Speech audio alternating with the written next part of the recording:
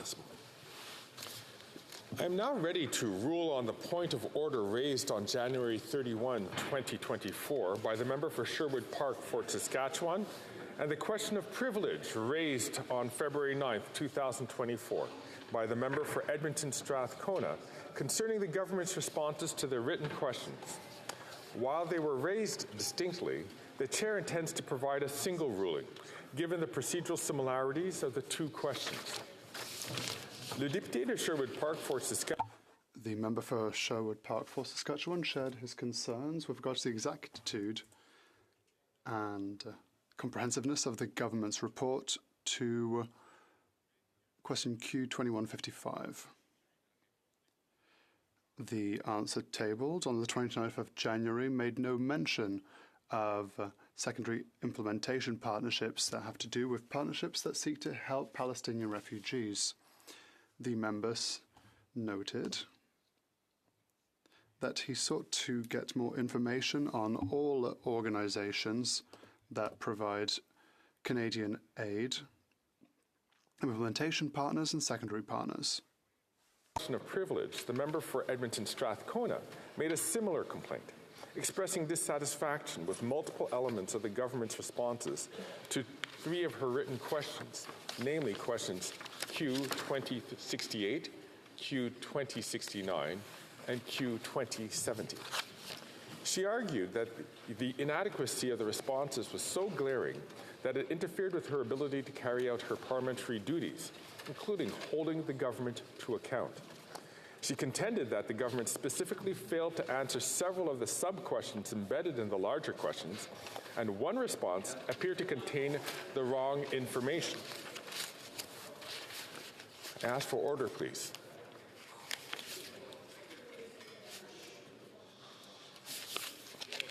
She asked that the Chair review her questions and their responses in conjunction with relevant procedural authorities and precedents in the hope that her complaint rises to the level of a prima facie question of privilege. On February 12, the Parliamentary Secretary to the Government House Leader tabled a revised response to question Q2070, stating that inaccurate information had been provided in the initial response due to an error. He also stated that the Minister of Foreign Affairs had apologized to the member for Edmonton Strathcona for this mistake. Il arrive souvent que des députés Often, members express their insatisfaction to a government response to a written question. Former decisions are many. Members will find a similar example in the debates of the 22nd of April 2022. The 25th of April 2022, page 4310 and 4311. The Speaker understands the discontent that some members may feel when they do not obtain all the information that they believe should have been shared in a response. However, precedents show well that speakers can't compel the government to answer in a certain way. In Procedures in the House, third edition, page 529530, states that no provision allows the Speaker to control answers given by the government to a question. If members raise questions of privilege in the House, in answer to answered questions, the Speaker has never determined that there was a prima facie case. The Speaker determined that it is not incumbent upon him or her to determine if the content of documents are exact, or determine how a member can determine or not if information in a document are exact, end of quote. Having reviewed the specific concerns raised by both the members for Sherwood Park, Fort Saskatchewan, and Edmonton Strathcona, the Chair is not of the view that their complaints deviate from similar ones in the past. As such, I am left with little option but to apply established precedents consistent with the approach my predecessors have taken. Consequently, I do not find that there is a prima facie case of privilege concerning the request made by the member for Edmonton Strathcona, and I consider the matter closed for both submissions made to the chair. Cela dit, la présidence. That being said, the Speaker would like to highlight that the leader of the Parliamentary Secretary Leader of the Government in the House made statements with regards to the revised response to question Q 2070. He recognised that members have the right to obtain the best information possible to do their crucial work. Like many speakers before me, I want to emphasize the essential purpose written questions serve in our parliamentary institution. Not only are they an important part of our accountability mechanisms, forcing the government to justify its choices, but responses to order paper questions are also instrumental in helping members get a better understanding of the government's programs, activities, and expenses. It serves everyone, including those who elected us, when members receive complete and accurate answers to their questions so that they can thereafter make informed decisions. The chair therefore strongly encourages the government to follow through on its statement and provide to members the best information available. I thank all members for their attention.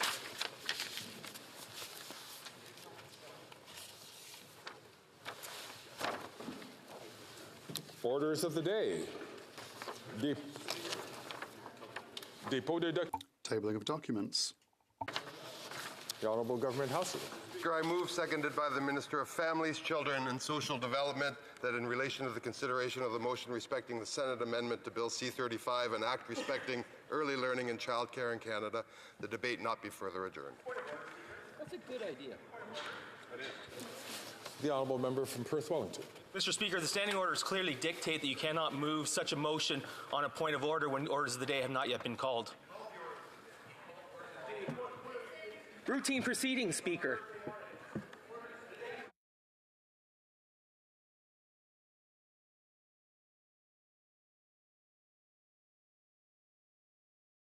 Just ask honourable members as I consult the chair, and I will be back to honourable members. I thank the honourable members from Perth Wellington.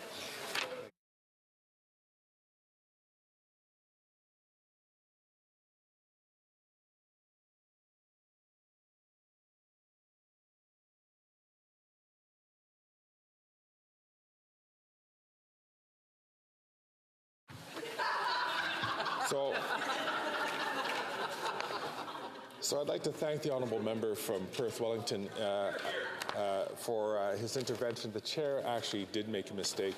I had the document here to read routine proceedings, which is what I normally do in the day, and I said the wrong rubric, and I do apologize to the member from Perth Wellington and to all members of the House.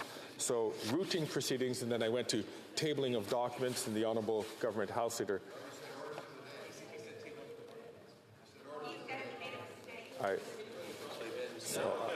I'm going to ask members to hold the line for a second, if I can consult the clerk one more time.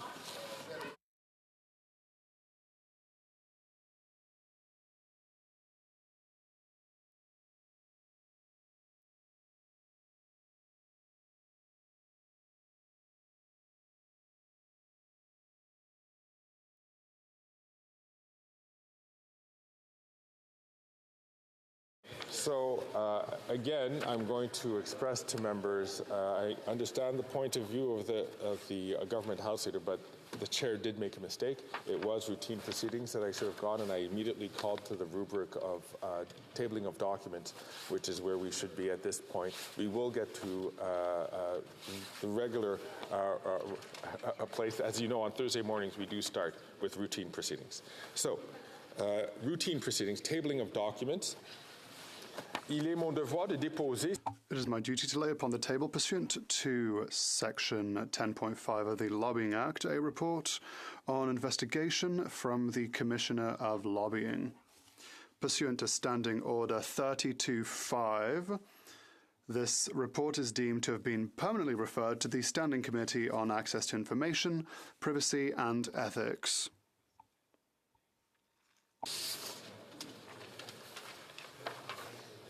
Also tabling of documents, the Honourable President of the Treasury Board. Mr. Speaker, I have the honor to present a letter from the Governor-General of Canada, Her Excellency, signed by her own hand. J'invite tous les députés à se lever. I ask all members to rise. Monsieur.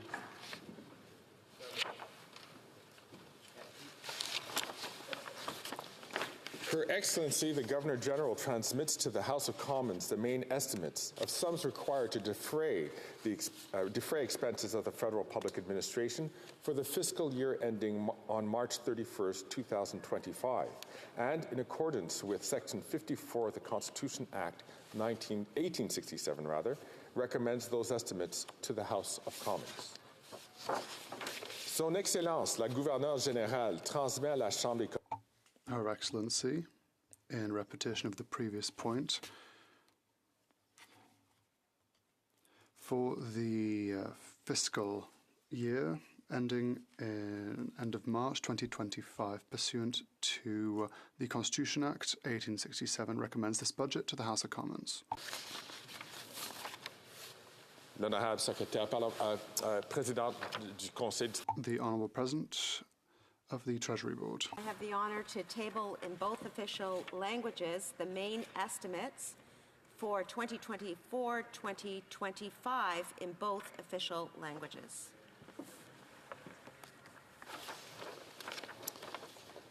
I recognize now the Parliamentary Secretary to the Government House Leader. So thank you, Mr. Speaker. Pursuant to Standing Order 111.1, I have the honor to table in both official languages a certificate of nomination and biographical notes for the proposed appointment of Conrad Winrich von Wittgenstein to the position of Conflict of Interest and Ethics Commissioner. Furthermore, Mr. Speaker, pursuant to consultations with all parties, I would like to ask for unanimous consent to adopt the following motion. That in accordance with Section 81 of the Parliament of Canada Act, RSC 1985 C-P-1, the House approved the appointment of Conrad Winrich von Wittgenstein as Conflict of Interest and Ethics Commissioner for a term of 7 years.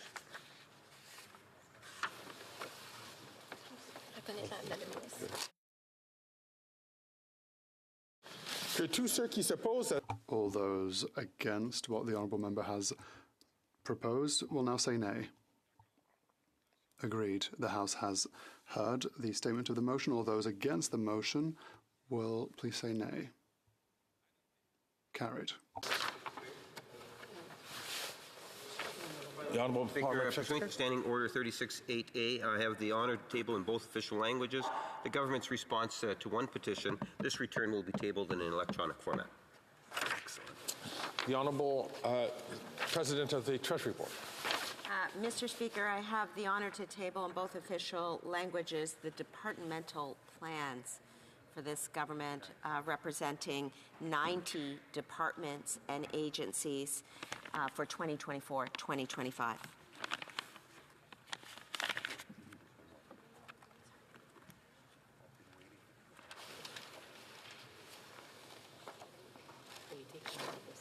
Just one more.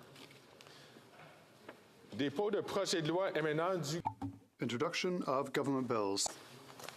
Mr. Holland, seconded by Ms. Sudds, moves for leave to introduce a bill entitled An Act Respecting Pharmacare. This motion is deemed adopted. For the interruption, but I do have one more set of documents to table. Could we go back to tabling by any chance? Does the honourable member have consent to go back to tabling documents as part of the previous rubric? The Honourable Parliamentary Secretary. I'm sorry, the Honourable Secretary to the President of the Treasury Board. Anyway,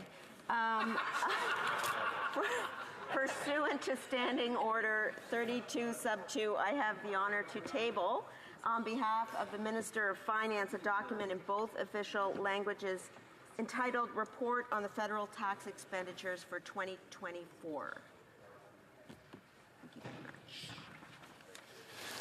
much. I thank the Honourable President to the Treasury Board, and now we will go back to the introduction of government bills.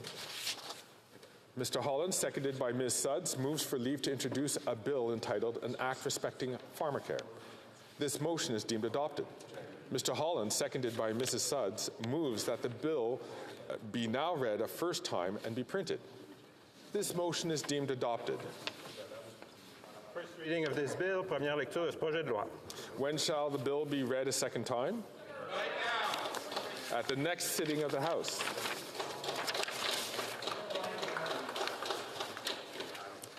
Statements by ministers. Reports from interparliamentary delegations. Presenting reports from committees, the Honourable Member from Elgin, Middlesex, London. Mr. Speaker, I have the honour to present in both official languages the 10th report of the Standing Committee on the Status of Women entitled Act Now, Preventing Human Trafficking of Women, Girls and Gender Diverse People in Canada. Through this study, we saw 55 witnesses, received 57 briefs, and traveled the Greater Toronto area, including Peel, Vancouver, Sault Ste. Marie, and Halifax. I would also like to thank the women that have taken part on this, and that goes specifically to the analysts and to the clerks. We had two incredible clerks that worked on this, both Stephanie Bond and Danielle Wildner, and we also had incredible analysts who were able to help us, Dominique, Claire, and Alexia. So on behalf, I would like to table this, and pursuant to Standing Order 109, the committee requests the government table a comprehensive response to this report. Thank you very much, Madam Speaker. I understand that the honourable member for King Vaughan also wants to table a dissenting report, I believe. Yes. The honourable member for King Vaughan. Yeah, thank you, Madam Speaker. I rise to present our supplementary report on behalf of my Conservative colleagues. We felt the report did not contain enough regarding training for the police and judges, nor speak to the absolute torture endured by those who have been trafficked. I'm saddened to report that some of these perpetrators and users of human trafficking are abusing our children as young as 9 years old. We need to ensure that the laws of these crimes fit.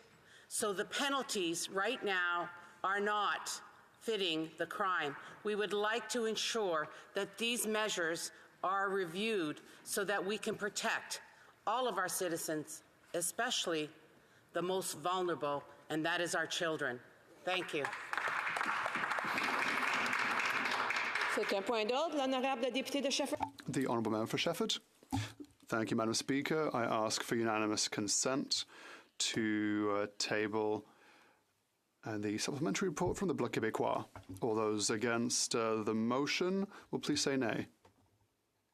Carried. The House has heard the statement of the motion. All those against, please say nay. Carried. The Honourable Member for Shefford. Thank you, Madam Speaker. Very quickly.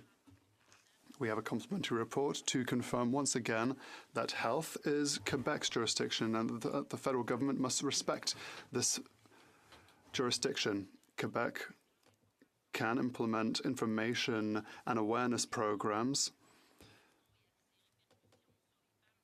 and on the effects of the matter on women and girls. For example, we can share documents and resources to first responders, the police and the province. Investments in victim support services take into account various matters, including housing and psychological follow-ups. The Bloc Québécois are against the compartmentalization of victims of human trafficking. All lives are equal and should have equitable access to services, irrespective of any factor. Funding organizations and initiatives that help people, immigrants and Indigenous especially, those who are victims and survivors of human trafficking, for example, as well as sex workers. The Bloc Québécois insists that this funding happen through transfers to respect Quebec's jurisdiction, because the Bloc Québécois is also against the implementation of a expungement measure for sexual acts prior to 2014. Introduction of private members' bills. Première lecture de projet de loi. First reading of Senate public bills. Motion. Motion. Motions.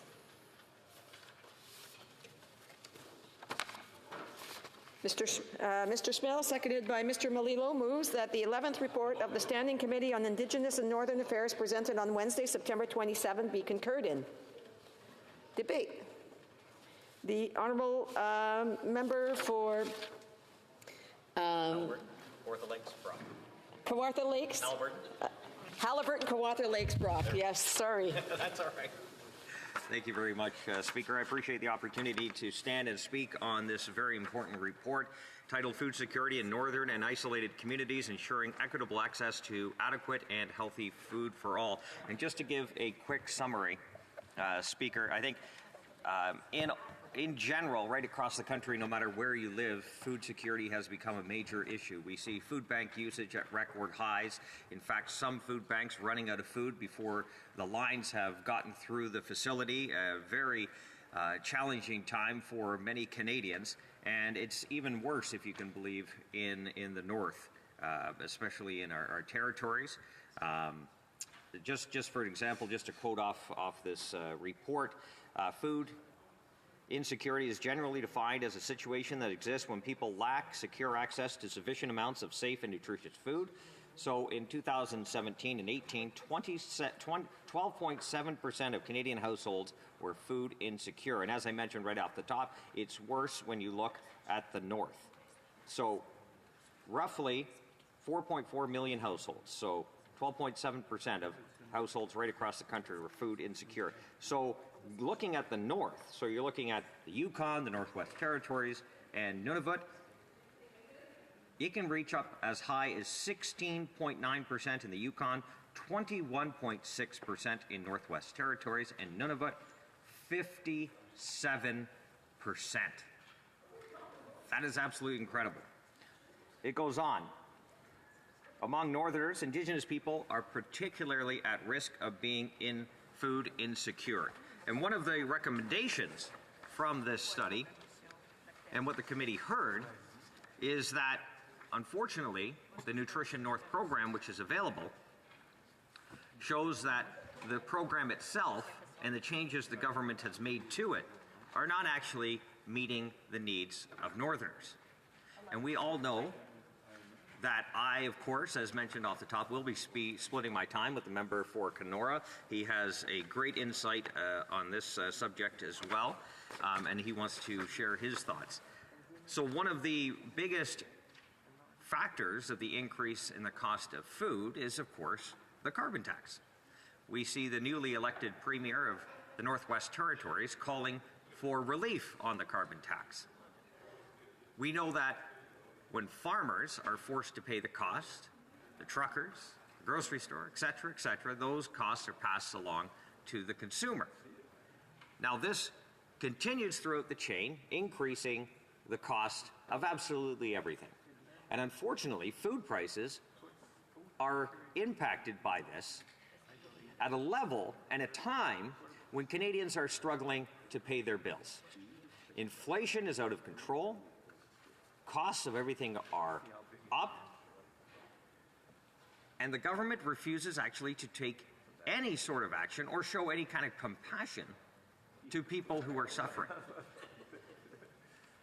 They say you get rebates. They'll say you get a rebate. They actually had to rebrand this rebate because Canadians weren't actually buying it. They were noticing that somehow the rate in which they were spending or being taxed on the carbon tax was actually quite disproportionate to the actual rebate, which leaves a very good question. So if you're taxing people, raising the cost of everything, giving them a little bit back and expect them to be grateful, but not actually helping the environment, why bother taking it from them in the first place? Why not leave that money in their pockets? Why not stop bribing people with their own money? Let them keep it. Let them make the best decisions that they can, and they will. Consumers will always make the best decisions based on their own situations. And that is the key, I think, one of the key disagreements between the official opposition and the government is the government believes that they know all, that they are smarter than all the 40 million so Canadians out there, that they can have a central plan, make everything work, and eventually we will reach utopia. Well, Speaker, this is not happening. Canadians are suffering. Canadians are going hungry, they're skipping meals, they're lining up at food banks at rates we've never seen before. Food banks are running out of food, and up in the north, the rates of food insecurity are even worse. And why? So when you think about it, why is there no action? You think the government would act, especially when people are suffering.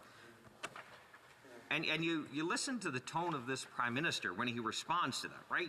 You bring up the cost of a dozen eggs. You bring up the cost of a loaf of bread or a liter of milk, and all you get is, other than the so-called rebate, which we know does not equal the amount you're spending on it, they're working on it. They are working on it. We have a report. This was tabled in the 43rd Parliament, June 2021. Program is still not working. Cost of food is getting worse. People are suffering even more. But they're not impacted by it. Right? Those connected to the Liberal government, those that are getting these contracts for nothing, money's going out the door, they're not impacted by the price of those items. But regular, everyday people are. And that's the problem. And when pressed on it, they just ask for three things, right? Give us unlimited time, unlimited resources, and of course, unlimited money, and we will just eventually figure it out. Now, at the end of the road, will it be worth it? Well, probably not for the average Canadian. It might be worth it for those who are lobbied and lawyered and connected to government. They will reap the benefits, but not the average person. And we're seeing that again in the North. I don't think there is anybody that can actually justify paying more in interest on our national debt than we do in transfers of healthcare dollars to the provinces. I don't think there's an argument that actually makes sense out there.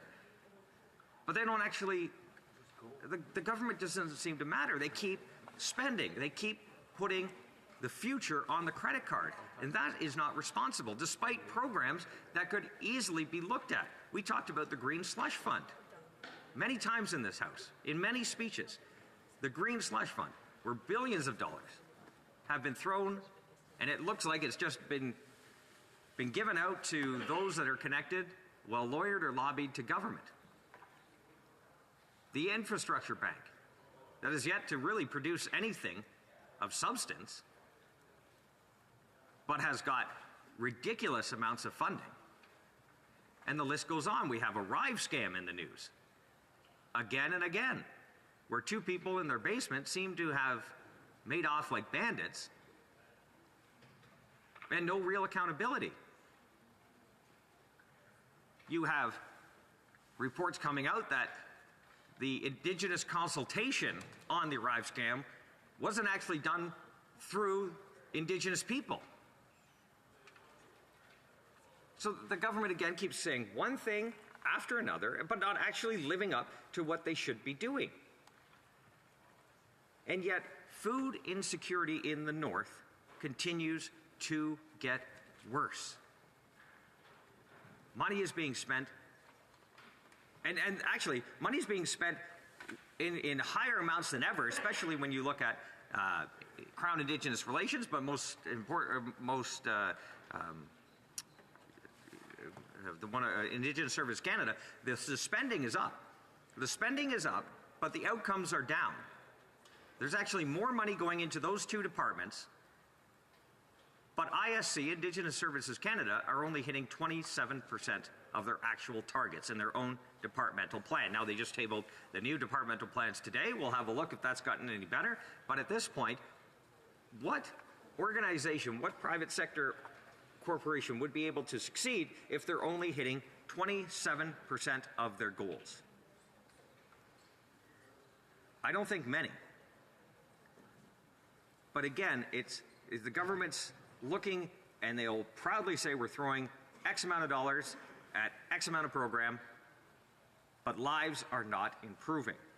going back to the study. The study recommendation. It's recognizing that the Nutrition North program will not solve food insecurity in the North. We have to look at other options. Economic reconciliation is something we talk about in much capacity on this side of the House, because we believe that Indigenous peoples have been left out of this conversation for far too long. And having that Indigenous participation in the economy is key to a success as a nation. We're talking about an Indigenous population that is motivated, that is well educated, that is young when compared to their stats, a very young population, and they want to be included. And they've been left out for far too long. So let's unleash the powers of these entrepreneurs. Let's stop with the government knows best, the Ottawa knows best approach that we've done for 150 plus years that has failed for those 150 plus years. And we put forward a potential option for First Nations communities that want to participate in their own economy. And like I said, many do.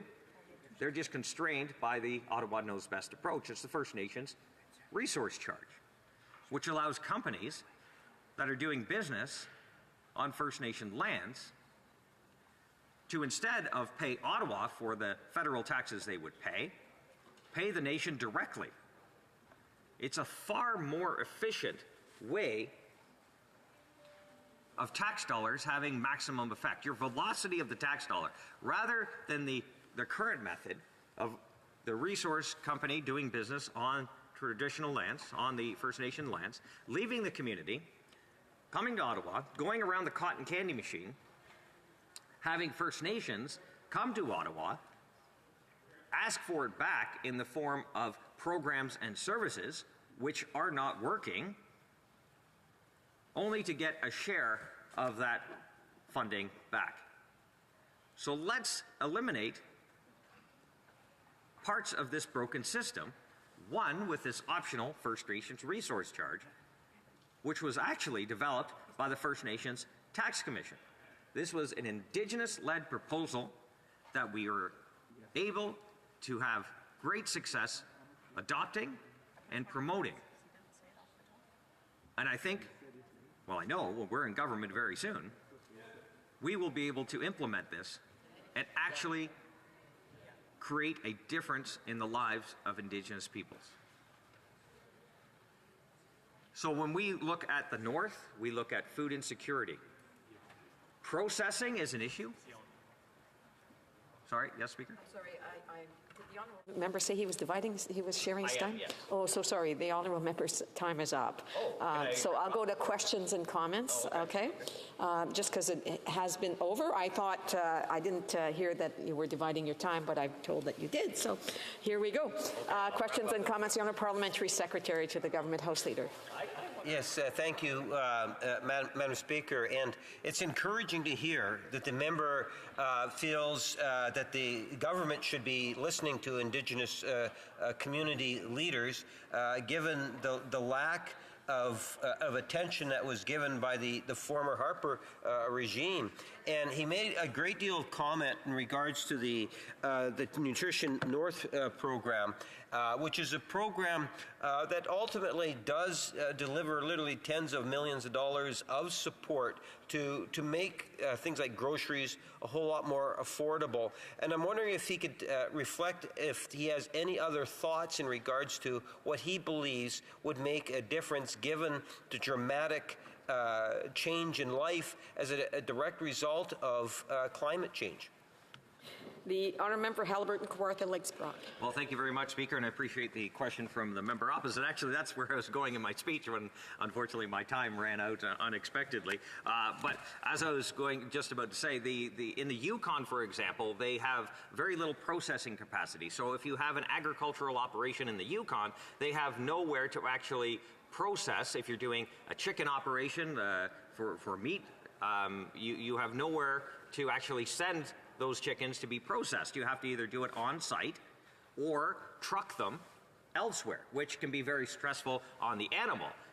But because of that inability to have local processing, that also contributes to the cost. And of course, if you're trucking the animals, you also have to pay the carbon tax.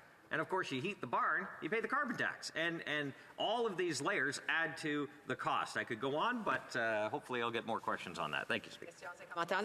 The Honourable Member for Shefford. Thank you, Madam Speaker. Last week, I was at the parliamentary reception for an Indigenous Funding Association because we're doing a study on women in entrepreneurship.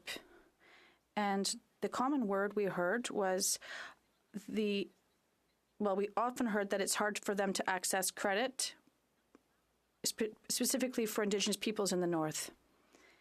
So we need to adapt this to communities. How come in 2024 this access to credit for these communities is still so tough for the federal government's funding programs? For Haliburton, Kawartha Lakes, Brock. Thank you very much, Speaker, and I appreciate the comment from the member across the way. I too was at the same reception for the National Aboriginal Capital Corporation event to talk about their 35 years of success in providing funding and capital and mentorship to young Indigenous entrepreneurs looking to create jobs, wealth, and opportunity in their community, either on reserve or off. And I think it was great work that that organization is doing. But yes, some of the barriers, and we talk about it often on this side, is economic reconciliation, how that is a key. We have a very young population in Indigenous communities. We have a very educated population and a motivated population. And all they want to do is have equal opportunity, equal access to the programs that are being available. But unfortunately, there are sometimes, and there are often,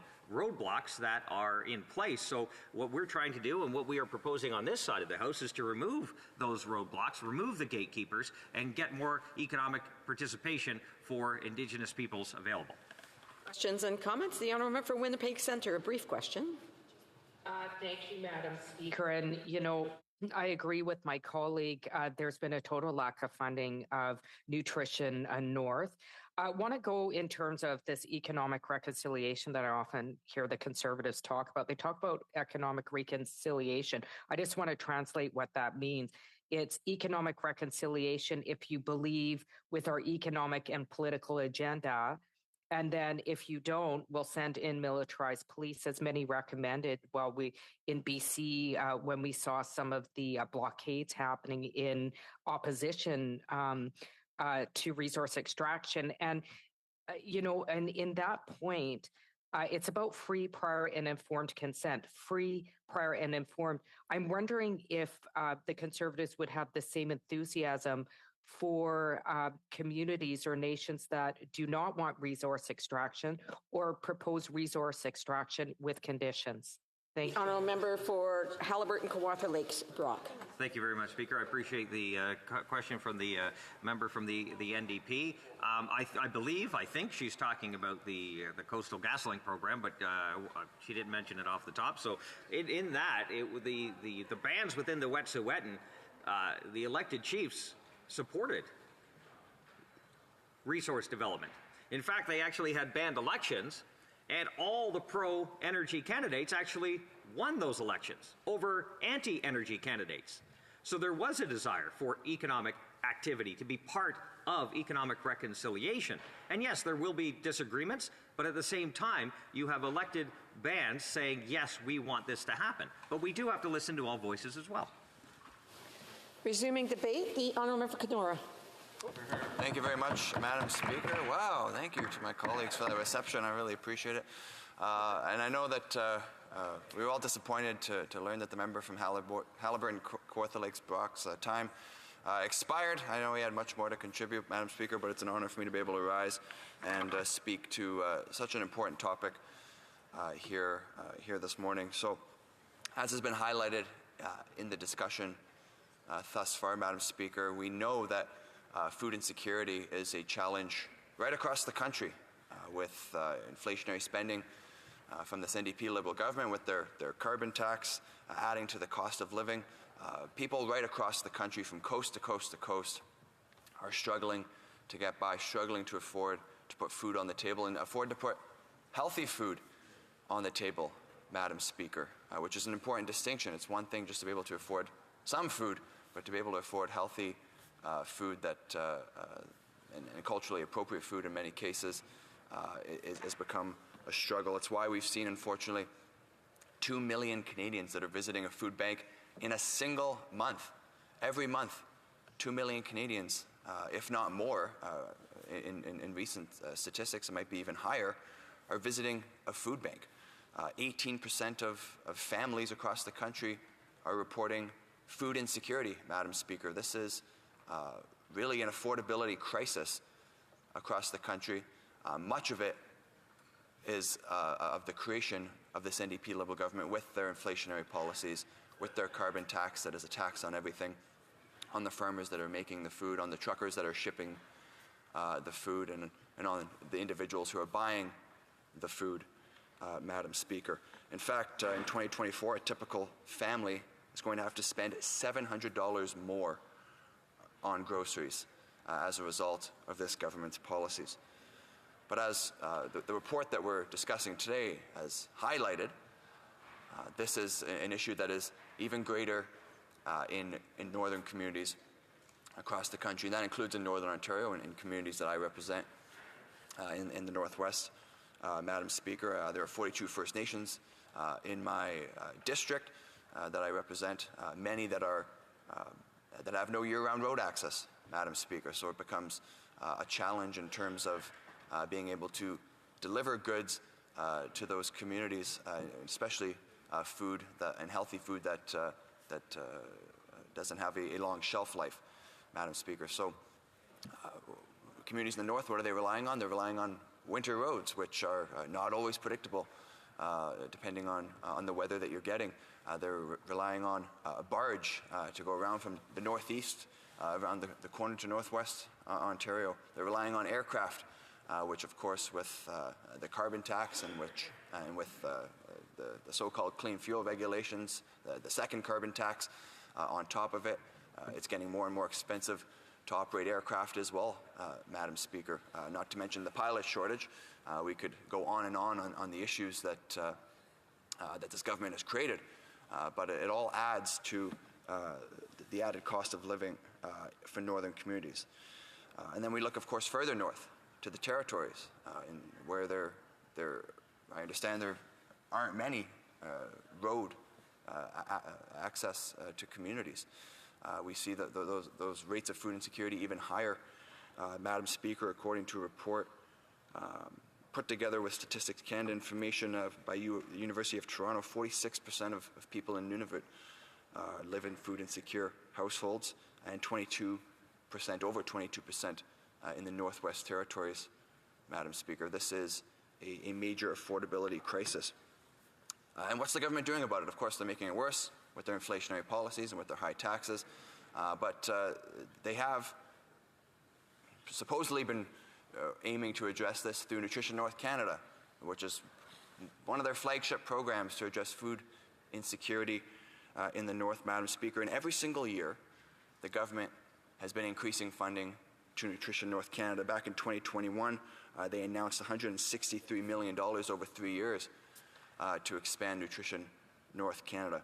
Every year the money goes up, but every year the rates of food insecurity go up, Madam Speaker.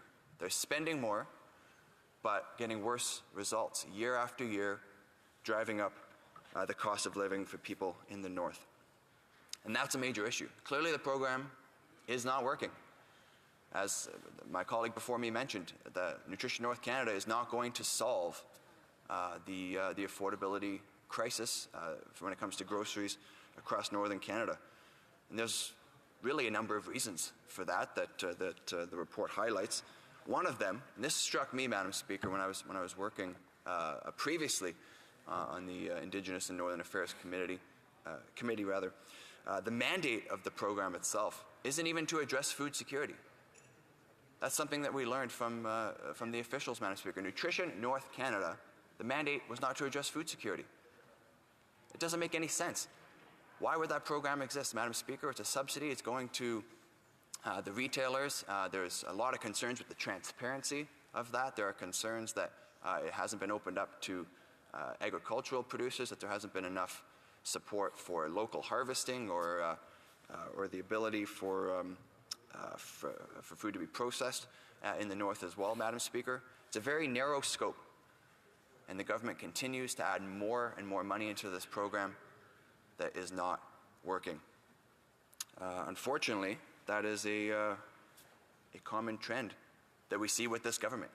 We see it in Nutrition North, we see it in Indigenous Services Canada, which the government often boasts about the fact that they've dramatically increased the funding to Indigenous Services Canada, Madam Speaker, but we've seen PBO reports and Auditor General reports that highlight that this spending has not actually led to an increased ability of ISC, Indigenous Services Canada, to achieve their departmental results.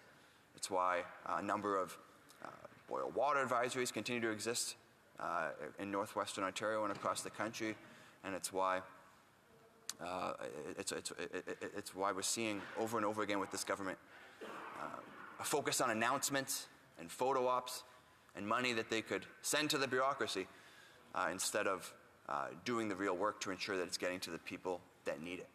And Indigenous Services Canada, Madam Speaker, something that's really concerning to me is that in the last year, through an answer to an order paper question, we found that 94% of executive staff at Indigenous Services Canada received massive bonuses,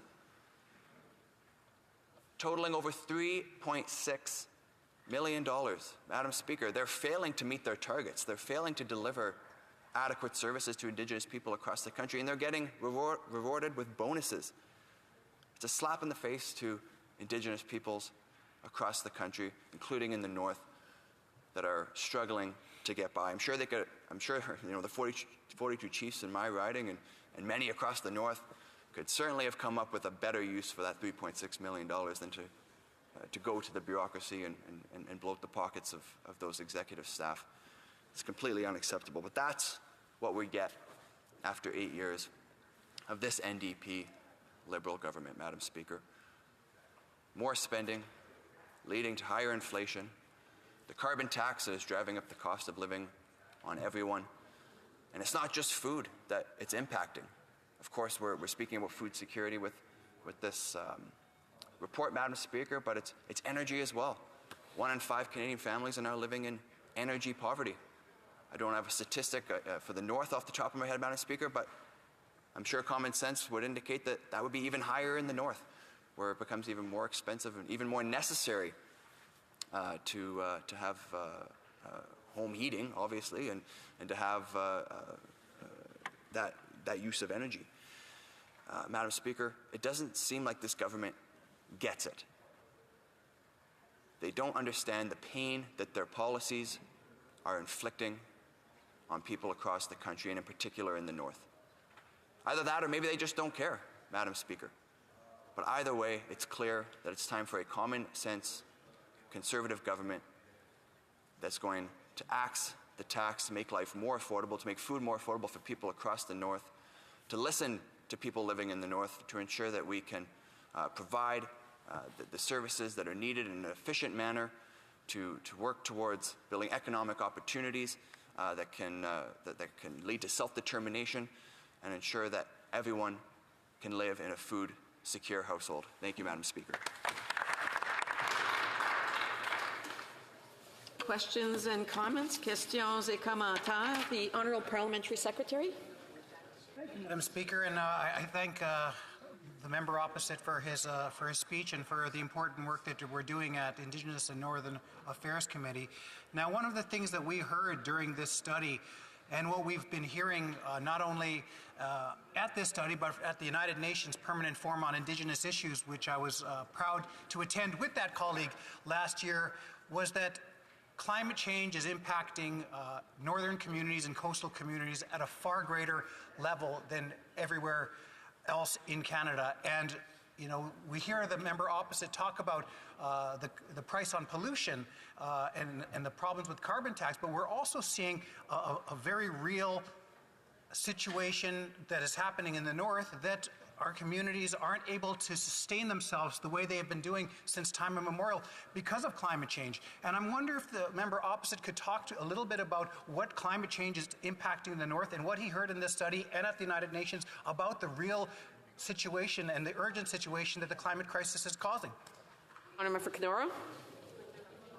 Thank you, Madam Speaker. I appreciate the question from my colleague opposite, and he's right about the fact that climate change is impacting people in the North.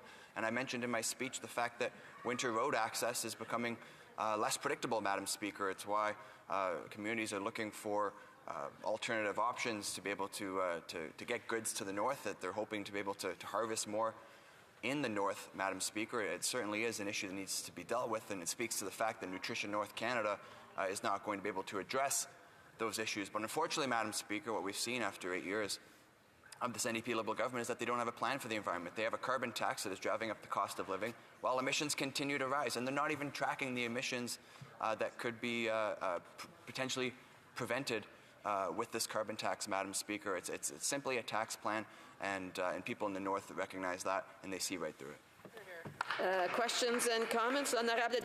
The Honourable Member for Manicouagan. Thank you, Madam Speaker, and I'd like to thank my colleague for his speech. I've also sat with him on ENAN, and I would have liked to have heard him more on Nutrition North, which was studied in committee, and obviously it won't solve all the problems of food insecurity in the North. So I'd like to hear what he has to say about potential solutions. What could Nutrition North do better in order to provide food security in the North? Thank you. Thank you, Madam Speaker. Another very important question from my colleague, and I have appreciated working with her on committee in the past. Of course, Nutrition North is not going to be the quote silver bullet that's going to be able to address this issue. And Madam Speaker, we've heard a number of concerns about the transparency of Nutrition North.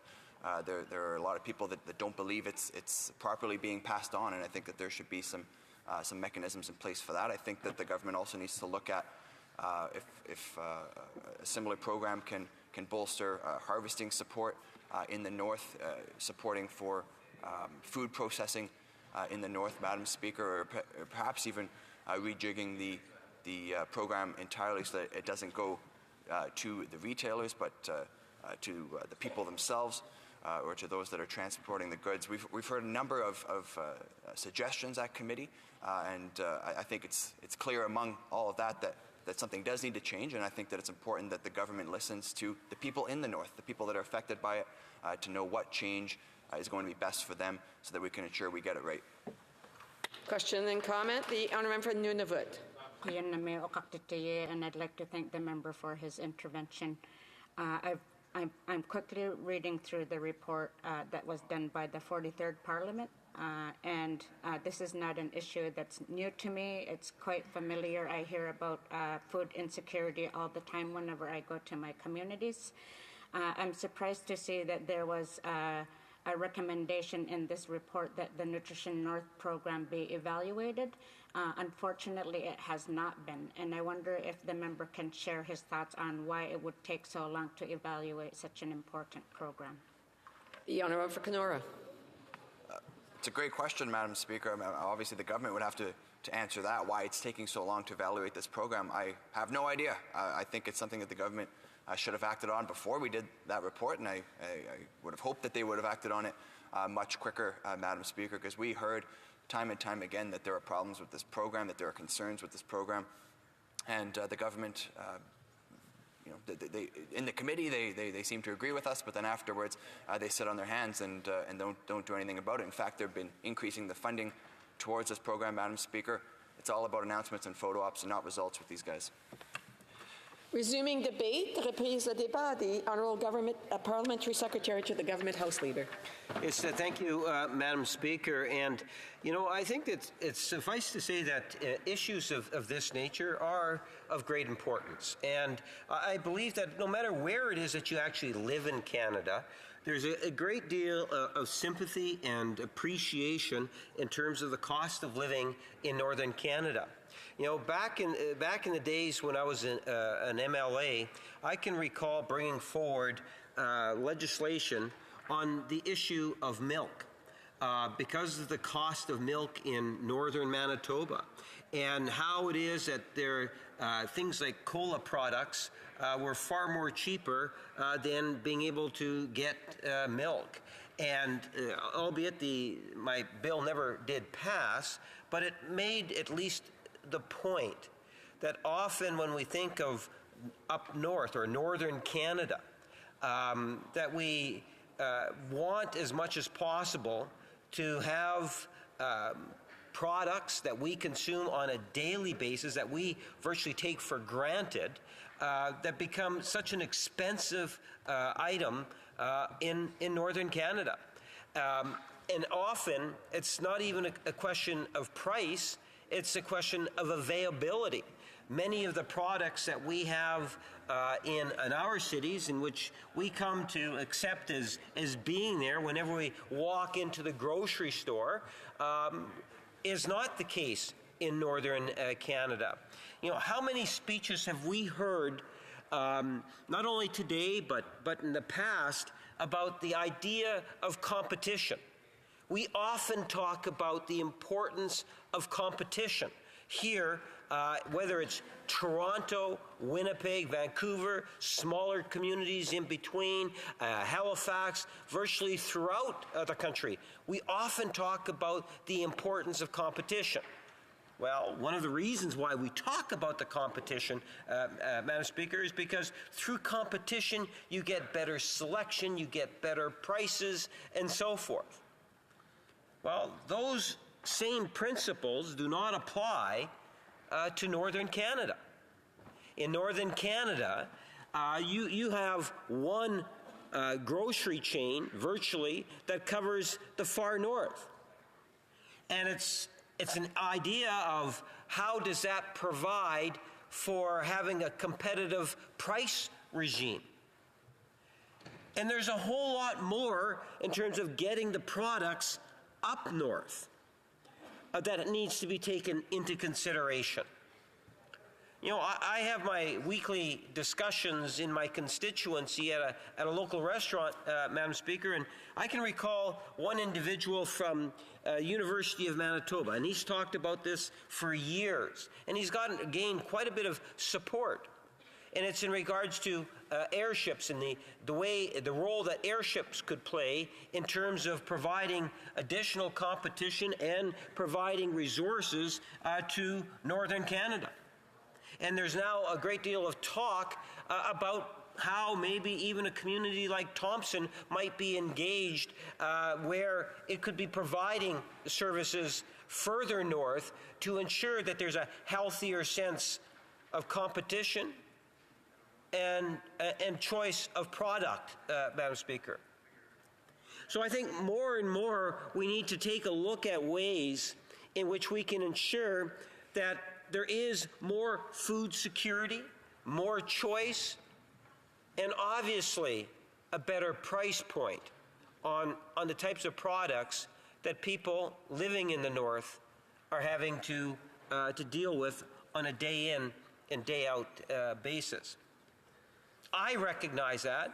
I think a vast majority of Canadians understand the issue and would like to see more done in that file. And the government has moved forward significantly when we talk about the issue of reconciliation. So I want to, before I get into more details on that, Madam Speaker, to highlight something that took place yesterday that I made reference to, and what we're witnessing again today. Members that came into the House this morning were anticipating that we were going to actually be talking about childcare. That was the actual agenda item for the House of Commons to be able to talk about today. And it's somewhat disappointing, given the very nature of the debates that we've been having over the last couple of days, that the Conservative Party has chosen to talk about this issue without giving any notice whatsoever to other members outside of their own caucus. So on the one hand, you have a Conservative opposition that wants to be able to highlight a particular issue, yet it doesn't tell anyone what it is that it wants to be able to debate. And that does put some limitations. I know others that maybe would have liked to have been able to contribute to the debate, maybe haven't been afforded the opportunity because of availability, other agenda items, and so forth, Madam Speaker. If this issue was so important to the Conservative Party, why would they not have brought in an opposition day motion related to the report, Madam Speaker? Related to the concerns that they have. You know, it was interesting, the member that spoke prior talked about the Nutrition North program. And he even indicated in his comments, Madam Speaker, that the government has constantly been increasing the financial resources to the program. So you even have members of the Conservative Party making reference to the fact that we have continued to increase the funding to it. And I would suggest to you, Madam Speaker, that there would have been a number of issues that we could have raised in the form of a opposition day, because then everyone's got the appropriate time and notice so that there's specific members that would like to be able to address the issue are in a better position to be able to do so, Madam Speaker. So that we could actually come back with hard numbers in terms of what has actually been invested in that particular program, Madam Speaker. Because there are numerous departments that deal with Indigenous leaders and communities of the North. So I would ultimately argue that they have done a disservice, the Conservative Party, in two ways. In one way, in terms of underestimating the importance of this very issue by the manner in which that they've brought it forward. So it's disrespectful to the issue at hand that they're wanting to debate. The second thing that they've done at the same time is they've prevented a debate from occurring that members of this House were anticipating was going to be debated, Madam Speaker. That being childcare. Now, I made reference to the fact that, look, yesterday we were talking about the processes and what takes place on the floor of the House of Commons. And the Conservatives were complaining that they're going to actually have to sit beyond 6 p.m., Madam Speaker, in order to debate government agendas.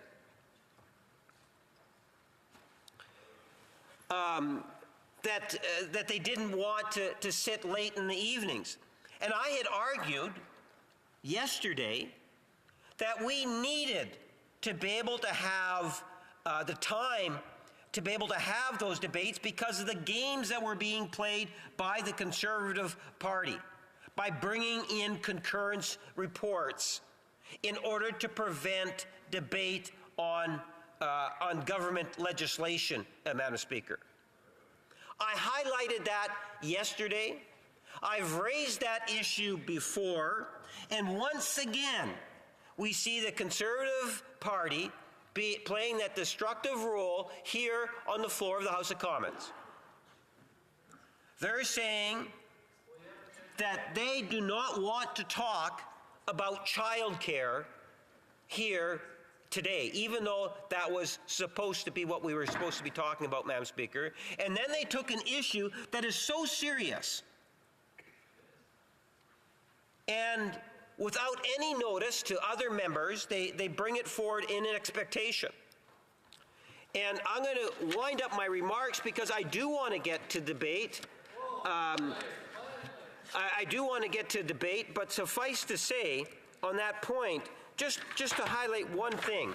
When you think of the issue at hand that's been raised, think of the Department of Agriculture, Agri-Food, Canadian Food Inspection Agency, Crown Indigenous Relations and Northern Affairs, Canadian Northern Economic Development Agency, Employment and Social Development Canada, Environment and Climate Change Canada, Indigenous Services Canada, Infrastructure Canada, Public Health Agency of Canada, not to mention the many different Indigenous groups that are out there that want to be able to participate in the discussion, and the Conservatives took this opportunity, in essence, to mock the issue, to take advantage of an issue in order to prevent the government agenda of dealing with childcare, and that is an area that needs to be debated. The legislation needs to be passed, Madam Speaker, and that is the reason why I would move, second by the member from Cloverdale-Langley City, that the House do now proceed to orders of the day.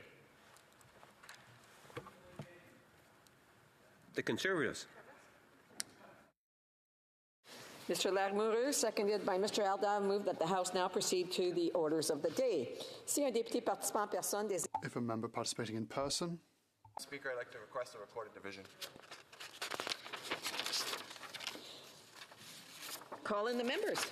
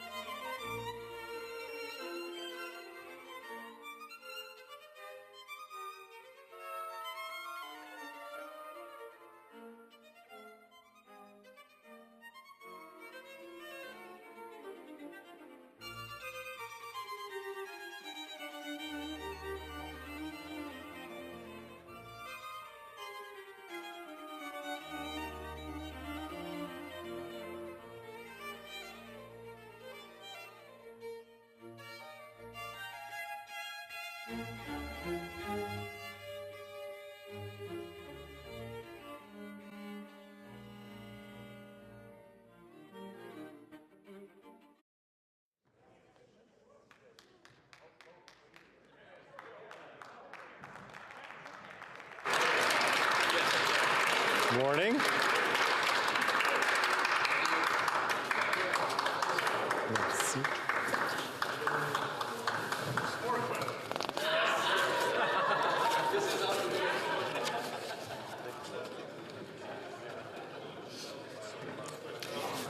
La question est la suivante. Mr. Lamoureux, seconded by Mr. Aldag, move that the House do now proceed to orders of the day.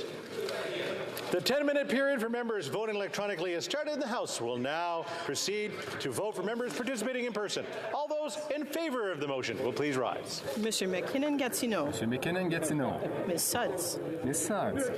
Mr. McKay. Mr. McKay. Mr. Ananda-Sangari. Mr. Ananda-Sangari. Ms. O'Connell.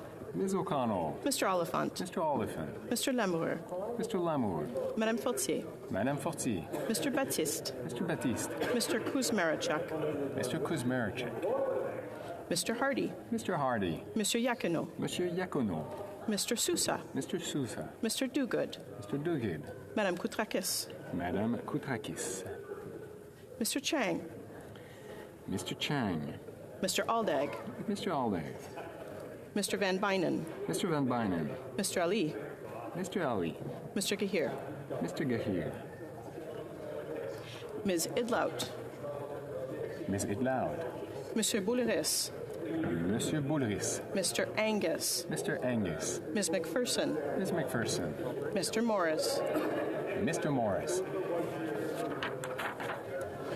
All those opposed to the motion will please rise. Mr. Schmale. Mr. Schmale. Mr. Bazan. Mr. Bazan. Mr. Kimmich. Mr. Kimmich. Mrs. Stubbs. Mrs. Stubbs. Mrs. Gray. Mrs. Gray. Mr. Ellis. Mr. Ellis. Mr. Kelly.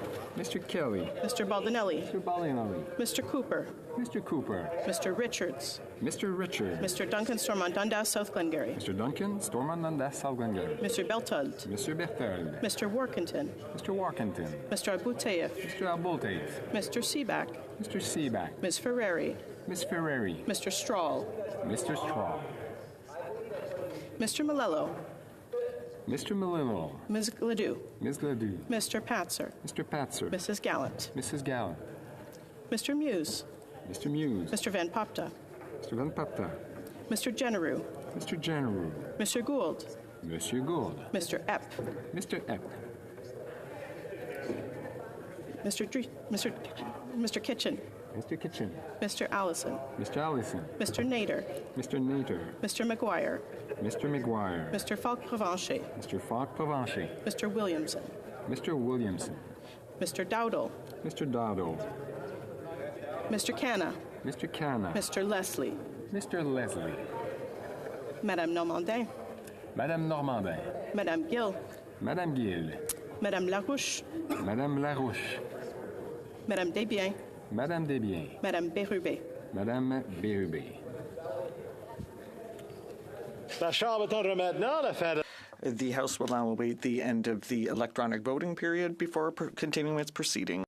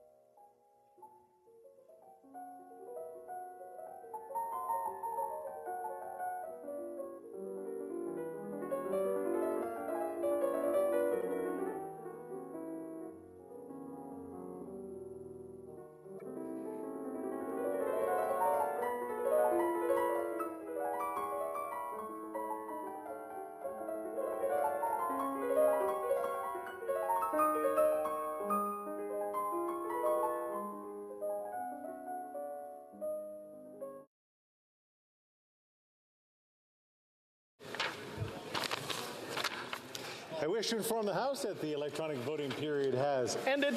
If members were not able to vote due to technical difficulties, they may use the raise hand function and the chair will recognize them. Ms. Sidhu.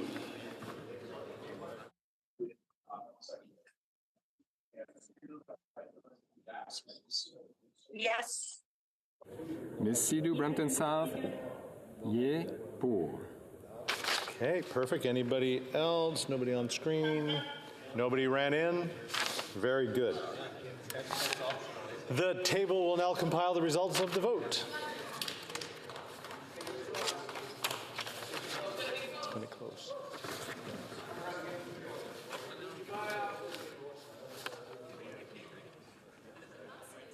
Yeas pour 170, 170. Nays contre 141, 141. I declare the motion is carried. I believe in a point of order, the Honourable Government House Leader. Speaker, I move, seconded by the Minister of Families, Children and Social Development, that in relation to the consideration of the motion respecting the Senate amendment to Bill C-35, an act respecting early learning and childcare in Canada, the debate not be further adjourned. Here, here. Just wait for a copy of that motion.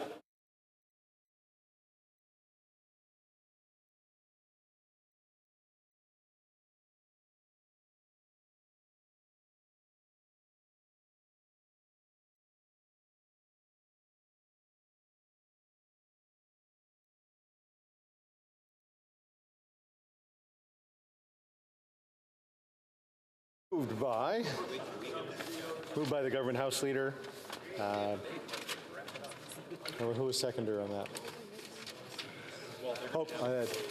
Seconded by Ms. Suds. There it is. In relation to the consideration of the motion respecting the Senate amendment to Bill C-35, an act respecting early learning and childcare in Canada, the debate not be further adjourned. So pursuant to Standing Order 67-1, there will now be a 30-minute question period. I'll invite honourable members who wish to ask questions to rise or use the raise hand function so the chair has some idea of how many members would like to participate. 2 again? Wow.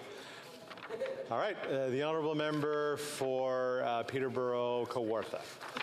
Thank you, Mr. Speaker. It's a shame that we hear the Liberals want to close debate on a subject matter that is impacting families across this country. In every province, in every territory, there is article after article talking about the chaos that has unleashed due to this pipe dream that the Liberals sold Canadians of $10 a day childcare.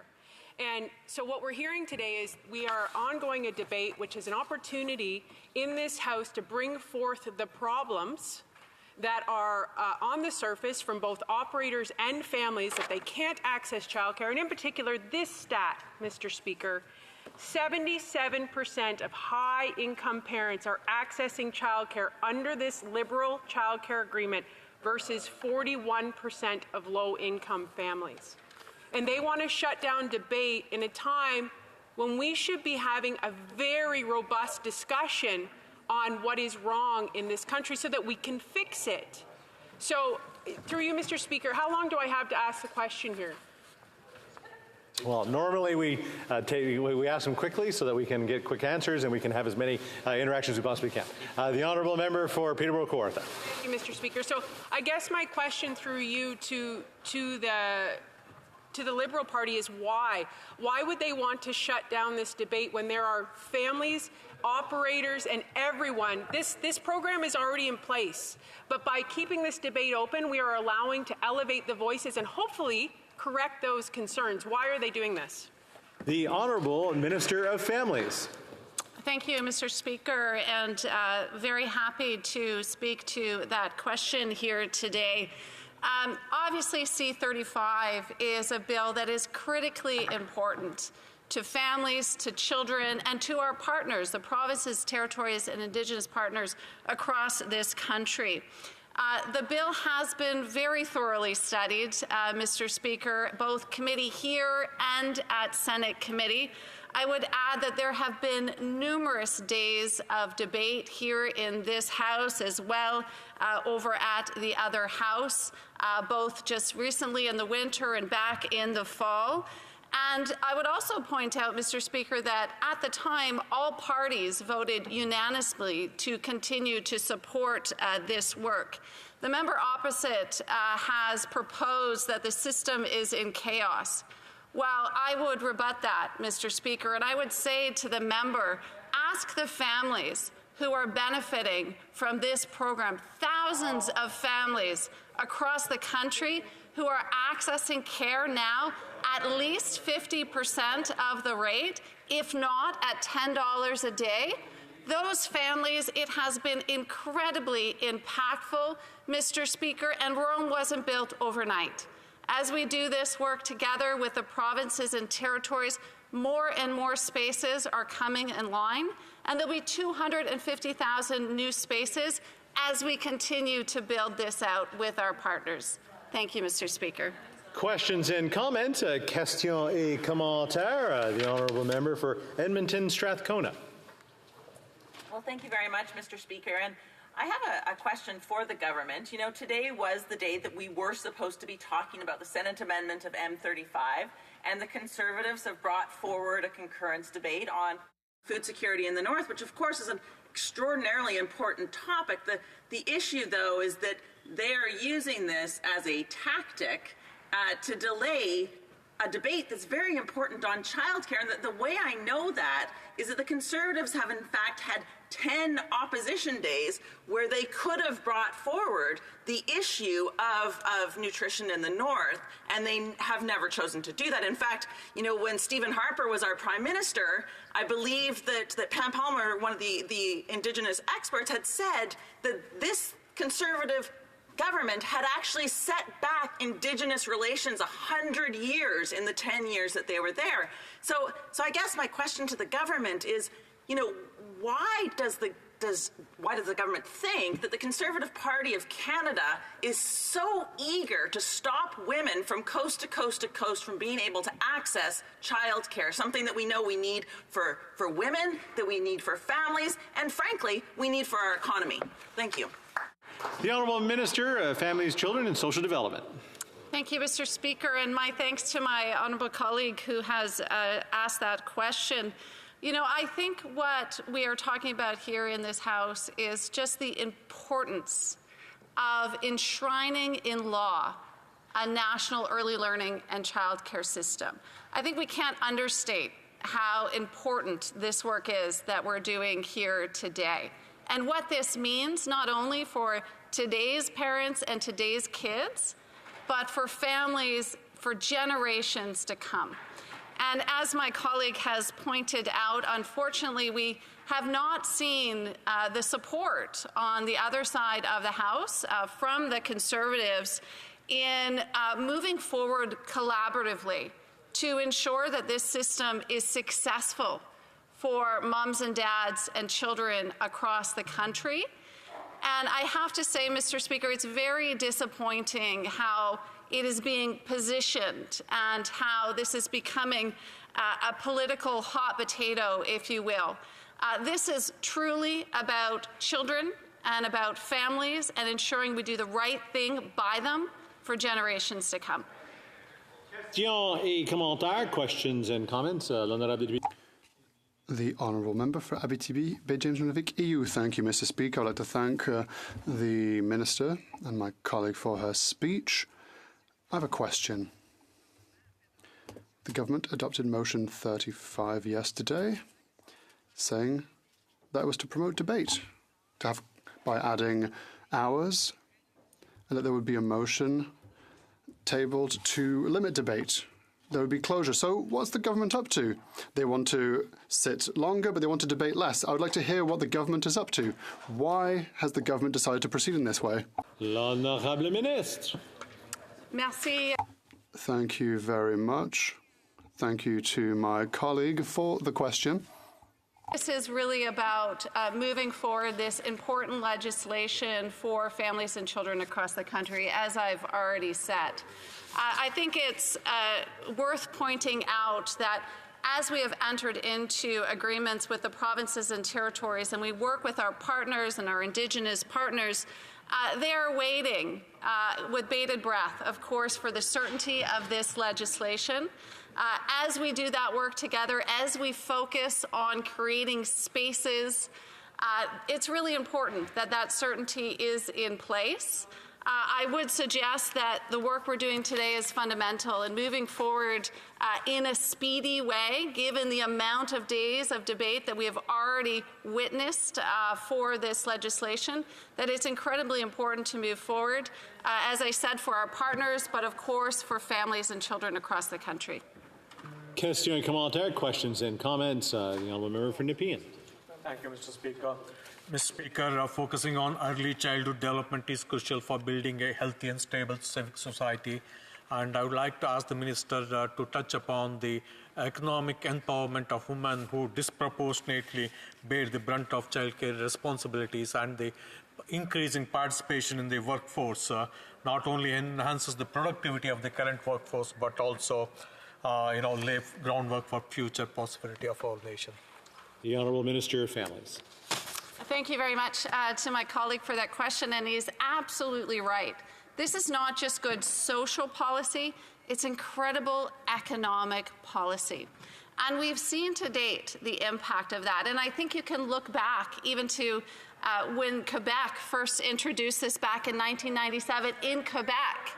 And we saw the impact just in that province alone of women's participation in the workforce. We know now here across the country that we are seeing an increase of women's participation among core-aged mothers in Canada with young children, reaching a record high at 80% last year. So we're seeing the dividends that are being paid by this investment in families and in parents here in our economy. It means more parents are able to get out into work, predominantly mothers, as was said by my colleague. And I know that these investments today will pay dividends for decades to come. Thank you, Mr. Questions and comments? Question and commentaire. The Honourable Member Kelowna Lake Country. Thank you, Mr. Speaker. And on this important topic of childcare, I think it's something really important to mention that the government actually signed agreements with provinces previous to them bringing forth legislation. So the agreements already are in place. And we are seeing the effects of those agreements. You only have to look at the headlines across the country of the crisis that the childcare system is across the country, and of all of the closures and the issues that are happening. And the Liberals across the way here today are talking about the economic empowerment of women, when in fact many childcare locations are run by women entrepreneurs. Exactly. And that are licensed through provinces, and yet they are not a priority of this government. It's right in the legislation. And we're seeing the headlines across the country of how this is playing out by the government not including them and not making them a priority. So I'm wondering if the minister can speak to this, of how you can talk about economic empowerment for women and yet not have them actually as a priority in this legislation. Minister of Families, Children and Social Development. Thank you very much, Mr. Speaker. And quite the contrary to what has been presented by the member opposite, women across this country are rejoining the workforce and are benefiting from this National Early Learning and Childcare Program. As was mentioned, we entered into historic agreements, almost $40 billion of investments that we have made across this country with the provinces and territories and Indigenous partners, a commitment to create a national system, 250,000 new spaces by 2025-26. We're already seeing 82,000 new spaces creating. We've seen every province or territory get to at least 50% in fees, and 8 provinces or territories get to $10 a day. So while they may be focused on negative headlines, I'm focused on the positive headlines, and I'm focused on the impact that this has had on families across the country that I get to speak to on a weekly basis. And those stories, Mr. Speaker, are so touching. When I get to hear what this translates to, whether that's getting back into the workforce, whether that's being able to save for a child's education, these are real people, and this is real impact. Questions et commentaires, l'honorable député. The Honourable Member for Shefford. Thank you, Mr. Speaker. I would like to thank my colleague for her speech. In Quebec, we already have a system, of course, but let's just go back to the current debate. She didn't answer the question of my previous colleague yesterday. They wanted to add hours to debates, and now today, closure. They want to limit debate. I'm at the Federation of Francophone Communities this morning, and for Francophone women, there's a lot of concern in this bill. There's good intention to make sure that there are childcare systems that will help Francophone children in their language. It's a good intent, but I would have loved to have had a bit of a longer debate to make sure that there will be means so that Francophone children can be cared for in French outside of Quebec. Mr. Speaker, I would have loved to have had a debate, but there's closure. Merci beaucoup. Thank you very much, Mr. Speaker, and thank you for the question. For sure, this bill is essential for all families and all children throughout the country. Critical work that we're doing here, and this is really important to families and children across this country. As I mentioned earlier, this law was studied at length here at committee and also in the other House in their committees. There's been many, many days of debate, and frankly, we need to move forward to give certainty to parents, to children, and to our partners that we continue to do the hard work with to move this legislation forward. And I want my colleague to be assured that with the amendments that have been put forward by the Senate, which are now incorporated into the legislation, that families in official language minority communities will be able to access childcare no matter where they are, in English or in French. This is a core piece of what we are doing here, and an important point to pause on and to emphasize that we are ensuring that no matter where you are, no matter your economic status, we are providing early learning and childcare that is accessible, that is inclusive, and that is high quality, affordable care in French or in English. Thank you, Mr. Speaker. Questions and comments. Question commentaire. The Honourable Member for Nunavut. And I'd like to thank the member for her important responses. It really is quite unfortunate that the Conservatives are making tactics to avoid important debate on C-35. What I very much appreciate about C-35 is that it takes a rights-based approach, and I wonder if she could share with us why the Conservatives would avoid ensuring that this bill could pass so that rights could be respected. Honourable Minister of Families. Thank you very much, and I very much appreciate that question from my colleague. As we entered into agreements and as we worked to build this nationwide system, it was incredibly, incredibly important that we did take a rights-based approach, that we worked alongside Indigenous partners across this country, along with our provincial and territorial counterparts. And I can tell you that on the ground, it's really translating. I had the opportunity just last week to be in Northwest Territories and to meet with a number of different both operators, parents, and various groups in the territory. And it was really phenomenal to see the impact and to see culturally appropriate early learning and childcare be accessible to families. And that's something that is now a reality, building out, of course, over the next few years, but across the country. And I have to underscore how important and impactful that work is.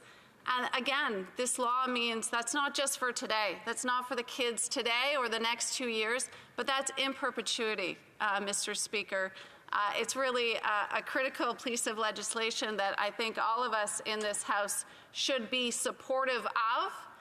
And again, I have to say it's very disheartening to hear the Conservatives refer to the situation as chaos when we see it's really quite the opposite, and it's really quite impactful work. Thank you, Mr. Questions and comments? Question commentaire, the honourable member for Cypress Hills Grasslands. Thank you very much, Mr. Speaker. You know, we are hearing over and over again about the issues of the cost of living and what that means for daycare providers. For example, the cost of food. We've heard about issues with the access to formula. We've heard about lots of supply chain issues that are still happening today. The government can no longer blame COVID for those issues, but yet we have a program here today that's putting daycare operators at a spot where they're operating at a constant loss, and it is forcing people to close because they're going bankrupt because they can't afford to buy the food, they can't afford to pay the wages, they can't afford to buy the supplies that are needed for their system. And right now we have a bill that does nothing to address those particular issues. So what does the government have to say about those kinds of flaws in their system? It's great to say that it's only going to cost $10 a day, but the reality is that these places can no longer afford to stay open. The Honourable Minister of Families. Thank you, Mr. Speaker. So let's be clear. What we are doing here today is passing into legislation the Early Learning and Childcare Act. And this is a framework. This is based on the principles of high quality, inclusive, accessible, affordable child care. What my colleague is referring to is the mechanics of our agreements with the provinces and territories in which funding flows, in which we have made a $30 billion investment with the provinces and territories to roll this program out across the country. And as we make those investments, and as the provinces and territories have signed those agreements, they have done so with eyes wide open, realizing the expectations and the commitments that they are making not only to us as the federal government, but to the families within their province or their territory. Absolutely, there have been challenges along the way. This is a brand new system, and we are all doing it with the best of intentions and the best of efforts. And of course, there have been some challenges, and inflation is one point, of course, to recognize. However, the provinces and territories are very well aware of the expectations of the commitments and the importance of what we are doing together.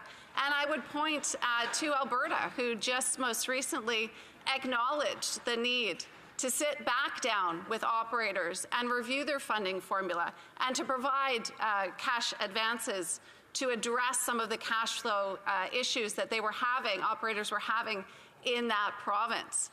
Provinces and territories, it is at their discretion how they roll this out. The mechanics is with them, Mr. Speaker, as to how they fund their operators. And I encouraged ongoing dialogue, of course, and the federal government is here to support those conversations and that work. But it is ultimately their responsibility, as they choose it to be, of course, as they want it to be, to then, of course, move that forward with their operators in their province or territory. Questions and comments. Question commentaire. The honourable member for Winnipeg Centre. Thank you, Mr. Speaker, and I'd like to thank my honourable colleague for her intervention. Here's the thing, though. We talk about how a national child care strategy benefits women. I totally agree, and I find it troubling how the Conservatives are trying to stall the legislation. However, where's the worker strategy? If we want to talk about being a feminist government, we know that the majority of ECE workers are women, primarily from immigrants and other BIPOC communities. But we know a national childcare strategy will never work without a worker strategy. So I'm wondering why her government continues to fail workers, continues to fail care workers who are primarily women, to ensure they have livable wages, pensions, and benefits, so that it's financially feasible for others to want to pursue a career in early childhood education. It's one thing to talk about being a feminist government. It's another something to be a feminist government by supporting a workforce that's primarily being housed by women. So thank you. I look forward to her response through you, Mr. Speaker. The Honourable Minister of Families, Children and Social Development. Thank you, Mr. Speaker, and thank you to my colleague for that question. We've had some great discussions about this bill over the last number of months, and I appreciate her commitment to the workforce. And we are also very committed to the early childhood educator workforce. And in saying that, Mr. Speaker, we are working with the provinces and territories at our FPT table, Federal, Provincial, Territorial table, to bring forward a workforce strategy to better support the ECEs. Of course, this work needs to come through the provinces. Again, we have made a $30 billion commitment, but then it is on to the provinces and territories to then implement within their jurisdiction.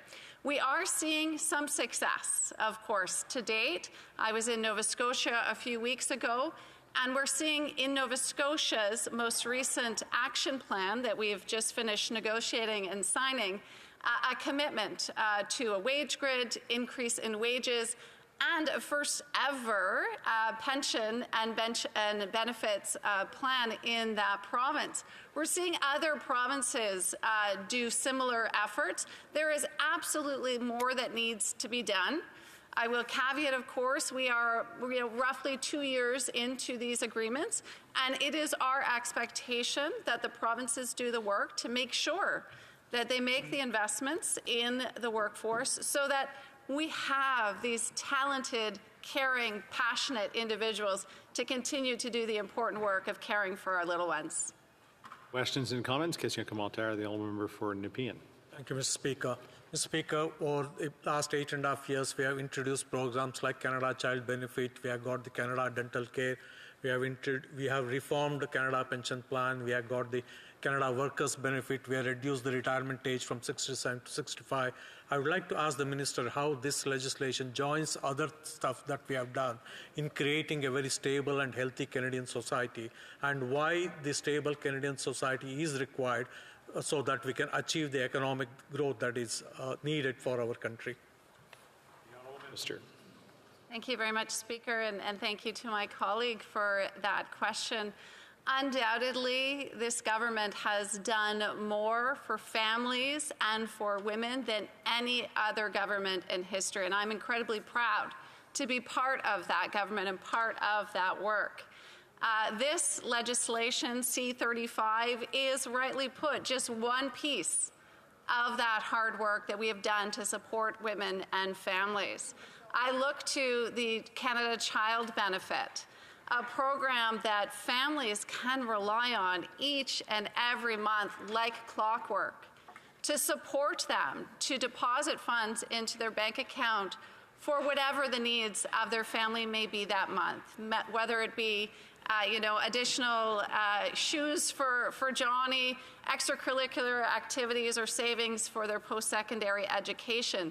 We've been there for families, and we've demonstrated that not only with this legislation, but with others, as was pointed to the Canada Child Benefit, among many other programs. I point to the Canada Dental Benefit most recently, PharmaCare, which of course was just recently announced. We continue to do the hard work to introduce incredible social policy that is also really smart economic policy that enables parents to get into the workforce, to support them in their day-to-day challenges, because we all know raising kids is not easy work. Thank you, Mr. Speaker. Questions and comments? Question commentaire. The Honourable Member for Peterborough Kawartha. Thank you, Mr. Speaker. We've heard a lot today from the minister, and I think it's unfortunate that by pointing out the facts of the hardships and the chaos that has ensued, that she wants to just look at the toxic positivity or gaslight the operators and families that are truly suffering. There are people benefiting from this program, but there are more people not benefiting. And I think one of the things that is interesting is she says this isn't built in Rome wasn't built in a day. But the reality is, based on the sustainability of how this $10 a day childcare has been set up by the Liberals, this will be destroyed within 5 years because the sustainability is not in place. You have infant care programs shutting down. You have centers that are robbing Peter to pay Paul because they can't afford. Their fees have been capped. For people at home, any business owner knows this. Their fees have been capped. So now they cannot increase their fees, but the costs have went up. So my question to the minister is, what is the funding coming to fund this? Because every province and every territory says they need more money. Where are they going to get that money from? The Honourable Minister of Families, Children and Social Development. Thank you, Mr. Speaker, and I'm really glad to sit on this side of the House where we invest in families and we continue to do the hard work. We recognize that from day one, it's not going to be perfect and not everyone is going to access it. But that doesn't mean we abandon it. That doesn't mean we stop. It means we work harder, Mr. Speaker. This is important work. And so, to the member opposite, I rose-colored glasses. I really wish and hope for you that you can see the light in the work that is happening here. Undoubtedly, this creating a national child care system, this is about families. This is about investing in our children. And she speaks of the funding formulas. I've shared, this is a $30 billion investment on our part. The funding formulas are the responsibilities of the provinces and territories. And where there are challenges, as we most recently saw in Alberta, guess what? They sat down with the operators and they figured it out. And they put forward advances to recognize their cash flow issues. They're renegotiating their funding formula. This is the work of the provinces, Mr. Speaker. We're there to support them. We're there to help fund with $30 billion, but ultimately they need to do that work.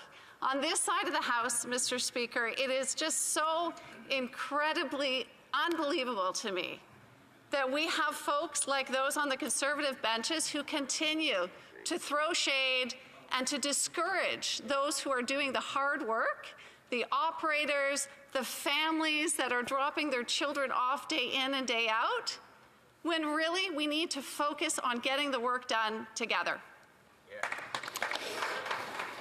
Point of order, the Honourable Member for Peterborough-Kawartha. Just asking, in response to the minister, to have unanimous consent to table the documents to show that there are not more women entering the workforce under the child care. I'm hearing a number of no's already.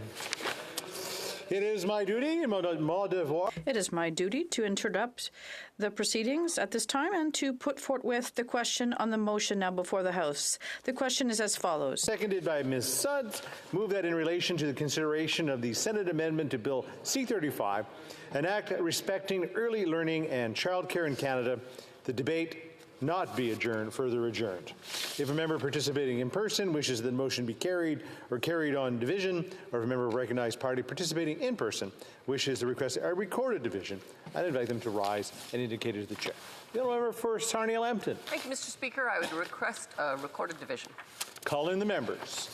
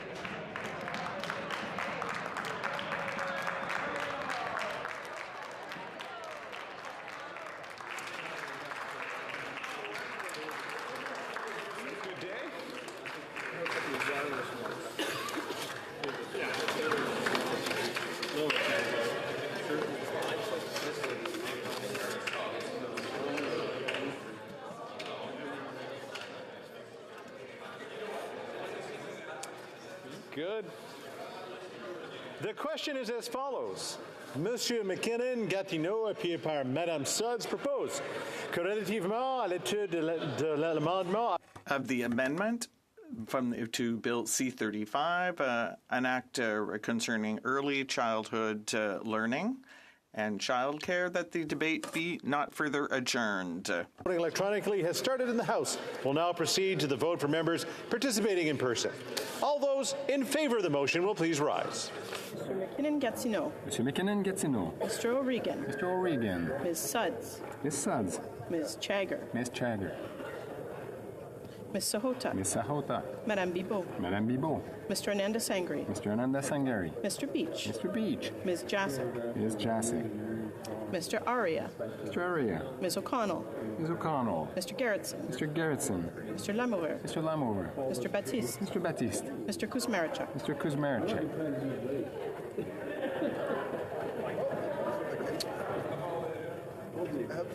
Mr. Hardy. Mr. Hardy. Mr. Yacono. Mr. Yacono. Mr. Sousa. Mr. Sousa. Mr. Dogood. Mr. Dogood. Madame Koutrakis. Madame Koutrakis. Mr. Longfield. Mr. Longfield. Monsieur Robillard. Monsieur Robillard. Ms. Hepfner. Ms. Hepfner. Mr. Chang. Mr. Chang. Mr. Aldag. Mr. Aldag.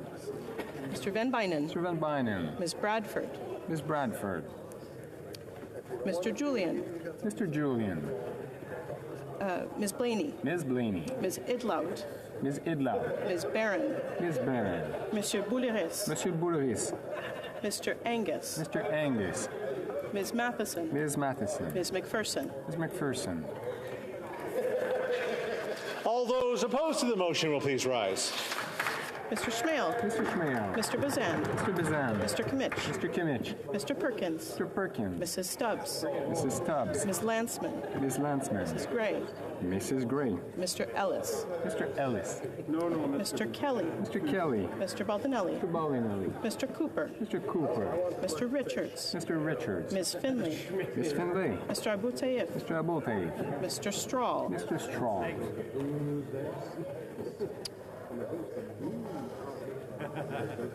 Mr. Lawrence. Mr. Lawrence. Mr. Malillo.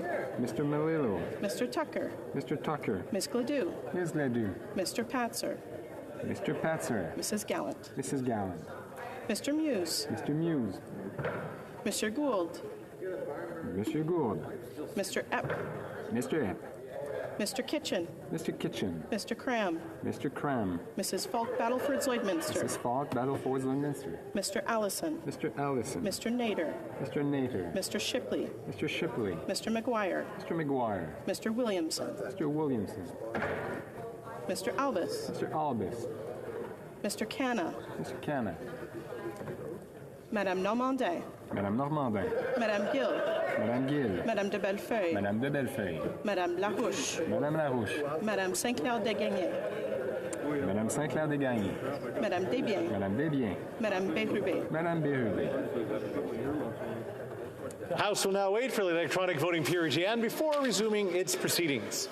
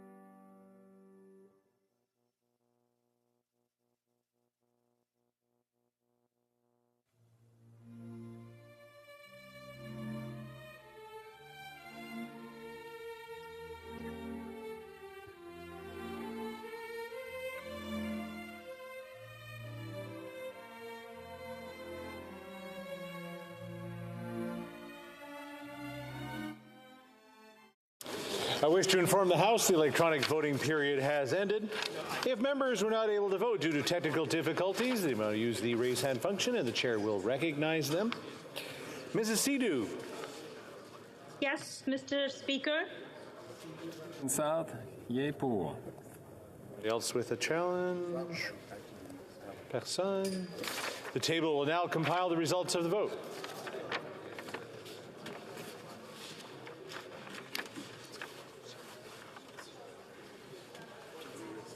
Yeas pour 167, 167. Nays contre 142, 142. Je déclare la motion I declare the motion carried. Orders of the day. Government orders, government bills, comments. Resuming consideration of a motion respecting Senate amendment on Bill C-35, Canada Early Learning and Child Care Act. I believe when we left this, the honourable member for Northumberland Peterborough South had used up a whole minute of his time, so there's 9 minutes showing in debate. The honourable member for Northumberland Peterborough South. Thank you very much, Mr. Speaker. I will, of course, correct the record there. It actually used up 11 minutes of my 20-minute time period there, Mr. Speaker. I hate to correct you, but I feel as though I'm compelled to retain the integrity of this House. Of course, today I'm continuing my speech on childcare. In the earlier part of my speech, I went through some of the challenges with the childcare system and outlined it. To that end, I'd like to, at this point, go through some proof points, and those proof points will be actual emails that I have received from constituents. So I will try and give this as clearly as unredacted as possible, but obviously for personal reasons and for names and other things, I will skip over that part. But so the first one starts, good evening. I'm hoping you can assist us with daycare funding. My daughter is a mother of 3-year-old twins. She has children in a daycare provider right now and was told that funding would be available by October. However, she has had no further information, unfortunately, and employees are unaware of when the funding will be available. As you can imagine, having children in daycare is costly. My daughter pays $100 a day.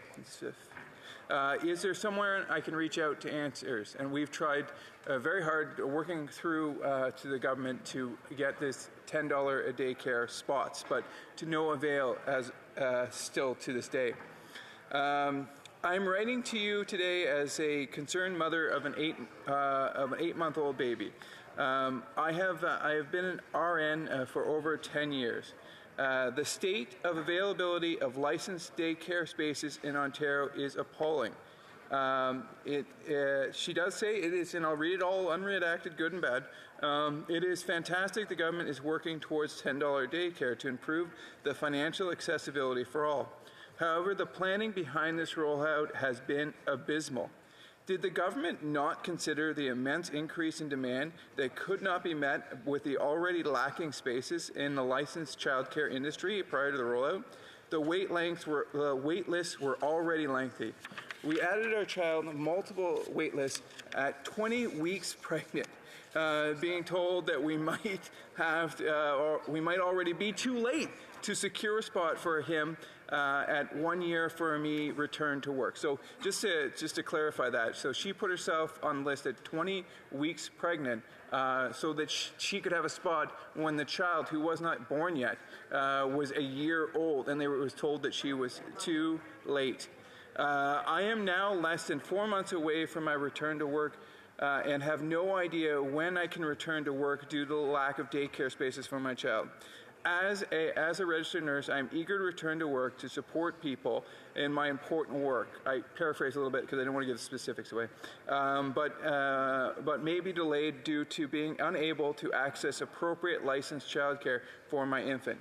The plan for $10 daycare requires significant infrastructure for years prior to being able to achieve. Now, my, oh my, that is an insightful comment. In order to achieve something, you have to plan. My father used to say to me all the time when I was a youngster, if you fail to plan, you plan to fail. And I think that is borne out here. New centers must be built, RECEs must be trained, supplies must be purchased. Just paraphrase here because I don't want to give away the specific area. Our community is growing quickly, and so that need is even more acute. Both of these issues combined are compounding the problem with creating disasters for families who are planning for their children so they can return to work. I can only imagine how other healthcare workers or first responders are in the same situation. This is only compounding our healthcare and first responder shortages. I'm asking you to please advocate for the development of infrastructure to support this rollout. Also consider creating area-based lists rather than individuals. The next one. These are all relatively recent emails and just quickly pulled off by my staff. I am, once again, this person is pleased that there is, so they say, I am pleased to see in the media is finally reporting on the disastrous rollout of the Canada Early Learning Child Care Act. I am so tired of listening to the Prime Minister bragging about saving Canadians thousands of dollars in childcare expenses when I know this to be a fallacy. This became an issue and a concern for me in 2022 with the birth of my third grandchild in St. John's, Newfoundland. This was about the same time as Newfoundland signed on the federal program. $10 daycare sounded so promising. Little did my daughter know how difficult it was going to find daycare at any cost. At that time, my older daughter in Ontario was looking for daycare for a 3-year-old. She became number 90 on the waiting list at the local schools, publicly funded. And I would like to thank the member from Peterborough for advocating so strenuously on our behalf. Here's another one. I am a firm believer in the value of accessible daycare for all Canadians. But I also believe that parents should have the option of private care for their children. I realize a number of Canadians do not support tax-funded daycare. Many of these are people who don't value women's work and don't connect the dots when their hip surgery is canceled because there's no ER nurse available. My Newfoundland daughter became very active in an organization, I won't say it to reveal it, to work for it and to advocate for childcare. There are so many Liberal missteps for the Conservatives to address, but I think it is time to address childcare. As well as an issue for young families, it's an issue for grandparents as well. It's also a federal issue as provinces and territories are raising to concern. To quote her daughter, and I just paraphrase because I can't say the full thing in this House, I really wish the member for Carleton would come out and attack on childcare. I can't agree more. I believe it's time for Conservatives to take an even stronger stance holding these Liberals to account. And so you can see those are just a couple of emails, and I could read many more emails in the state of the childcare. Like everything with this Liberal government, they're great on photo ops, but they're poor on delivery. And just to put it in context as well, just to end off that, I also had a meeting last constituency week with the Autonomy South Monaghan Food Cupboard in Keene. And so we're putting, of course, in the context of parents and grandparents unable to find childcare. But in some ways, the crisis is even more serious for many Canadians as they are facing food insecurity as never seen before. I want to read to you the increase in numbers. They've already increased before I start this by significantly over year. But just in the last 4 months, the amount of children who are now being fed by the Autonomy South food cupboard has gone from 19 to 30 to 31 to 37. That's in an extremely small catchment area. But you see that the number of children going to a food bank at the Autonomy South food cupboard has doubled, and that's a story we're hearing across the country. So this government has promised a strong, prosperous economy. They failed. They promised $10 daycare. They failed. It's time for a common sense Conservative government. Questions and comments. Question et commentaire. The Honourable Parliamentary Secretary to the Government House Leader. Mr. Speaker, this is one of the issues in which I would suggest to you, you just can't trust the Conservative Party.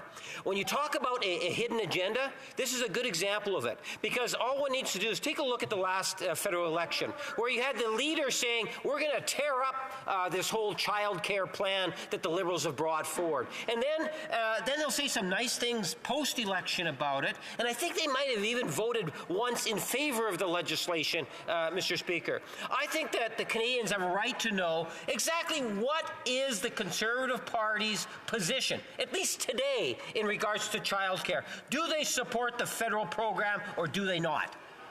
Member Northumberland, Peterborough South. Well, I would put that, through you, Mr. Speaker, I would put that question directly to them. Do they support childcare? Because clearly they don't, actually. I already have an answer. Did they not just read or did you not hear the litany of emails? Canadians, not only can they not afford it, they can't access childcare. There are many, many dads and moms in my riding who want to return back to work, but cannot because they cannot find accessible childcare. And in this economy, it's particularly difficult because that means their families may not have the opportunity to eat at the end of the month. Questions and comments. The Honourable Member for Nunavut. I'd like to start by saying that prioritizing is not eliminating. The member mentioned an email where he received a constituent email where they said that they're concerned about the private care not being available. Can this member please point to where in the bill it prohibits specifically private care? Member for Northumberland, Peterborough South. The Senate has openly said that they don't want private health care and private childcare. My apologies. They don't want private childcare. And you know what? I think we need to take and value all forms of childcare, whether that through a wonderful licensed facilities, of which there are a ton in Northumberland, Peterborough South, trying to do their best, but there aren't enough spots. Or if it's the grandma at the end of the neighborhood who takes a couple children, not only her grandchildren, but a couple other children, and providing incredible childcare. So we need to thank all childcare providers as they are doing an amazing job raising the next generation of Canadians. Questions and comments. Question et commentaire. The Honourable Member for Central Okanagan, Similkameen, Nicola. Thank you, Mr. Speaker, and I certainly appreciate the member's intervention on this issue. In British Columbia, and I quote from a BC CTV news story, and I quote, our initial study intended to only interview low-income women who were single moms accessing those $10 per day spots, said Dr. Leah Karagada, director of the School of Social Work at UBC and co-author of the study. After 6 months of intensive recruitment, we could only find 13 across the province. Mr. Speaker, billions of dollars have been allocated by this government with the whole idea that those who need it the most would be getting the support that they need.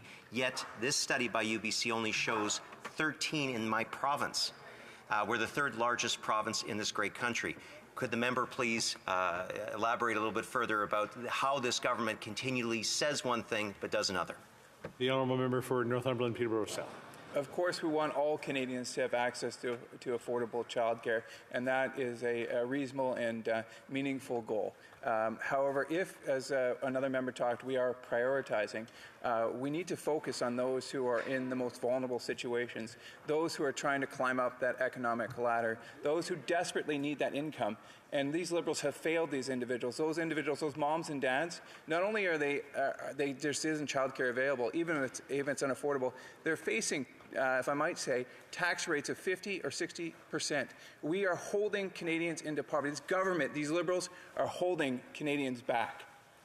Questions and comments. The Honourable Parliamentary Secretary of the Government House Leader. Mr. Speaker, to be very clear, the Conservative Party does not support the $10 a day daycare, childcare program that the Government of Canada has negotiated with the different provinces, and I find that shameful. And I would challenge the member across the way to be crystal clear and explain why doesn't the Conservative Party support the program. Honourable Member for Northumberland, Peterborough South. Thank you.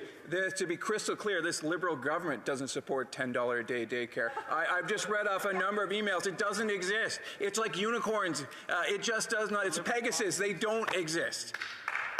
Questions and comments. Question et commentaire. The Honourable Member for Peterborough, Kawartha. Mr. Speaker, and thank you to my honourable colleague from the other Peterborough. The not as great, but really close. Order. I don't think there should be any fighting on areas. The honourable member for Peterborough Kawartha. Thank you, Mr. Speaker. In all seriousness, though, my colleague, who is a dad himself, knows this. And it's already been brought up once today by another member here from British Columbia, and it was a great point. And we have the facts now coming out of the chaos that is endured as a result of this failed policy by the Liberal NDP government. 77% of high-income parents are accessing this program versus 41% of low-income families. How does he feel about that? And how does, what are his thoughts on this supposed to be universal program when we see the people who need it most aren't accessing it? The honourable member for Northumberland, Peterborough South. Thank you, and I won't dignify the Peterborough comment with a response, but other than that, I have great respect for this member, and she's done a wonderful job, and I hope she caught in one of the emails, one of my constituents was thanking her specifically on all the fantastic work she's done. We need to put help where it's needed most, and if we are prioritizing, as I said, it behooves us. Rawls once said, the famous philosopher, that if we go back to the zero position, in other words, if we didn't know how and where we would be born, we would want to do everything in society to help the most vulnerable. And these Liberals are holding people back, keeping them in poverty, and preventing women from returning to the workplace when they want to. The honourable member for Beauport, Côte-de-Beaupré, Île-d'Orléans-Charlevoix. Thank you very much, Mr. Speaker. I'd like to thank my colleague for his speech. In Quebec, our childcare system is working. It's been in place for more than 25 years now, thanks to our former Premier, Pauline Marois. And I'd like to ask my colleague, his party, which aspires to power, shows us every day that it would invest more in oil, cut to tax. So I'd just like to ask him, where will he take the money to support early child care and learning when they get to power if they're cutting all of the government's revenue? Thank you very much, and make no apologies for our support of the Canadian energy sector. And in fact, the Canadian energy sector is required to fund social policies and social benefits. Without the energy field, without the revenue from Canadian energy, this country would be in financial ruin. We wouldn't be able to support many of the great programs that we have. And so we need more Canadian energy. We need the economy to grow stronger so that we can have more social programs to help more and more vulnerable people work their way up from the bottom to the top. Yeah. Questions and comments? Questions et commentaires? The honourable member for Peterborough Kawartha. Thank you, Mr. Speaker. And as you can see, I'm very happy to get up all day, every day, to elevate the voices of the families who've been left out by this failed Liberal NDP policy, in particular, kids with special needs. And we know that neurodivergence is going up. We know that the labor force there to accommodate these kids is going up.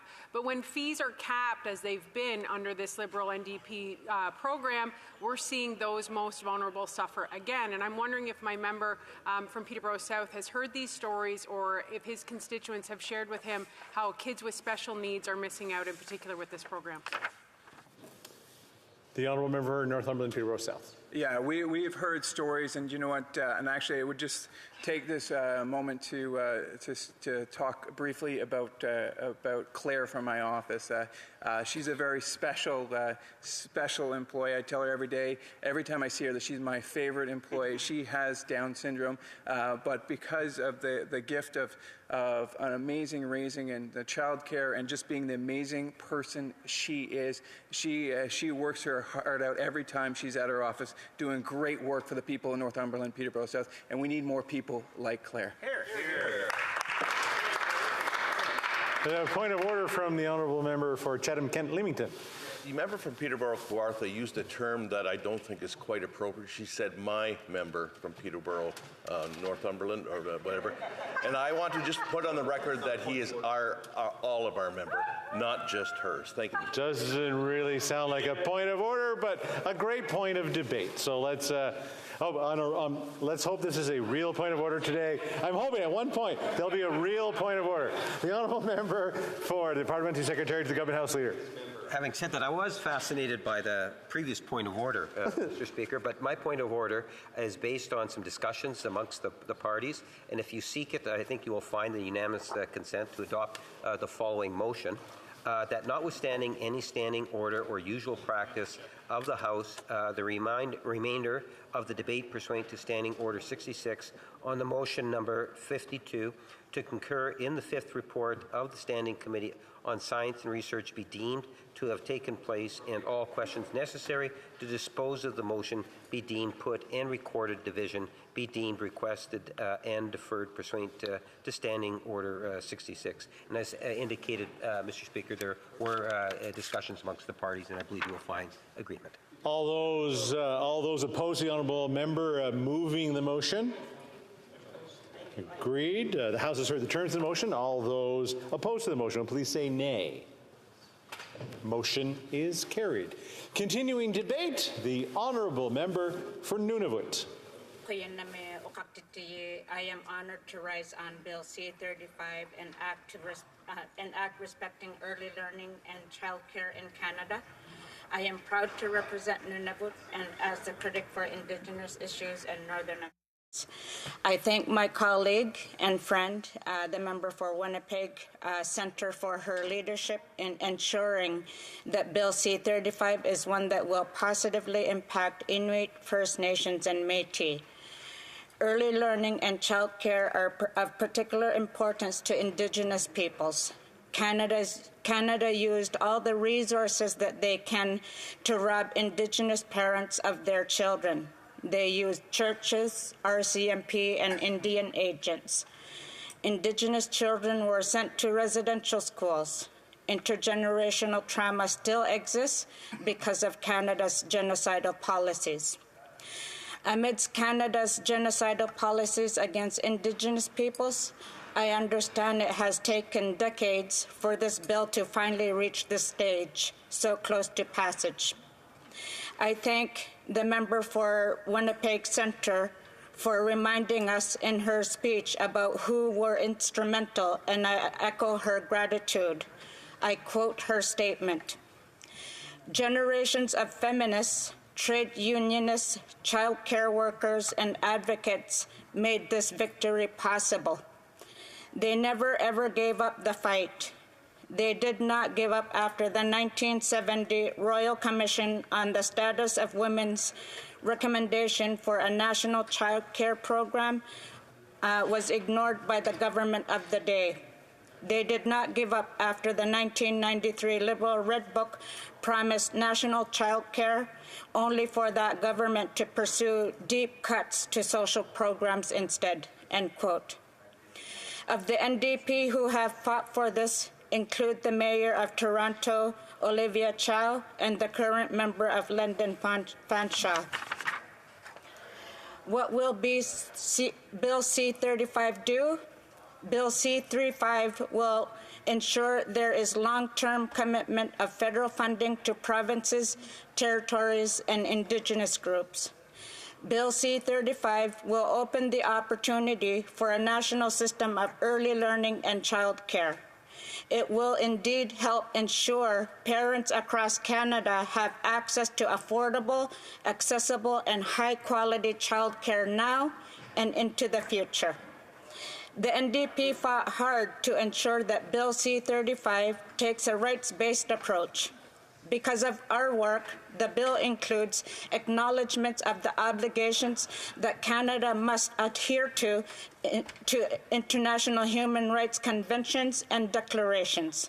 For example, Preambular paragraph 3 affirms critical international instruments, including the United Nations Convention on the Rights of the Child, the United Nations Declaration on the Rights of Indigenous Peoples, the United Nations Convention on the Right of Persons with Disabilities, and elimination of all forms of discrimination against women.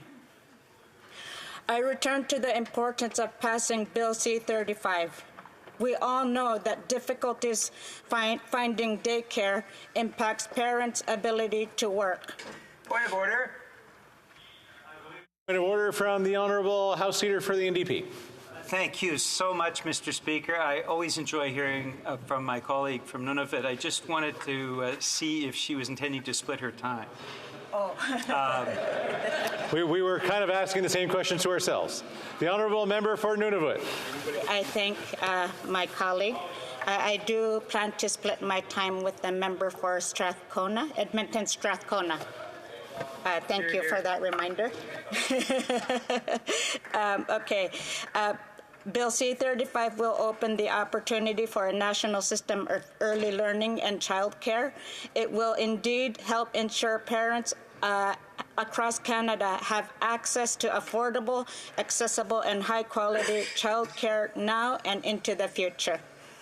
The NDP fought hard to ensure that Bill C-35 takes a rights-based approach. I'm finding that I'm repeating myself, so I'm going to go back to where I was earlier. I return to the importance of passing Bill C-35. We all know that difficulties in finding childcare impacts parents' ability to work. A 2022 Statistics Canada study found that 38% of parents were changing their work or study schedule, and 37% were working fewer hours. Bill C-35 will allow more parents to get back to work to provide for their families. This will benefit women who are disproportionately impacted without this bill. We need Bill C-35 to become law. NDP will keep fighting for Canadians, unlike Conservatives who make cuts and Liberals who are forced to act only to avoid an election. Look at today. The Conservatives tried to delay the important debate on C-35. They only pretend to care. They used a report from the 43rd Parliament on food security issues as a delay tactic. They pretend to care that Nutrition North is not working. If they really cared about Indigenous issues, they could have used any of their last 10 Opposition Day motions days to debate the issue of Nutrition North. Instead, they are playing games by making last-minute changes to the orders of the day and obstructing important changes that could benefit so many Indigenous peoples and the passage of Bill C-35. I am proud that Nunavut was one of the first territories, along with Quebec and the Yukon, to commit to providing a $10 a day daycare childcare. More impressively, this milestone was achieved 15 months ahead of schedule. While the youngest population in Canada, it should come as no surprise. $10 a day daycare does exist. Coupled with the high cost of living and other challenges, affordable childcare is especially important to Nunavummiut. Much work will be required after the passage of Bill C-35. There will need to be major investments for improving infrastructure in Indigenous communities. Many First Nations, Métis, and Inuit communities lack the facilities for early childhood education. With crumbling buildings and overcrowded homes, there is nowhere to open a daycare. It is not just early childhood education.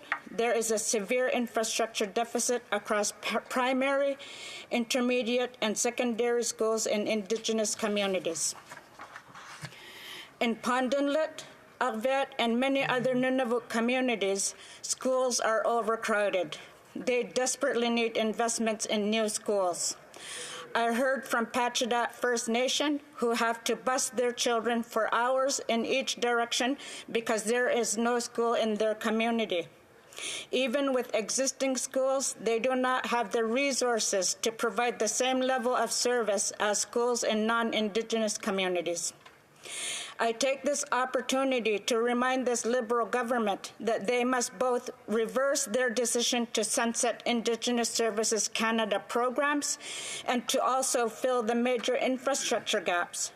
Combined, the lack of investments into the future will result in over $14 billion that will force Indigenous peoples onto the streets. It will force Indigenous peoples to remain addicted to substances. It will force Indigenous peoples to remain in the margins of society. The federal government must make additional investments to ensure Inuit, First Nations, and Métis communities can build the infrastructure they need to provide culturally appropriate early childhood education. An amendment was later added to address a potential charter issue, as minority language education is a right under Section 23 of the Constitution.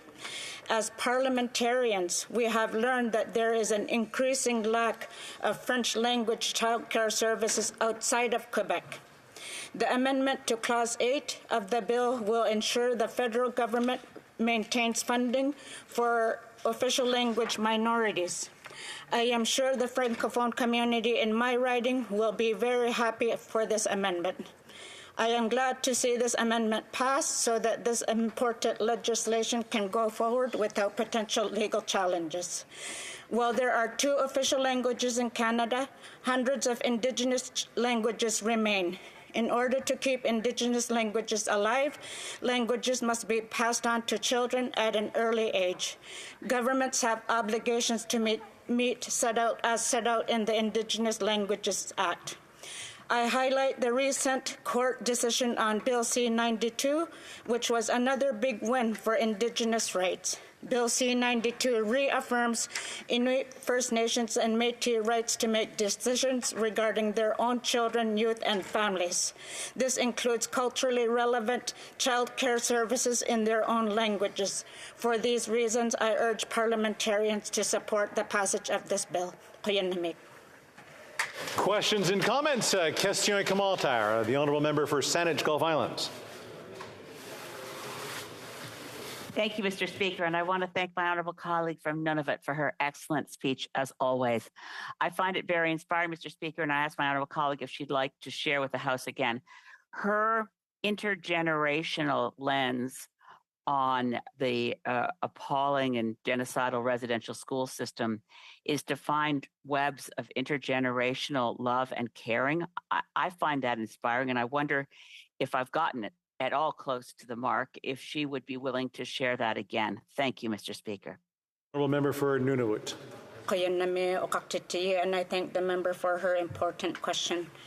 I'm reminded by my conversations that I had with my constituents, Bernadette Dean and Annie Curley, who were the ones that reminded me that it's so important that as we continue to talk about intergenerational trauma, that we need to start shifting that focus to having discussions about intergenerational love. And this bill is one of those opportunities to make sure that we are passing on intergenerational love from parents to children and child care to children. Question et commentaire.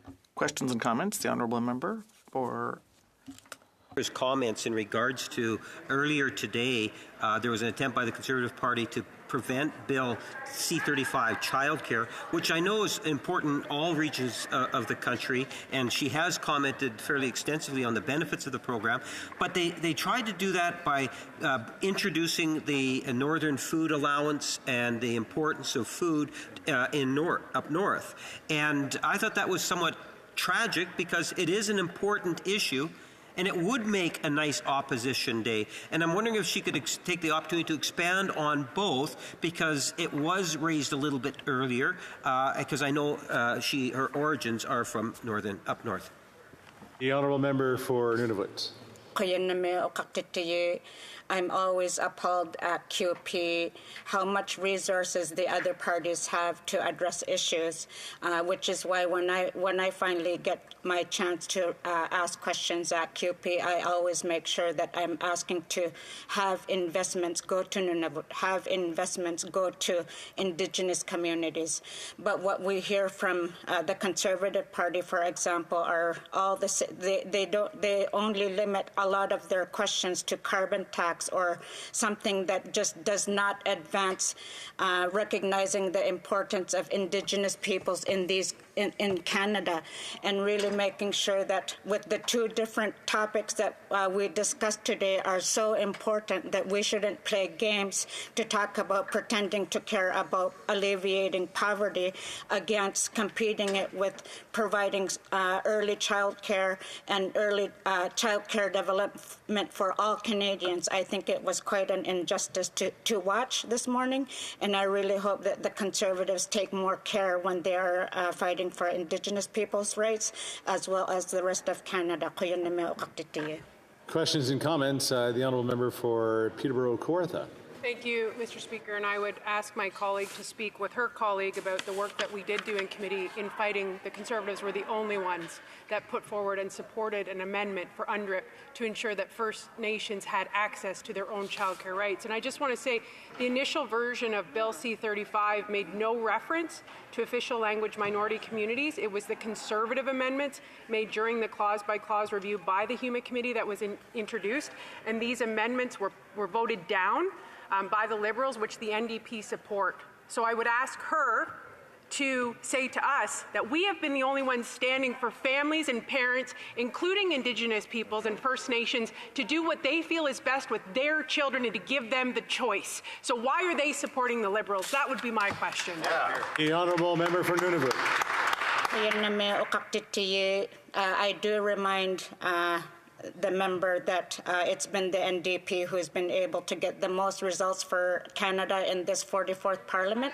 We are the ones who were able to get dental care. We were the ones who got pharmacare. It's been the fourth party in this 44th Parliament that has got most for Canadians, and we were the ones who've been making sure that Indigenous rights are being respected. And I do appreciate that this member has worked closely with my friend, my colleague, the member for Winnipeg Centre. She has shared that with me, and I do appreciate the commitment that she has to make sure that this bill does pass, and I hope that she has the support of her party to make sure that C-35 becomes law. Hear, hear. I wish we always had more time for questions and comments, but we need to move on. Continuing debate with the Honourable Member for Edmonton Strathcona. Thank you, Mr. Speaker. And I do want to just say it's always very difficult to speak after the member from Nunavut because she is such a force within our caucus and such a champion for the people that she represents. And it's an honor to be on a caucus with her. Today we are talking about M35 and the amendments that have been brought forward. And I want to start by talking about just how vital childcare is in this country and what a fundamental thing it is to provide real childcare across the country in an affordable way that women, that families can access. You know, during COVID-19, I worked with the member from Timmins James Bay to look at ways that we could have an economic recovery after the slowdown that happened during COVID. And I'll say that one of the things that we heard constantly, whether it be from financial institutions, whether it be from chambers of commerce, whether it be from labor groups, was that the need for childcare and the importance of childcare was the best thing we could do for economic recovery in this country. You know, that's one piece of it. But I'm a woman and I have children, and I remember the struggle of finding childcare.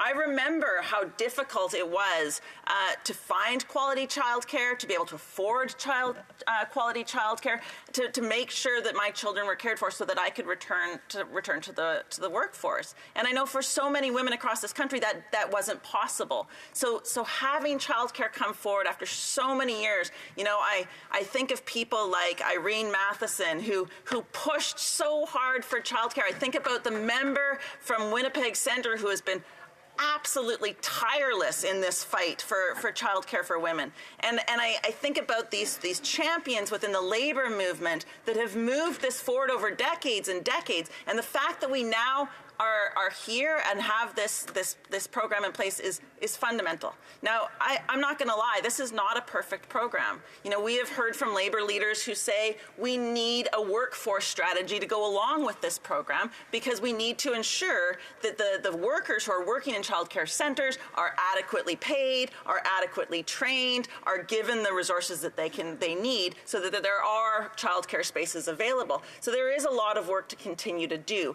But the idea of getting child care to people is fundamental.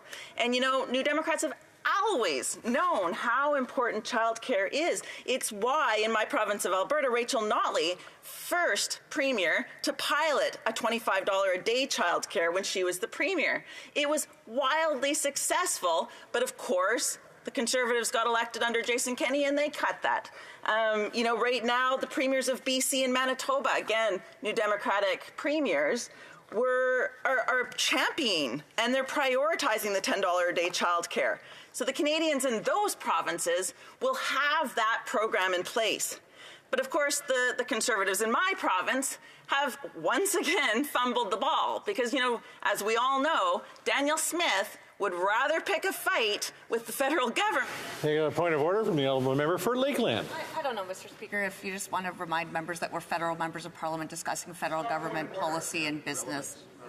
I will remind folks of relevance to the item that we are discussing today. The honourable member for Edmonton Strathcona. Mr. Speaker, and the relevance, of course, is that I am a representative for the people of Edmonton, which is in the province of Alberta, and I'm speaking about the delivery of childcare in Alberta. So very relevant to what we're talking about. And I understand why the Conservatives don't want to talk about this because they don't want me to bring up the fact that Danielle Smith dropped the ball on childcare. That she took the money, she refused to give it to the child care workers. And in fact, the child care centers had to do a one-day strike in January to actually get the money that was owed to them because the Premier of Alberta withheld that from them. You know, I will point out this is the same Premier who has now said she wouldn't support a pharmacare program. Same Premier that's attacking trans kids. Same Premier that promised us she wouldn't touch our pension and is now doing that. Same Premier that, for some unbelievable reason, is now saying that renewables are more dangerous for our economy than oil and gas. But that's different. I'll get back to childcare, certainly.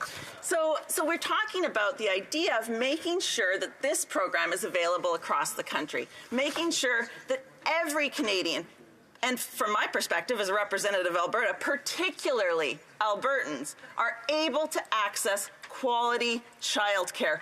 Not in concert with our Premier, not in concert with our provincial government, but despite our provincial government. So this is the state of affairs that we're in.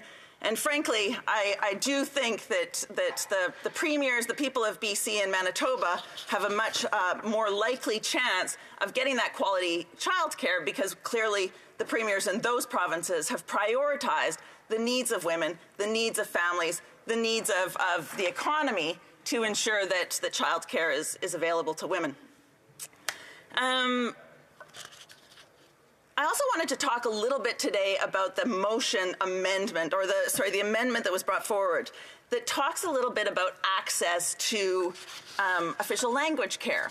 So you won't be surprised, Mr. Speaker, that I'm going to talk a little bit about Campus Saint-Jean, which is a facility in my riding. The French Quarter of Edmonton is, of course, in Edmonton, Strathcona. I'm a very proud representative of the French Quarter, and Campus Saint-Jean is a wonderful institution. It is, in fact, the only institution in Western Canada that trains teachers and child care providers in French so that they can meet those obligations that the Canadian government has, that we all, have across the country, to ensure that Canadian families can have their children educated in the language of their choice. And something you may not know, Mr. Speaker, which I think many people in this House maybe don't, is that in Alberta, we have the fastest growing Francophone population in the country. More than 261,000 Albertans have some knowledge of French, making French the second most spoken language in the province after English. And I don't know if you know this as well, but Alberta has the third largest Francophone minority population in Canada after Ontario and New Brunswick. So we have a significant French population, and the training to ensure that those child care workers, those teachers are trained and able to provide that education in French happens in my riding. It happens in Campus St. Jean. Of course, this is the same university that Jason Kenney tried to cut funding to, and the federal government had to step in. But just to be fair, the federal government did step in, and Campus St. Jean continues to give extraordinary service to our community, ensuring that teachers can actually have a good education to provide those services. So today, as we stand here, I just want to make it very, very clear that the New Democrats have been standing for childcare and pushing for childcare for decades. We've been working with labor leaders. We've been working with members of the public. We've been talking to our constituents. Childcare is a vital piece of our economic recovery. It is a vital piece for making lives better for families, for women across this country. It's a vital piece of making sure that life is more affordable for people around this country. And so for that, I'm very supportive of this bill. I hope that we can get everybody within this House to support the bill. And that's all from me today. Thank you very much. Questions and comments? Question et commentaire. The Honourable Parliamentary Secretary. I appreciate the comments from the member on this very important bill. She did go through the history of much of the attempts to get childcare funded at the federal government and insured for Canadians. She left out an important name of Ken Dryden, who was minister at the time when we developed a robust plan for childcare. I'm wondering about her thoughts on how that was lost when Jack Layton, the former leader of the NDP, pulled the plug on that minority government, went to the polls and entered the deep, dark ages of the Harper government, where we have had to take this time to get back to a decent childcare program. Thank you, Mr. Speaker. The Honourable Member for Edmonton Strathcona. Thank you, Mr. Speaker, and I want to thank my colleague for his question. You know, when I spoke earlier about some of those champions of childcare, and I brought up some of the previous members of our caucus, and I've brought up many of the labor movement that has fought so hard for this, I think those are the people that today are very excited that we have childcare. I know that he's talking about a budget that happened, well before my time, certainly, so I won't comment on that, but I will comment on the fact that I certainly hope that all members of this House can recognize the value of childcare, you know, that we can stop having the delay tactics that we're seeing from the Conservatives, and that we can actually move forward and get this passed as soon as possible. Question et commentaire. L'honorable député de Shefford. The Honourable Member for Shefford. Thank you, Mr. Speaker. I'd like to thank my colleague for her speech. Obviously, this is a topic that where we as Quebec have served as a model. We put in place our system a long time ago, and we're very proud of it in terms of child care. And many of the FEWO studies have confirmed the importance of these child care services. Now, in the bill, there is the principle of ensuring that Francophone children across Canada could benefit from child care services in French. And pressure was put on the government to ensure that this was a principle that was applied and that funding would be available for Francophone children. Can she comment? Member for Edmonton Strathcona. Absolutely, and je suis désolée, je ne parle pas. I'm very sorry. I don't speak French very well. You know, absolutely, and this is something I've stood in this House multiple times and raised. The issue that for minority groups, for minority languages outside of Quebec, and in English in Quebec, of course, we need to make sure that families are able to educate their children in the language of their choice. But in Western Canada, that's very, very difficult to do. And one of the challenges is we don't have enough training facilities to train the child care professionals and the teachers that we need to ensure that French language is available. So about 1/7 of those who wish to educate their children in French in Alberta are able to do so right now. 1/7 of those that wish to. So we have a massive population who want to ensure that their children get the benefits of being bilingual or having a French education that aren't able to access that because we don't have the capacity to train those teachers. It's a problem, and I think something that the federal government should work as closely as possible with different provincial governments to ensure happens. Honourable Member for Peterborough Kawartha. Questions and comments. Thank you, Mr. Speaker, and thank you to my honourable colleague from the lovely province of Alberta. And you know, she brought up a point that a lot of people are doing, and we saw this and we predicted it as Conservatives, that the federal government, the Liberals, set up the provinces to take the fall for their incompetence. And to the group that she was referencing that was very courageous and actually walked out in protest to this failed program, they said, and I have it here, we haven't been heard, these issues are not being taken seriously, and we're really struggling to just keep the lights on and not sure how to continue past the end of January at this time. The association wants a new funding model that would give money directly to the parents, and they are in particular talking about the federal government. So to her point that this is a mismanagement of the province, what about all the other provinces and territories across this country that are having the exact same problem? The Honourable Member for Edmonton Strathcona. So I have 2 points to that. So first of all, what we know is that Danielle Smith kept half of the money back and didn't give it to the child care providers, so that they were almost on the brink of bankruptcy for many of them before they could actually access that funding from the Premier. So that's quite well known. So I would hope that the Conservatives recognize that. But the other thing I would say is that in my speech I did reference the fact that I think there are real challenges with this child care program. Not that we don't need to have a child care program, not that we need to delay, but rather that this child care program needs to be improved upon. One of the ways that I talked about that is making sure that we had a workforce strategy. You know, labor unions across the country have asked for a workforce strategy, and that's one of the ways that we could be working to improve a program, making sure it's more accessible, that it's better able to meet the needs of all Canadians. Questions and comments? Question commentaire. The Honourable Member for Winnipeg Centre.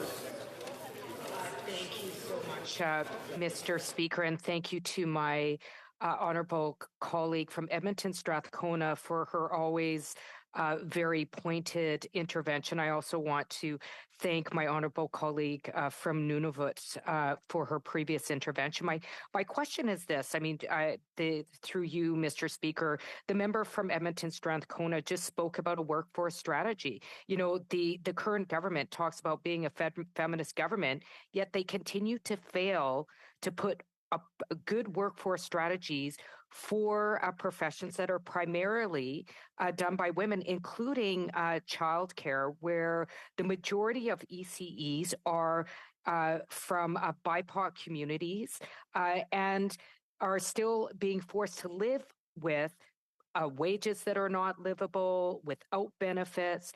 I'm wondering if she could share with me why it is critical to listen to leading organizations to develop a workforce strategy, and how the Premier of Alberta's plan to not support childcare, the fact that the Conservative party is trying to stall the implementation of a national childcare plan, how those actions are anti-feminist and anti-women. The Honourable Member for Edmonton Strathcona. Thank you, Mr. Speaker. And I just want to take a moment to once again thank the member for Winnipeg Centre for the incredible work that she has done on this legislation. The fact that we have this child care bill before us goes in a large part to the work that the member from Winnipeg Centre has done, and I am so grateful for her for all that she's done. But I will say that when she asks about a workforce strategy, one of the ways that we make legislation good in this place is we listen to experts. We listen to people who are experts in those fields.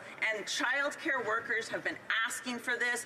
Labor leaders have been asking for this. Those are the people we should be listening to. That's what a truly feminist government would do, is listen to those experts that are in the child care sector. Thank you.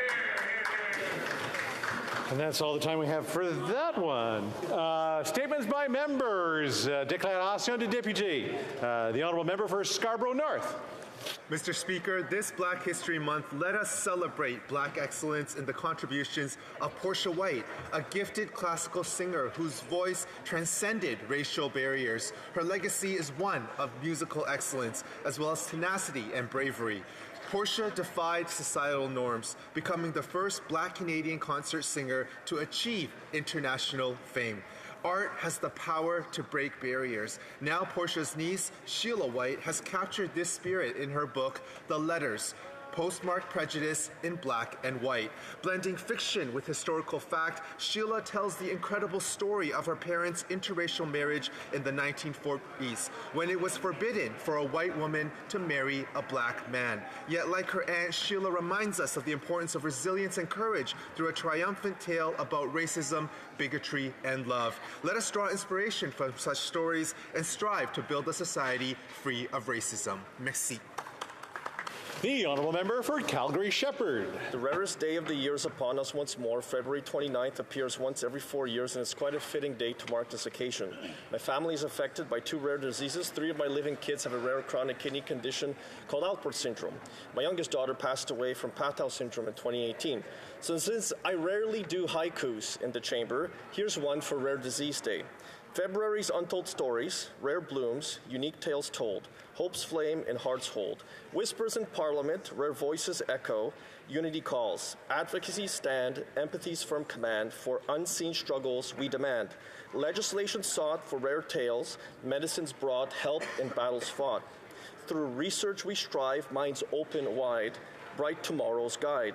Rare Disease Day calls, echoes in the hearts it seeks, voices of compassion speak. I join all parliamentarians in marking this Rare Disease Day. Thank you, Mr. Speaker. The Honourable Member for Fredericton. Mr. Speaker, I want to use my voice in this House to raise awareness on the issue of child poverty. As a mother, I understand the importance of a healthy, safe, and nurturing environment for children to live, learn, and grow. Childhood is the most formative development period in an individual's life, and it deserves to be protected.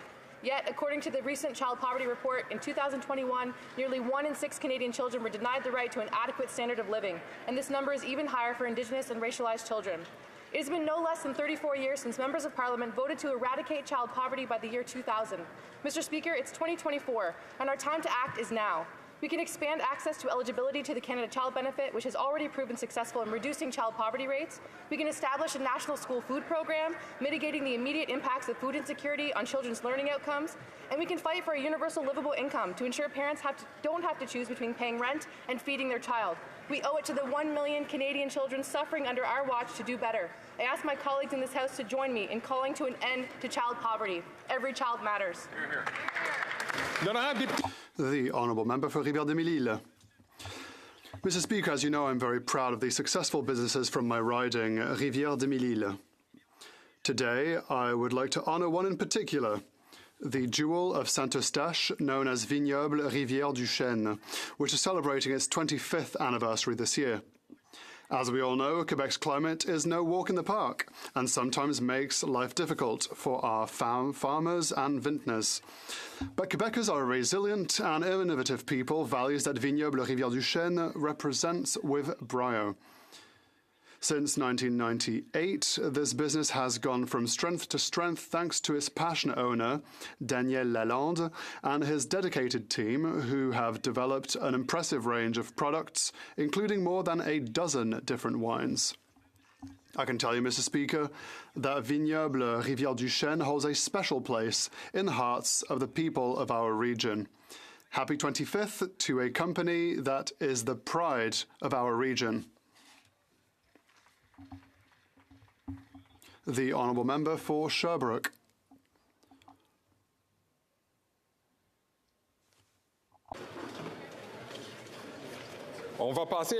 The member from Kamloops, Tonson Caribou. Mr. Speaker, I rise today to recognize the tremendous work done by Carrie Kehoe, who is present in Ottawa today. Carrie has bravely spoken out after being viciously sexually assaulted as a child. 2 others were victimized before the offender killed a mother of 3. But Carrie has not sat idle as a victim. She has been engaged in ensuring that her tormentor is never granted parole. Right now, he's in minimum security without any fences. He had a parole hearing last year. Though he was recommended for escorted day passes, the parole board declined them. A victim advocate has determined that Kerry's rights were violated in the parole process. She sought help from her MP, none other than the member for Kingston and the Islands. Shame. He would not even meet with her. Through you, Mr. Speaker, I say this. Kerry, the Liberals and your MP may have abandoned you. Myself and my Conservatives will always stand with you and other victims. Hear, hear. Hear, hear.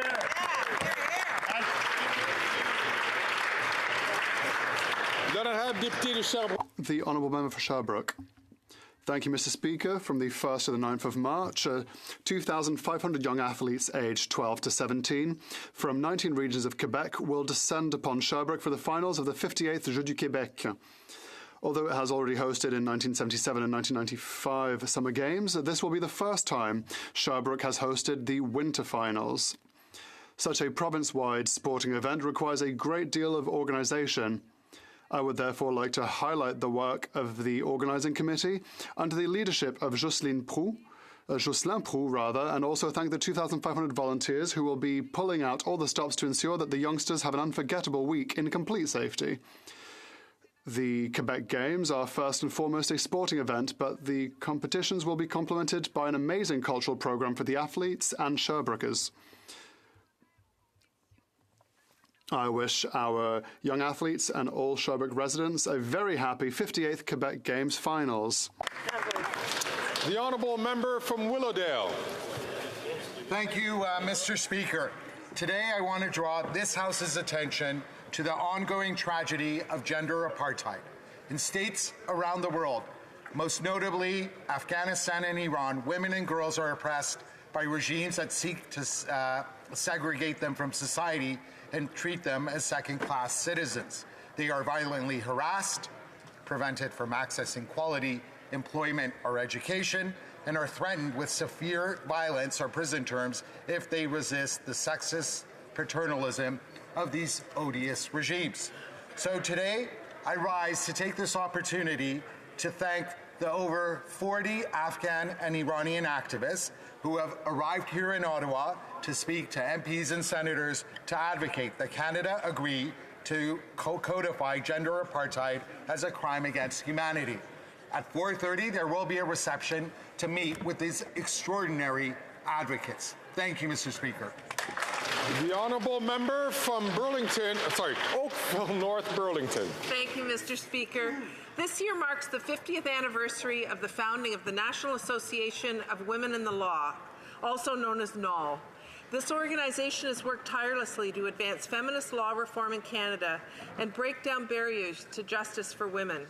Its feminist legal analysis and advocacy has impacted countless Canadian laws, most notably in relation to family law, sexual assault legislation, the Canadian Human Rights Act, and Sections 15 and 28 of the Canadian Charter of Rights and Freedoms. More recently, NAL worked to strengthen gun control legislation by bringing forward women's voices and to support amendments to the Divorce Act to protect women and children facing family violence. On February 29th, NAL will celebrate at a reception and award ceremony in Ottawa that I will attend. I invite all parliamentarians to join me in recognizing NAL's achievements and saluting its mission for a future with substantive equality for all women in Canada. Thank you, Mr. Speaker. The Honourable Member from Yorkton Melville. While common sense Conservatives will axe the tax, build the homes, fix the budget, and stop the crime, this Prime Minister is not worth his cost, crime, or corruption after 8 years. With heartless indifference, these Liberals are turning a blind eye to the affordability challenges Canadians are facing, threatening a 23% carbon tax hike 4 weeks from now. 4 weeks from now, hardworking Canadians' paychecks will buy even less food to feed their families, while Conservative Bill C-234, which would have saved our farmers $1 billion in carbon taxes and provided relief to families at the grocery store, is being ignored by this Liberal NDP government. The Climate Change Performance Index now ranks Canada 62 out of 67 countries, further proof that carbon tax has done nothing to address climate change. Because the carbon tax is not an environmental plan, it's a tax plan, deepening the misery and despair of Canadians. When common sense Conservatives form government and serve the people of Canada, will restore Canadians' confidence and axe the tax. Here, here. The honourable member from Brampton Centre. Speaker, as Black History Month comes to an end, I rise to pay tribute to Mark Andrews, a long-time Brampton resident with a remarkable life of leadership and community service. After a brief professional stint in CFL, Mark served 5 years as an officer in the Canadian Armed Forces and completed a UN peacekeeping tour in Cyprus, retiring as a captain and paratrooper. Mark then joined Peel Regional Police as a constable, rising through the ranks to detective, then staff sergeant, inspector, superintendent, earning an MBA along the way, and 6 years ago appointed as a deputy chief. Congratulations, Deputy Chief Mark Andrews, for being honored last night, becoming the first member of the Peel Regional Police to be awarded with the key to the city of Brampton. Black history continues to be made. Happy Black History Month. Happy Black History Month. The honourable member from Oxford. Mr. Speaker, while common sense Conservatives will axe the tax, build the homes, fix the budget, and bring home safe streets, this Prime Minister is not worth the cost, the corruption, or the chaos. GC Strategies, a two-person company, designed the Arrive scam app, which did not work, which we did not need, and wrongfully sent 10,000 Canadians to quarantine, missing work and time with their loved ones. This app was supposed to cost only $80,000, but the Auditor General has confirmed that it cost $60 million. Public officials refuse to show up at committee. Emails have been deleted, and now the RCMP is investigating. Yesterday, the Liberals continued their cover-up corruption by voting against our common sense motion to release all documents related to the Arrive scam app. What are they hiding? Only common sense Conservatives will get to the bottom of this new Liberal scandal and bring home accountability for Canadians. Thank you. Good job, President. The honourable member from Dufferin-Caledon. After 8 years of this NDP Liberal government, we know they're not worth the cost. We know they're not worth the corruption, and now we know they're a risk to Canadians' safety. And just a few years ago, think back, the Prime Minister mussed about how he admires the basic dictatorship of China. And now we know Beijing's agents infiltrated a top-level lab to steal sensitive secrets, including the genetic code to Ebola. The CSIS reports, and I quote, Dr. Chu represents a very serious and credible danger to the Government of Canada due to the potential for theft of dangerous materials attractive to terrorists and foreign entities that conduct espionage to infiltrate and damage the economic security of Canada. And yet, under this Liberal Prime Minister, nothing was done to protect Canadians. Mr. Speaker, Canadians had had enough of this corrupt Liberal government that is now actually a threat to the security of Canadians. The honourable member from Don Valley West. Mr. Speaker, the people of Don Valley West are mourning the recent loss of two giants, the Honourable Alan Redway and the Honourable John Godfrey. As parliamentarians and citizens, they have left indelible marks. They were models of graciousness, intelligence, and passion.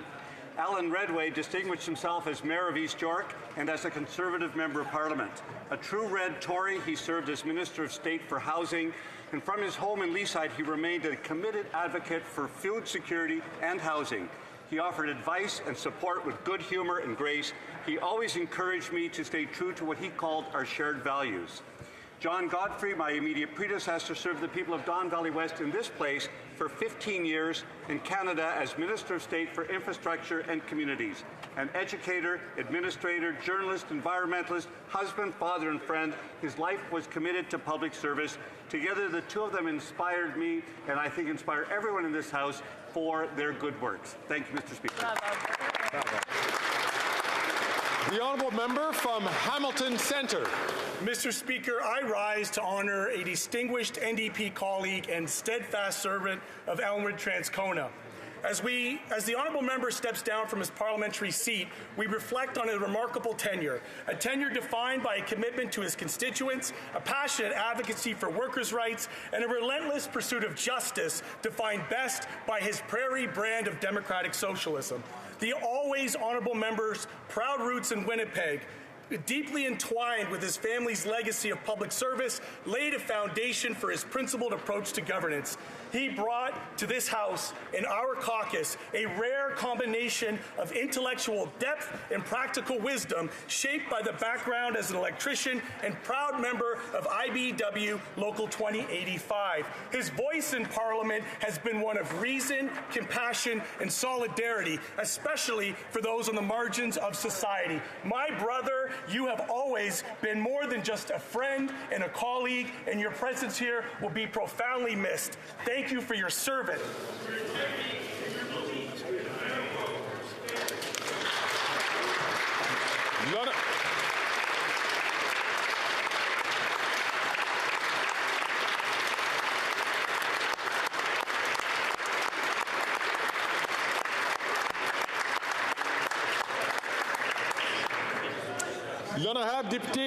The honourable member for Belleuil-Chambly. The honourable member for Laurentides-Labelle. Today I would like to pay tribute to an exceptional man from my riding, Laurentides-Labelle, a rare pearl who is a volunteer and has been a volunteer for 60 years in volunteer sport. Monsieur Pierre Fournel got the Lieutenant Governor's Medal last January. His candidacy for this high distinguishment was chosen logically because of his strong devotion. He spread his passion of sport to youth. For decades now, he's allowed thousands of young sportsmen and sportswomen to take part in quality sports. Despite his venerable age, he is still active and takes part in his community's events. And I hope that his volunteering will be a model for generations to come. Thank you. The honourable member from Chilliwack Hope. After 8 years, this NDP Liberal Prime Minister is not worth the corruption or the cover-up. These Liberals fought tooth and nail to prevent Canadians from getting the documents that told the truth about their massive security breach at Canada's top-level laboratory, and we now know why they were so eager to cover them up. The documents reveal that this Liberal government allowed two scientists who were a very serious and credible danger and a realistic and credible threat to Canada's economic security to compromise the Winnipeg lab. CSIS reported that one of the scientists intentionally transferred scientific knowledge and materials to China to benefit the PRC. The Prime Minister has said he admires China's basic dictatorship, so it's no surprise that under his watch, the regime in Beijing was allowed to infiltrate what was supposed to be one of Canada's most secure facilities. Only a common-sense Conservative government will stand on guard for our country and make sure this never happens again.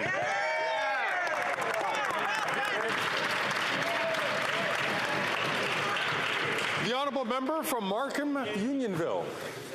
Mr. Speaker, as a member of Parliament for Markham Unionville, I rise today with great pride on this final day of Black History Month. Throughout this month, I have had the immense pleasure of attending numerous events both here in Ottawa and in my community of Markham. As we reflect on the struggles and triumphs of Black Canadians, we are reminded of their immense contribution to every aspect of our society. From arts and culture to business and politics, Black Canadians have shaped our nation in profound ways. To all my constituents in Markham Unionville and to the organizations like YRAC and MACA, thank you for your work in the month of February, and my heartfelt wishes for a very happy conclusion to Black History Month.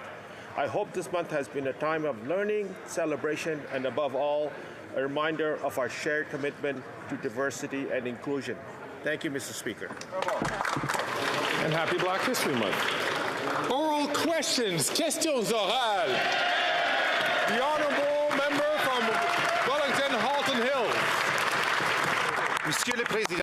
Mr. Speaker, not only did the government neglect national security, not only did they cover up things, they continue to skirt responsibility. Yesterday, the Minister of Health said, no high officials involved in the microbiology lab will be held responsible. If there's no one responsible, who within the cabinet will know who is responsible?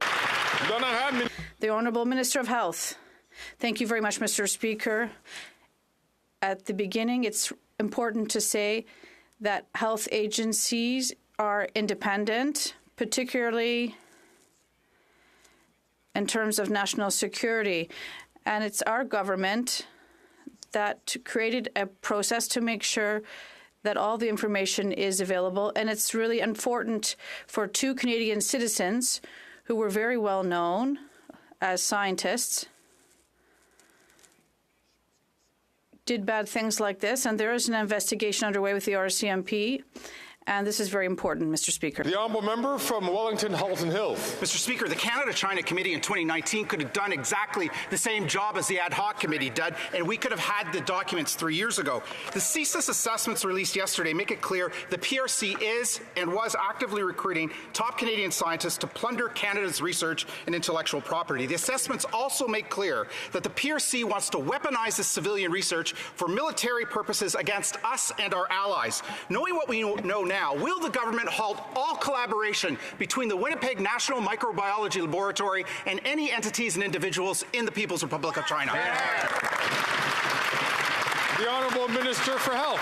Well, thank you very much, Mr. Speaker. And I want to say that an attack on our national security by foreign nations, be it China or Russia, represents an attack on democracy and represents a direct attack on every member of this House. And that I share his outrage that China or any country would attempt to interfere in our process. The Public Health Agency, which is one of the most respected agencies in the world, hired two Canadian citizens who are eminent and well-known scientists in Canada who lied. It is the Public Health Agency that discovered that. It is the Public Health Agency that fired them, and that's why there's now an RCMP investigation about their actions. The honourable member from Wellington Halton Hills. The documents, Mr. Speaker, reveal a shocking disregard for Canada's national security. They reveal a government that is completely asleep at the switch on national security and the machinery of government. They reveal government employees collaborating with Beijing's government and with the biological weapons unit of the People's Liberation Army. Equally shocking are the health minister's comments. He said yesterday there was no evidence of actual breaches at the lab and no sensitive information actually left the country. The documents say otherwise. Does the minister stand by those comments? The Honourable Minister of Health.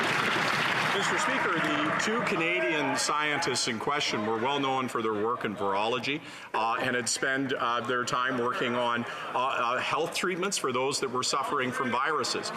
Their collaboration, there is absolutely no evidence of the thing that the member opposite is suggesting, and I do not think that it is at all appropriate to suggest that they were involved with weaponization or things of this nature.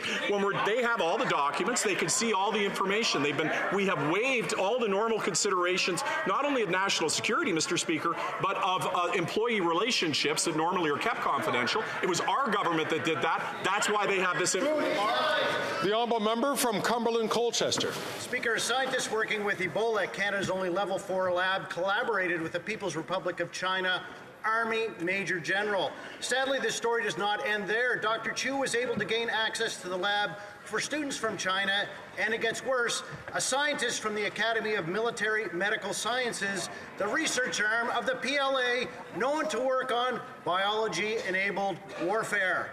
How did so many citizens from a hostile superpower gain access to Canada's top lab? Is it because the Prime Minister admires China's basic dictatorship? The Honourable Minister of Health. Some will attempt to national security concerns to play partisan games. I think that's unfortunate. And let me just give an example. With respect to Ebola, the exchange of Ebola in 2019 was done in the context of trying to work with China and other countries on finding solutions to Ebola, which exists in so many different parts of the country. At that moment in time in 2019, the relationship with China was in a different place. The information that was shared was through legitimate channels. It has nothing to do with this issue. It was absolutely known and handled with complete control. I think it's very, very important to not mischaracterize national security for partisan interests. I'd like to remind all members to ensure that they don't use language which would be unparliamentary directed at any of their colleagues. The honourable member from Cumberland Colchester. Speaker, that minister's comments are reckless and untrue. Before March 31st, 2019, the PRC did not have a containment level 4 lab. How can I be so specific about the date? This is the date on which a scientist at Canada's top lab, the National Microbiology Lab, shipped dangerous pathogens, including Ebola virus, to the Wuhan Institute of Virology. This scientist had a history of visiting and collaborating with the PLA since 2016. When did the Minister of Health and the Prime Minister know about the espionage and blatant violation of our sovereignty, and when did they decide to cover it up? Here. The Honourable Minister of Health.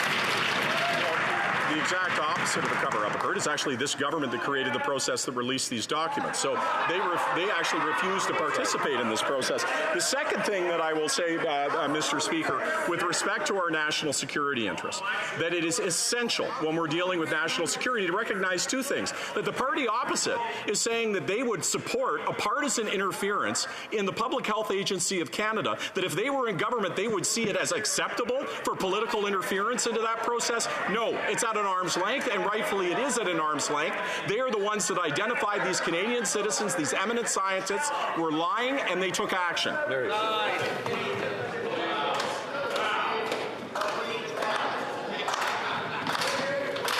Order. Colleagues. The Honourable Member for Saint Jean.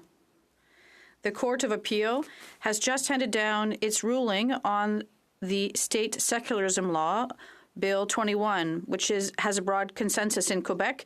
Quebecers want a clear separation of religion and state, and that's what this law guarantees. Now that the Appeals Court has handed down its ruling, it's clear that the next step is the Supreme Court. We saw it with Bill 101, and we'll see it again with Bill 21. What we're asking Ottawa is simple. Can you, please, stay out of it, either directly or indirectly, because Quebec knows what's good for Quebec. Thank you. The Honourable Minister of Justice. I appreciate the question, and obviously the court has just rendered its decision. I will read it, and we will reflect on it. But I'd like to say the message again that we've always given. We will always be here to defend the Charter of Human Rights, and if this ruling does get to the Supreme Court, we'll be there to intervene. The Honourable Member for Saint Jean. I repeat, Quebec knows what is good for Quebec. We know that French is not only our official language, but also our common language, and that it must be protected. We know that equality between men and women is non-negotiable. In Quebec, just like we know, the best way to protect religion is to have, versus state to have none. And that's what Bill 21 is about. And that, too, is a broad consensus in Quebec. So will the Liberals, who say they don't like bickering, commit to not going against the will of Quebecers on Bill 21? The Honourable Minister of Justice. Mr. Speaker, our government has always underscored that we'll always be here to defend the Canadian Charter. This includes freedom of expression and freedom of religion and equality. Nevertheless, if this ruling does make it to the Supreme Court of Canada, we'll be there to intervene. The Honourable Member from Burnaby South. The Arrive Canada drama never stops. Remember we told the Liberals that they could ask public service to do the work that was required? They said, no, it's not possible. Well, it turns out that the Arrive Can contract was awarded to a D&D employee. A public servant actually did the work. Under the Liberals, public money going to private consultants tripled. Why are the Liberals trying to give the Conservatives a run for their money at how much money they can waste on private consulting? The Honourable Minister for National Defence. I actually want to thank the member for the question, because I think it's an important one. Mr. Speaker, as soon as we were made aware that the CEO of Dalian was a D&D employee, we've taken immediate action to suspend all contracts with Dalian, and I can confirm for this House that all active contracts with Dalian have been suspended. I can also confirm to this House that the member in question has also been suspended. The matter will be thoroughly investigated. Thank you, Mr. Speaker. Colleagues, once again, I'm going to ask colleagues to please be respectful of the questions that are asked and, of course, of the answer given for many reasons. One of them, of course, is that members who require the use of translation can't hear through their earphones if members are shouting in terms of the response. Then I have the Honourable Member for Burnaby South. A 6-person family and a pregnant woman live under a highway in Montreal. They were kicked out of their apartment. They cannot find affordable housing. This is the result of the Liberals and the Conservatives who have lost more than a million units of affordable housing. Will the Liberals, or are they ashamed of their track record, or are they too disconnected from reality? The Honourable Minister. Mr. Speaker, we know that every person in Canada has a right to a home. It is a fundamental right. We doubled funding for communities to fight against homelessness and to make sure everyone has a roof over their heads. Mr. Speaker, we know there's a lot of work to be done, but unlike the Conservatives, it's not through bickering with municipalities that will get there. We need to sit down with everyone and find a lasting solution to homelessness in Canada. Thank you. The Honourable Member from Selkirk Interlake Eastman. This Prime Minister isn't worth the cost, the crime, the corruption, or the cover-ups. After hiding the Winnipeg lab documents from Canadians for over 3 years, we finally know why the Liberals blocked Parliament. We know that Dr. Chu had close and clandestine relationships with entities of the People's Republic of China and collaborated with military scientists. The People's Liberation Army is a known security threat to Canada. That's right. So why did the Prime Minister cover up this breach of national security instead of arresting these spies? Good question. The Honourable Minister of Health. Well, in answer to the first part of the question, as I suspect they're going to have other questions on the second element. On the first order, it was the first offer was to have all parliamentarians look at the documents through NSICOP. That was an immediate offer. Some opposition members said that wasn't a good answer because they wanted to make sure that if there was a need for redactions to be released, they wanted a process. So I, as House Leader at that point in time, suggested an ad hoc process that would ensure that an independent arbiter would make the decision about releasing those documents. I would remind the member again that it is an independent decision of the Public Health Agency to make redactions. I'm sure he's not suggesting that anything else other than that should happen. The Honourable Member from Selkirk Interlake That Eastman. House Leader actually sued the Speaker. Dr. Chu maliciously shared technology and materials from the Winnipeg labs with Major General Chen, one of Beijing's top commanders at the Academy of Military Medical Science. The Academy is described in the CSIS documents as the highest medical research institution of the People's Liberation Army of the PRC and has offensive biological weapons capabilities. And one of its objectives is to transform the results of basic civilian research into military applications and biotechnologies. The Chinese military can now make more biological weapons and potentially use them against Canadians and our allies. Why did the Prime Minister cover up this national security threat? The Honourable Minister of Health. I've already said that the documents first were released and then the additional redactions were actually commenced by us. The second point is when the member says maliciously, we don't know what their intention was. That's the purpose of an RCMP investigation.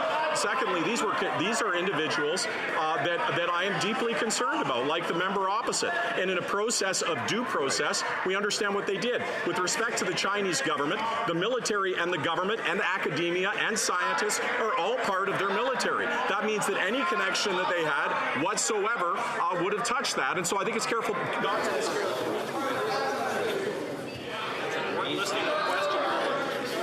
Colleagues, it's hard to hear for the chair to hear the response.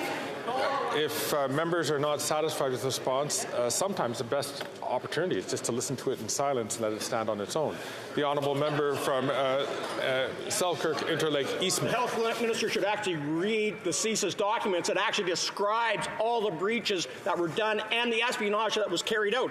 At the Prime Minister's top public health labs in Canada, Beijing military scientist Dr. Yan was given unfettered access to all the labs and the computer systems at the Winnipeg labs, which were covertly shared by Dr. Chu with Beijing. Instead of stopping this espionage, the Prime Minister decided to cover it up. Why did the Prime Minister put his admiration for the basic dictatorship of the Communist Party in Beijing ahead of the public safety of Canadians?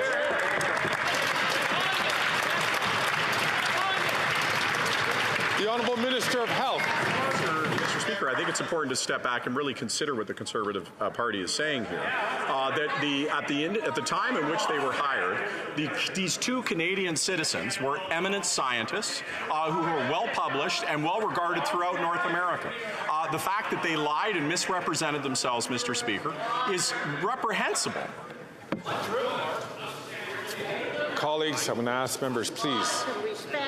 I'll ask the member from Miramichi Grand Lakes, please, to keep his comments to himself until when he will have the floor at the time that he asks the question. The Honourable Minister of Health has 15 seconds left on the clock. So I would hope what they're not suggesting is that if they were in power, that they would have interfered politically, been able through clairvoyance to know that these eminent scientists who at this point in time had no reason to believe that they were anything other than Canadian scientists who were doing good research, that they would have interfered politically with clairvoyance and got rid of them before this happened.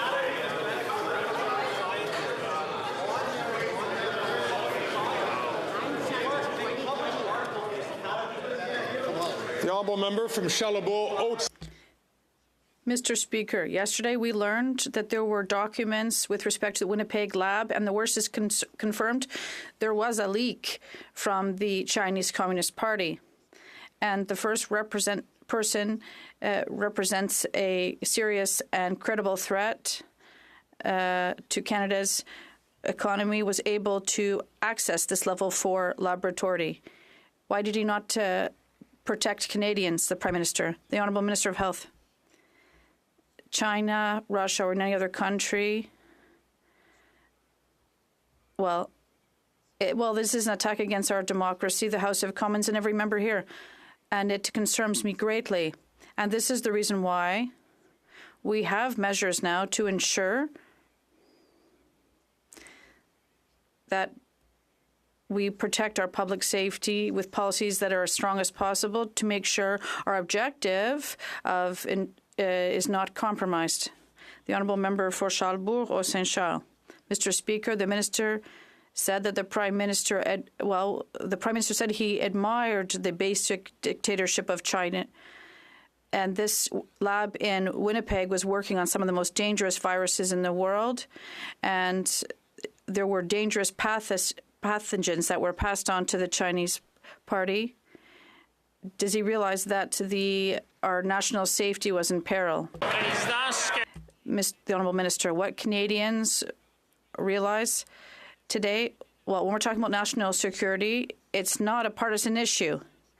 And if there's something we won't take lessons on for the Conservative Party is protecting national security on research and science in Canada. We are the government that did the most to protect science in this country, to protect IP, to help our universities and research centres to identify risks. Mr. Speaker, last January we published a list that indicates our research institutes that not do business.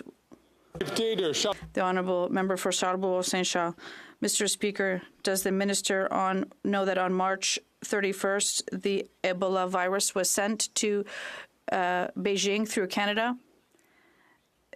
We sent a weapon to a country that is building up its stock of biological weapons. Does the Prime Minister realize that his government failed because the Chinese government is developing biological weapons and he's putting our security at risk? The Honourable Minister of Innovation. Mr. Speaker, rather than talking about facts, what we hear from the opposition today is politicizing national security. And I think that all colleagues that were elected to this chamber, their first responsibility is the security and health of Canadians. As I said, last January, we did publish a list for entities that are protected to protect national security and IP. Will always be here to defend national security in Canada. The Honourable Member for Drummond. The Court of Appeal is clear. Bill 21 is constitutional and does not pose a problem.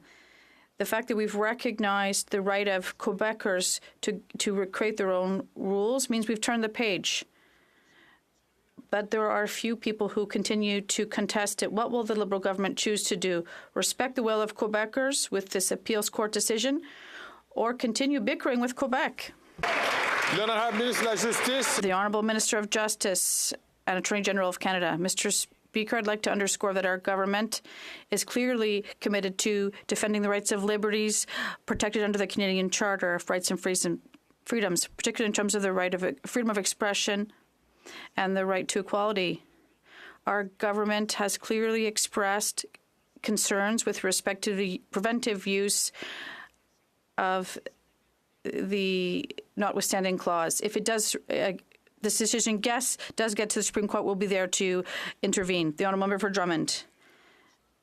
Yes, we're talking about respect for Charter and court decisions as well, because despite what the Liberals say, Bill 21 has nothing to be criticized for. It is legitimate. It is a pillar for living together in harmony, which Quebecers want. And Liberals' fears are unfounded. Now that the appeals court has rendered its ruling, will the government commit to not contesting this Bill 21 either directly or indirectly? The Honourable Minister of Justice and Attorney General of Canada. Mr. Speaker, like the Prime Minister has already said, as I have already said, our government is committed to defending the rights and liberties of Canadians protected under the Charter. Nevertheless, we have to protect freedom of religion and expression. We've also said that our government has clearly expressed concerns with respect to the preventive use of the notwithstanding clause. If this case does go before the Supreme Court, our government will intervene. The Honourable Member for Rivière-du-Nord. It's worrisome. The Liberals want secularism without any trace. They don't want us to say anything. They want to make it insignificant, but separating religion and state does mean something. It means that we respect the beliefs and the non-beliefs of each other, and they never get involved in the relationship with the state. Bill 21 has true implications, and the appeals court has recognized this, and the use of the notwithstanding clause is not only constitutional but legitimate for Bill 21. The Honourable Minister of Justice and Attorney General of Canada.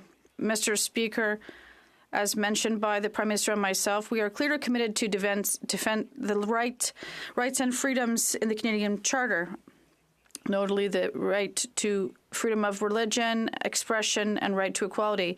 On several occasions, we've also said that we have serious concerns with the prevented use of the notwithstanding clause. If this case does get heard by the Supreme Court, our government will be here. The Honourable Member from St. Albert, Edmonton. Mr. Speaker, after 8 years, this NDP Liberal Prime Minister isn't worth the cost or the cover-up. For 3 years, this Prime Minister covered up a terrifying national security breach at Canada's highest security lab, hiding the fact that the head of special pathogens was actively collaborating with top Beijing military scientists engaged in biodefense and bioterrorism. So, in the face of that, will the Prime Minister accept responsibility for this colossal failure on his watch? The Honourable Minister of Health. Mr. Speaker, I've answered that question on numerous occasions, but let me address the preposition at the start of that question, where he says the working together with another political party. He doesn't want to do that, and I get that. He's used to making partisan points and not reaching across the aisle and collaborating. But you know what happens when you collaborate, Mr. Speaker, when you work together? You get national pharmacare. You get the ability to say to those that have diabetes that you've got your back and you've got medication. You say to women, we're going to give you real freedom, freedom over your sexuality, freedom over your reproductive rights. That's what happens when you stop focusing on partisan politics and you start focusing on results. The Honourable Member from St. Albert, Edmonton. What a disgraceful answer from this minister. The national security culture begins at the top with the Prime Minister. This is a Prime Minister who said that he admires Beijing's basic dictatorship. This is a Prime Minister who, over the past 8 years, has repeatedly ignored Beijing's interference. So, in the face of that, is it any wonder that under this Prime Minister's watch, top Beijing military scientists had unfettered access to some of Canada's most sensitive biological secrets? The Honourable Minister of Health. Mr. Speaker, in the first order, that isn't true. What is true is that the Public Health Agency of Canada, which is one of the most respected agencies in the world, that was there for us throughout the pandemic, is entirely responsible for its operations. And the truth is that there were two individuals hired. They were Canadian citizens, eminent scientists, well-known and well-respected across Canada and indeed around the world, who lied to the Public Health Agency of Canada. The Public Health Agency of Canada then took the very responsible action of firing those individuals, turning the matter over to the RCMP, where they currently are under investigation, Mr. Speaker. Yeah, where are they? The honourable member from St. Albert, Edmonton, had the opportunity to ask two questions. I'm certain he could speak to his House Leader to ask more questions in the House. But until that time, please, I'd ask him to wait his turn until he has the microphone, until he has the floor. The honourable member from Lennox, Addington. Speaker, evidence speaks otherwise. After 8 years, this Liberal NDP Prime Minister is not worth the cost nor the cover-up. He can't be trusted to keep our people safe. Yesterday, the entire nation was shocked to learn that this government granted two People's Liberation Army assets full access to secret research in a top-secret Canadian lab. This represents the biggest security breach since the Cold War. And this happened under a Prime Minister who famously said he admires China's basic dictatorship. Mr. Speaker, how can Canadians trust a Prime Minister that fails to take national security seriously? The Honourable Minister of Health. Mr. Speaker, the representations made by the member are inaccurate, and I would invite people to read the documents, which have been fully redacted. But this is the contrast, Mr. Speaker, between a party that is focused on partisanship and difference. And you know what the member opposite talks about working with another party and what that might accomplish. What about dental care, Mr. Speaker? When we focused on cooperation, we were able to get dental care done for this country. We were able to make sure that 9 million Canadians, 3 million seniors will have access to dental care. They're voting against that. They're against that. Are they against pharmacare? Are they against the other fruits of cooperation that come from...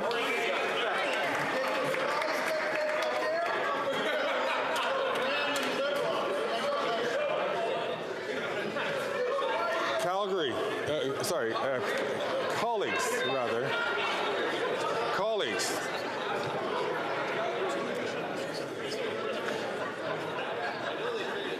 Again, colleagues, it is very important for us, for those of us who have the ability to speak both languages, it's a clear advantage of being in the House that we don't require the use of the headsets. But for those of us who do require it, it's very difficult for them to hear the questions or the answers if there's too much noise in the House.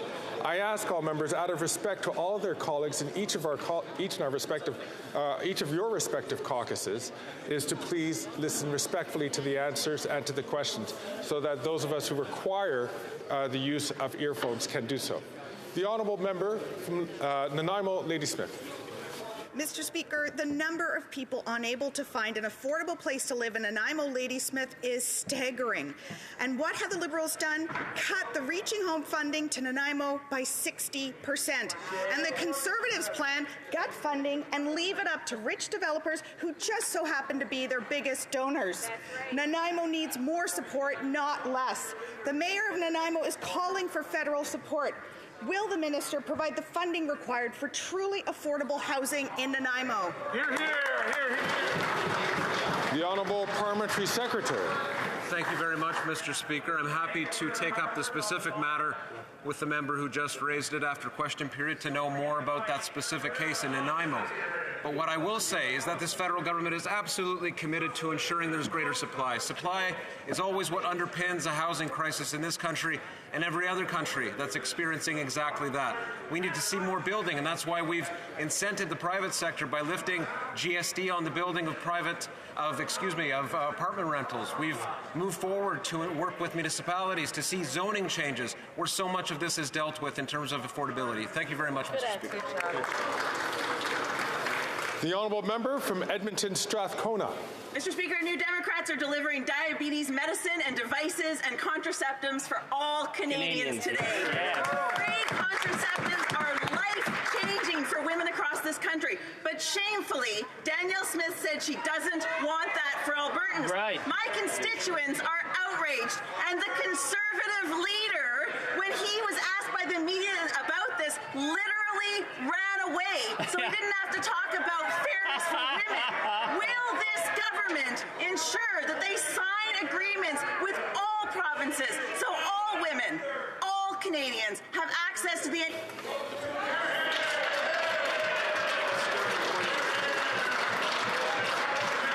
The Honourable Minister of Health. Access to medication for diabetes is not just a question of social justice. It's a question of saving lives. It's a question of prevention. It's a question of reducing costs enormously across this country. And I can say, and specifically with Alberta, that I've had very constructive conversations with Adriana Lagrange, who's been willing to work and find compromise, find that common ground. Unfortunately, across the aisle, that's not what we see. Today, the leader of the official opposition, the Conservatives, ran away when asked if he would support diabetes medication, refused to answer whether or not he would slash contraceptives for women. They are already against dental. I'd really like to know where they stand for pharmacare. The Honourable Member from Pontiac. The Honourable Member for Pontiac.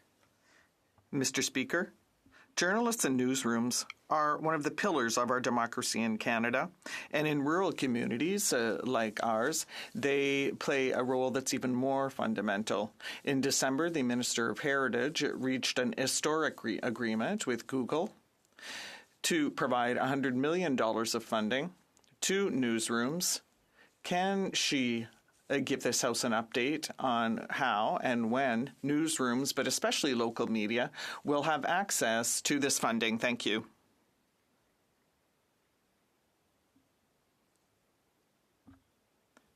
The Honourable Minister of Heritage. Thank you, Mr. Speaker.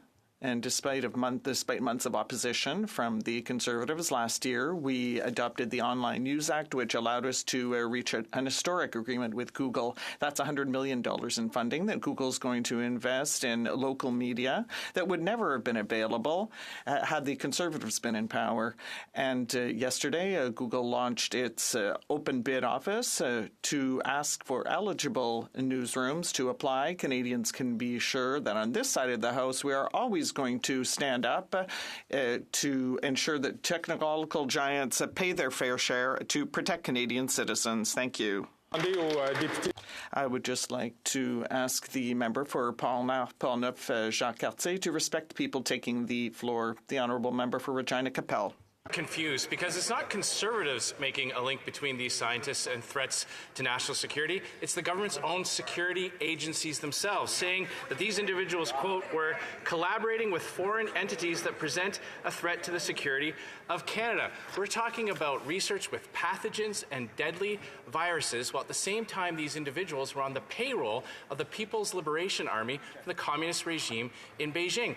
Now, rather than inform Canadians and come clean at the outset, the government went into overdrive to cover it up. How could the Prime Minister be so callous and selfish that he would try to protect himself rather than the security of Canadians?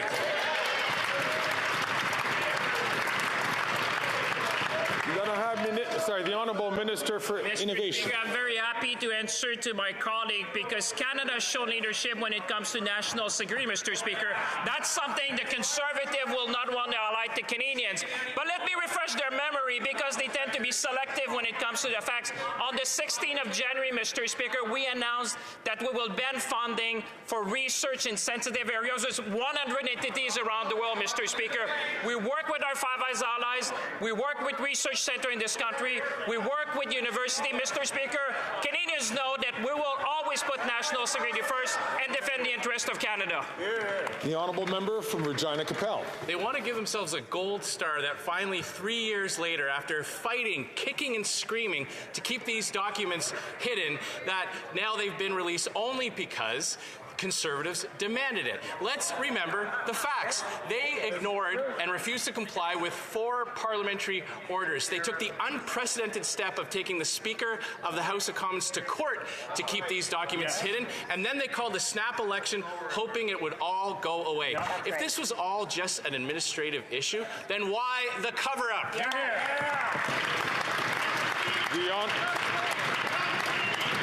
The Honourable Minister of Health. In the first order, one of the things that is disturbing about what the member is supposing is that if he was in government, and I hope that that doesn't happen, that they would interfere in the redaction process and they would be involved in it. We obviously did not do that, particularly not with national security. What we did do, and in fact, the member opposite and I had a conversation about this. First, I suggested immediately that they see the documents at NSICOP. He said that wasn't good enough. So I created an ad hoc committee. The ad hoc committee gave them the opportunity not only to see the documents, but put to an independent arbiter whether or not they should be released publicly. We did that together. The documents are released. They're now before us. The honourable member for Mégantic-L'Érable.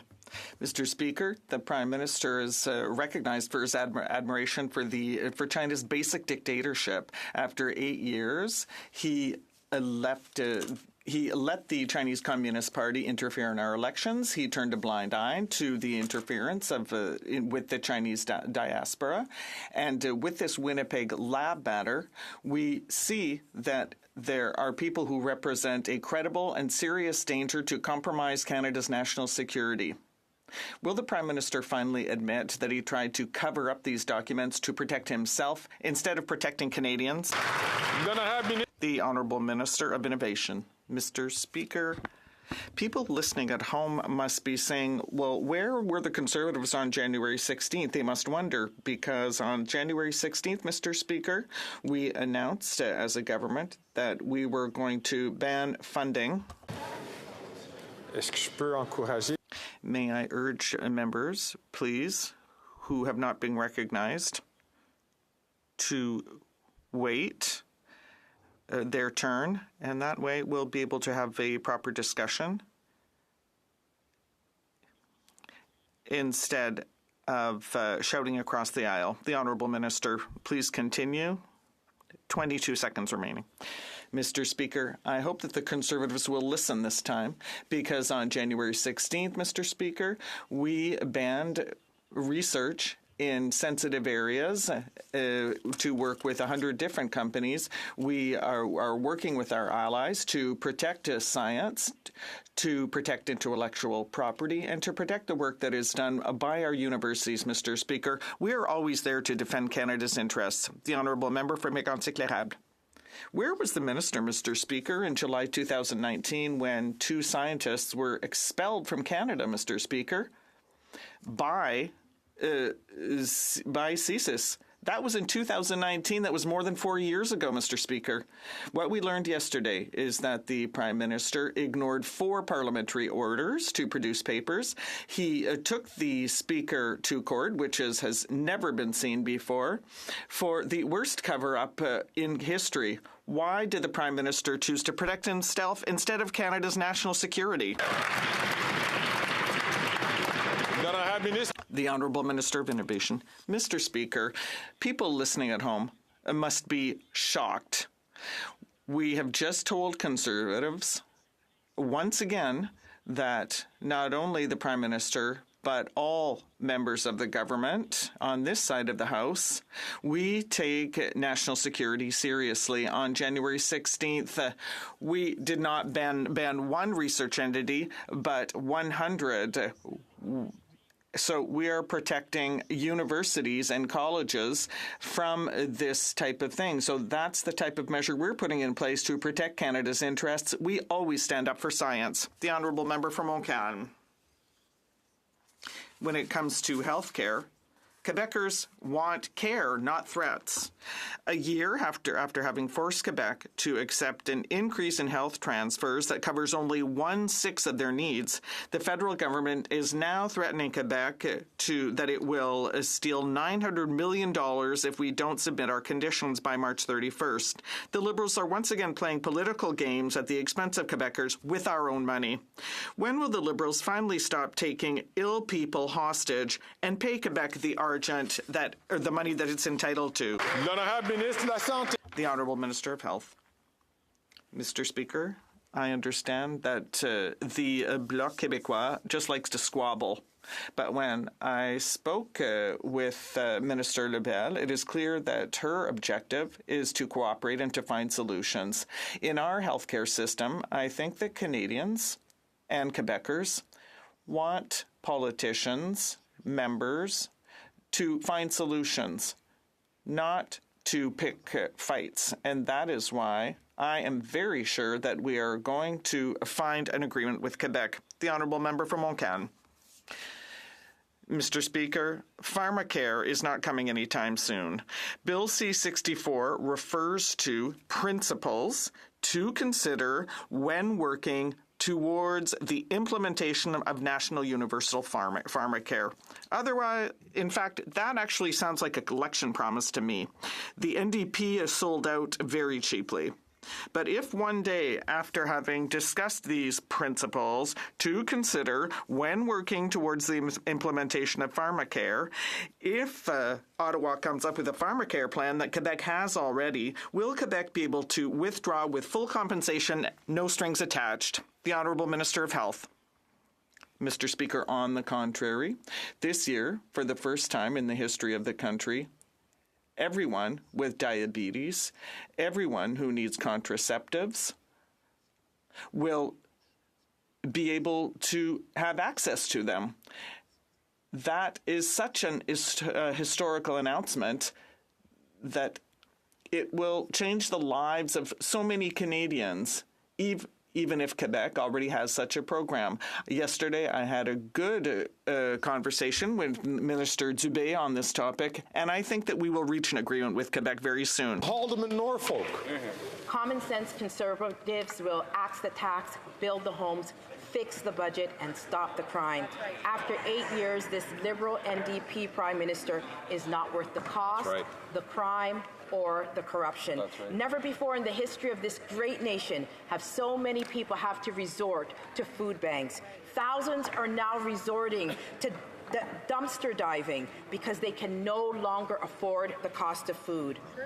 Will this Prime Minister show some compassion and cancel the April 1st carbon tax hike? That's the right thing to do. The Honourable Parliamentary Secretary. That colleague is from Ontario, where I'm from, Mr. Speaker, and the climate rebate that Ontarians will receive is over $1,100. That's for a family of 4. Mr. Speaker, I'm not surprised, though, to hear that member and the Conservatives continue to bring up these points. They want to take money out of the pockets of Canadians. Today, historic legislation tabled in the House of Commons on pharmacare. The Leader of the Opposition ran away when asked if he would support pharmacare. When it comes to student loans and helping students, when it comes to EI, pensions in particular, they're nowhere to be seen. They want to make cuts. They're a party of austerity, Mr. Speaker. The Honourable Member from Haldimand, Norfolk. Mr. Speaker, Canadians are getting back far less from this government than they're paying in carbon tax. That's right. According to Second Harvest, this year we'll see a 30% rise in the demand for food charity in some regions. Wow. Where I live in Southern Ontario, we produce food to feed the entire nation. Yet so many families there still do not have enough income to cover basic food expenses. Why won't this government just do the right thing? Cancel the 23% carbon tax hike on April 1st so that Canadian families can afford food again. Yeah, do the right thing. The Honourable Government House Leader. New member who wants to take Canada out of the UN needs to know a little bit of good news for a change, Mr. Speaker. We've had many months of good news for Canadians. Just recently, Statistics Canada announced that in January we gained 37,000 new jobs, and there are 1 million more Canadians, Mr. Speaker, working than before the pandemic. The unemployment rate is at 5.7%, and wage growth is outpacing inflation, and that's even more true for women. You'd think that member would care about such things. The Honourable Member from Battleford's Lloydminster. Mr. Speaker, common sense Conservatives will axe the tax, build the homes, fix the budget, and stop the crime. Because after 8 years, Canadians know that this Prime Minister is not worth the cost, crime, or corruption. Life has never been more expensive in this country. 1 million Canadians will be relying on food banks this year alone. And still, this Prime Minister is hell-bent on hiking the carbon tax up by 23% on April 1st. Mr. Speaker, why won't the Prime Minister cancel his carbon tax increase and help make life more affordable for Canadians? The Honourable Government House Leader. Mr. Speaker, I think the Canadians have had enough of the gloom and doom coming from over here. They're deliberately ignoring the truth about how our government has supported Canadians.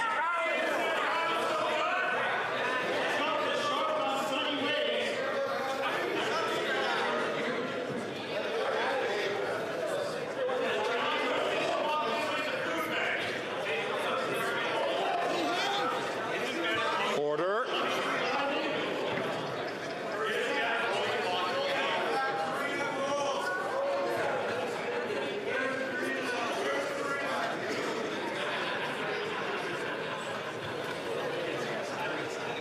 The Honourable Government House Leader. Mr. Speaker, 2.3 million Canadians have been lifted out of poverty since this government took office and started caring about Canadians by putting supports in place that those guys had spent all their time cutting. Families throughout Canada have seen their child care fees slashed, in many cases down to $10 a day, thanks to this government and this Bill C-35 that we're getting ready to pass today. The Honourable Member from Vancouver Centre. Mr. Speaker, Black Mental Health Week begins next week. It's a time to amplify Black voices and support equity in mental health.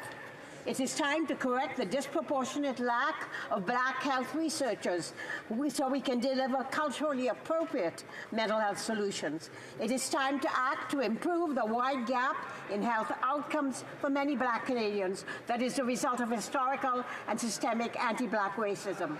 Can the Minister of Mental Health and Addictions tell us what her department is doing to improve access to culturally safe and informed mental health services for Black communities across the country? The Honourable Minister for Mental Health and Addictions. Thank you, Mr. Speaker, and thank you to the member. She is such a tremendous advocate on so many issues that matter to Canadians. Black communities across Canada continue to experience social and economic inequities which have persisted for far too long and have negative impacts on their mental health. We know there's more work to do, Mr. Speaker, and we're committed to doing the work together. Through programs like the Mental Health of Black Canadians Fund, we are supporting organizations to develop culturally safe, focused, knowledge-based programs with capacity to improve the mental health of Black Canadians and meet their needs. We'll keep working with the Black community across Canada, Mr. The Honourable Member from Leeds, Grenville, Thousand Islands and Rideau Lakes. Common sense Conservatives will axe the tax, build the homes, fix the budget, and stop the crime. Meanwhile, after 8 years of this NDP Liberal Prime Minister, Canadians know he's not worth the cost of the crime or the corruption. And just yesterday, we learned that in the Prime Minister's $60 million Arrive scam, one of the contractors who was paid millions is actually a bureaucrat for this NDP Liberal government. That's why Common Sense Conservatives passed a motion in this House demanding that this government produce all of the documents on this Prime Minister scandal. Will he stand in his place and commit to releasing every last page? The Honourable Minister of National Defence. Mr. Speaker, 24 hours. 24 hours after we became aware that the CEO of Dalian was a DND employee, we've taken action, Mr. Speaker. We have suspended all contracts with Dalian. We have suspended the employee, and we have launched an investigation on how this person became an employee at DND in the first place. Mr. Speaker, we will act to ensure that we protect the integrity of our institutions and our government. The Honourable Member for Leeds, Grenville, Thousand Islands and Rideau Lakes. Well, Mr. Speaker, let's offer it a little louder for those in the back. What we're looking for is a commitment from this government to release every page of those documents, because after 8 years, it's clear to see that these Liberals aren't worth the corruption with their NDP Liberal Prime Minister. It's very clear, a $60 million scandal with people in their basements getting paid $20 million, not doing any IT work, and now we have that minister's staff who are are getting paid millions of dollars while Canadians are lined up at food banks. So another question, and I'll say it loud so the minister can hear it, will they stand in their place to getting Canadians money back for their corruption?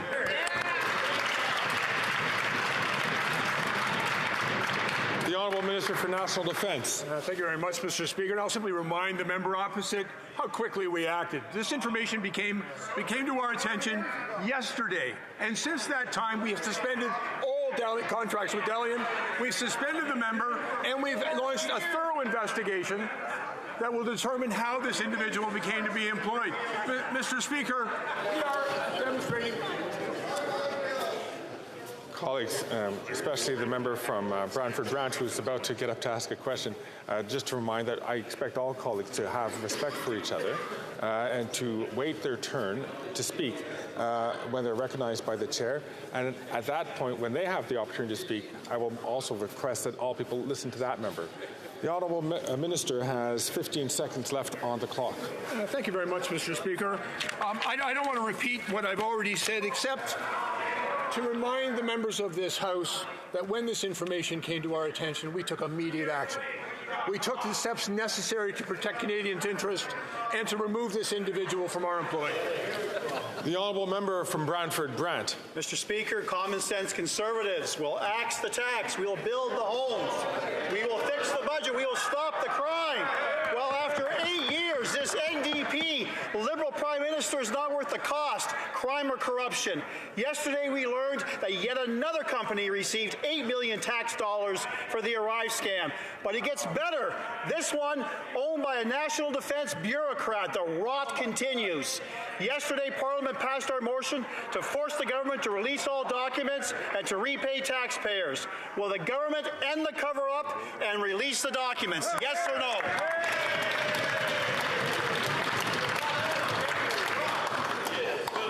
The Honourable Minister for National Defence. Mr. Speaker, the member opposite began his question by talking about all the things that the Conservatives propose to do at some distant point in the future. But, Mr. Speaker, let us remember what they did when they were in government, where they cut the defence spending, for example, to less than 1% of GDP. Less than 1%. When they cut the resources of the police, our national security intelligence advisors, all of the people whose job it is to protect us and to maintain the integrity of our institutions, they cut them. And, Mr. Speaker, we've been rebuilding the government to get the work done, and we are prepared to take the action necessary.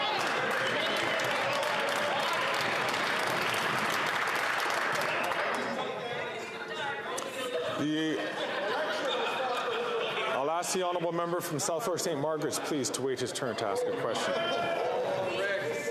The Honourable Member, The Honourable Member for Alfred Pellan. Mr. Speck, in Quebec, we're fortunate enough to have tourist attractions that charm people here, elsewhere in Canada and abroad. The tourism contribution represents more than 3% of employment and 2% of the GDP, whether it be for sustainable tourism, agritourism, outdoor experiences, Indigenous tourism, or rural tourism. Can the minister tell us how our government is going to maximize the growth potential of this sector? Thank you. The Honourable Minister of Tourism. Thank you, Mr. Speaker. I'd like to thank my colleague for his question. And he can tell everyone in his riding and all Quebecers that as of today, the Tourism Growth Fund is ready to receive applications from all kinds of companies and associations in order to choose projects and make tourists' experience better. Conservatives don't believe in tourism. They want to cut everywhere in Saguenay and Gaspésie, but on this side of the House, we stand up for tourism in Canada. Thank you. The Honourable Member from South Okanagan, West Kootenay. Mr. Speaker, last summer's wildfires devastated communities across Canada, and the Minister of Emergency Preparedness has admitted that the upcoming wildfire season will be even worse. Canadians want their government to take decisive action, and according to last week's Abacus poll, 74% of them want to see this done through a new national wildfire fighting force. but the Liberals are taking a go-slow approach. The wildfire season is already starting, so when will this government act to create a national wildfire fighting force? That's right. The Honourable Minister. I want to thank the member for the question. In fact, actually, we're taking immediate action, taking the lessons learned from not only last year, but previous years as well. First and foremost, we need to make sure that all the resources that we put in place go directly to fighting wildfires, and that's to the local level. So we have already trained approximately 500 firefighters, Mr. Speaker, putting more personnel to support on the recovery. Yes, we are reviewing the overall national system as well. Any support that we provide, we're going to make sure that it actually has the maximum impact. Thank you. The Honourable Member from Kitchener Centre. Mr. Speaker, we're learning that Palestinians in Gaza have been shot and killed while waiting for aid at a time when the UN reports at least a quarter of those in Gaza are one step from famine. Meanwhile, Amnesty International reports that Israel has failed to comply with the ICJ ruling requiring them to take immediate steps to prevent genocide, including allowing humanitarian aid in. In light of this, when will this government reinstate UNRWA funding, which millions of Palestinians rely on for food, and call on Israel to follow the ICJ ruling? Hear, hear. The Honourable Minister for Foreign Affairs. Stories coming out of Gaza are extremely preoccupying. This is catastrophic. I would call this a nightmare scenario. So, at all times, international humanitarian law must be respected, and both parties must respect the ICJ ruling. And we need to do more to make sure that humanitarian aid is going into Gaza, and at all times, civilians must be protected. Thank you so much. This brings to an end a question period. I see the Honourable Member from Regina Capel is rising on the regular Thursday question. Thank you very much, Mr. Speaker. It's time for the weekly Thursday question. I just want to let my colleague, the Government House Leader, know that Conservatives are ready to quickly pass any legislation that will axe the tax, build the homes, fix the budget, or stop the crime, and they needn't use extended sittings to do that if they come forward with some common sense practical plans, not like the inflationary deficits and soft on crime approach that has unleashed so much crime and chaos in our community. So I wonder if the Government House Leader can inform the House if any of that will be coming the week we come back, and if not, what the government will actually be calling for debate. I thank the Honourable Opposition House Leader for the Thursday question. I see that the Government House Leader is rising for an answer. Good news today. We have announced a whole bunch of more homes being built in Canada. We have reduced taxes on the middle class and increased them on the 1%, and those guys voted against it. The budget is the best in the G7, and we have a great record on reducing poverty, Mr. Speaker. So all of these things are well in hand without the bad track record of the previous government. Mais, Monsieur le Président.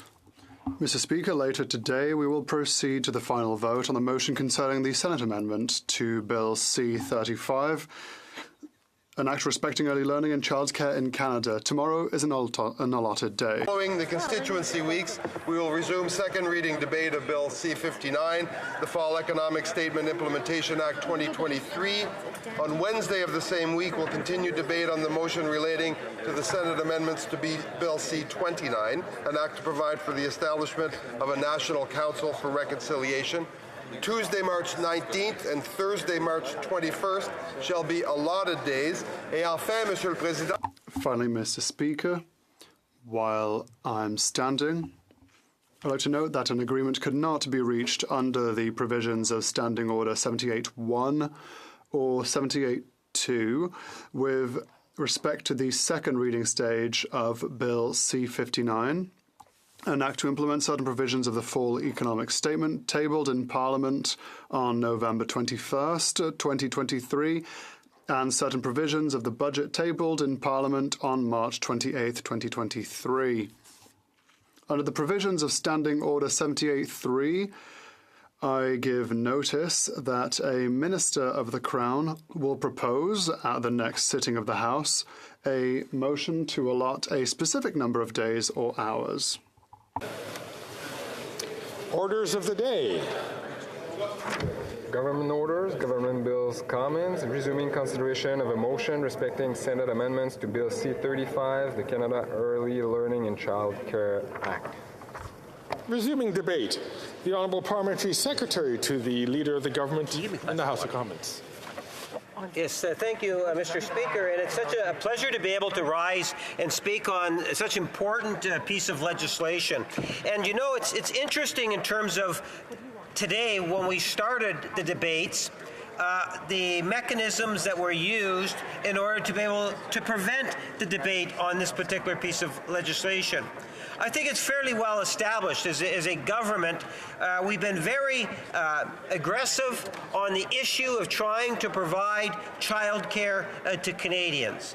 We've had a number of ministers now work with different provincial entities and others, stakeholders, across the country, quite frankly, Mr. Speaker, in order to develop a plan in which would be well received by Canadians. Having achieved that particular plan, the work was then to start working with provinces and getting agreements put into place. Many of the provinces today actually have $10 a day daycare because of this government's proactive approach at providing good quality child care, Mr. Speaker. The province of Manitoba is one of those provinces. In fact, it wasn't that long ago when we had the Prime Minister come up to Winnipeg North and go to visit Stanley Knowles School, where he got to witness firsthand some of the benefactors of quality child care. And that was just in one school in the riding of Winnipeg North, where we saw firsthand children and parents of children and administrators of good quality child care, Mr. Speaker.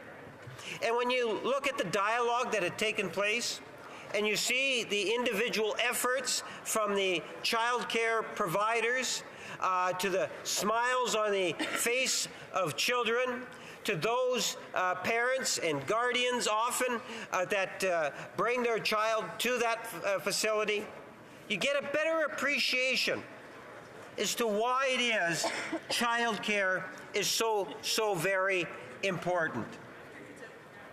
Here's the issue that I have. Every member of the Conservative Party that virtually speaks nowadays, they've been programmed to talk about their 4 priorities. And in those priorities, the one I want to focus a little bit of attention on is the priority, what they classify as fixing the budget. And I think it's important that people really understand what they mean when they say fixing the budget. Fixing the budget, Mr. Speaker, from my perspective, is actually code words about a Conservative hidden agenda in terms of what it is a Conservative government would actually do. And I think that we need to be aware of that. The Conservatives need to start sharing what their true feelings are and thoughts and policies are on very important public policy positions. And today, earlier during the debate on this, Mr. Speaker, we had one of the Conservatives stand up and being very critical in terms of C-35. And I posed the question to the member, if the member could actually be very clear, because the Conservative Party has not been clear on the child care issue on Bill C-35. If you take a look in terms of what it is that they were saying during the election, the position that they had taken during the election, Mr. Speaker, was that at the end of the day, they were campaigning saying that they were going to rip up the child care proposals that the Liberal government was talking about just prior to the election. That's what they were telling Canadians. And then shortly after the election, they started to waffle a little bit as the government started to actually get provinces signing on to it. So whether it was provinces like my home province of Manitoba or provinces like Ontario, Mr. Speaker, what we witnessed is from all regions of the country, provinces and territories buying into the national program. That caused a little bit of issues, if I can put it nicely, across the way to the Conservative Party, as they started to feel a little bit uncomfortable in regards to what it is that they were saying during the last federal election. Now, you fast forward it to what's happening today and some of the comments that we're hearing from the Conservative caucus members.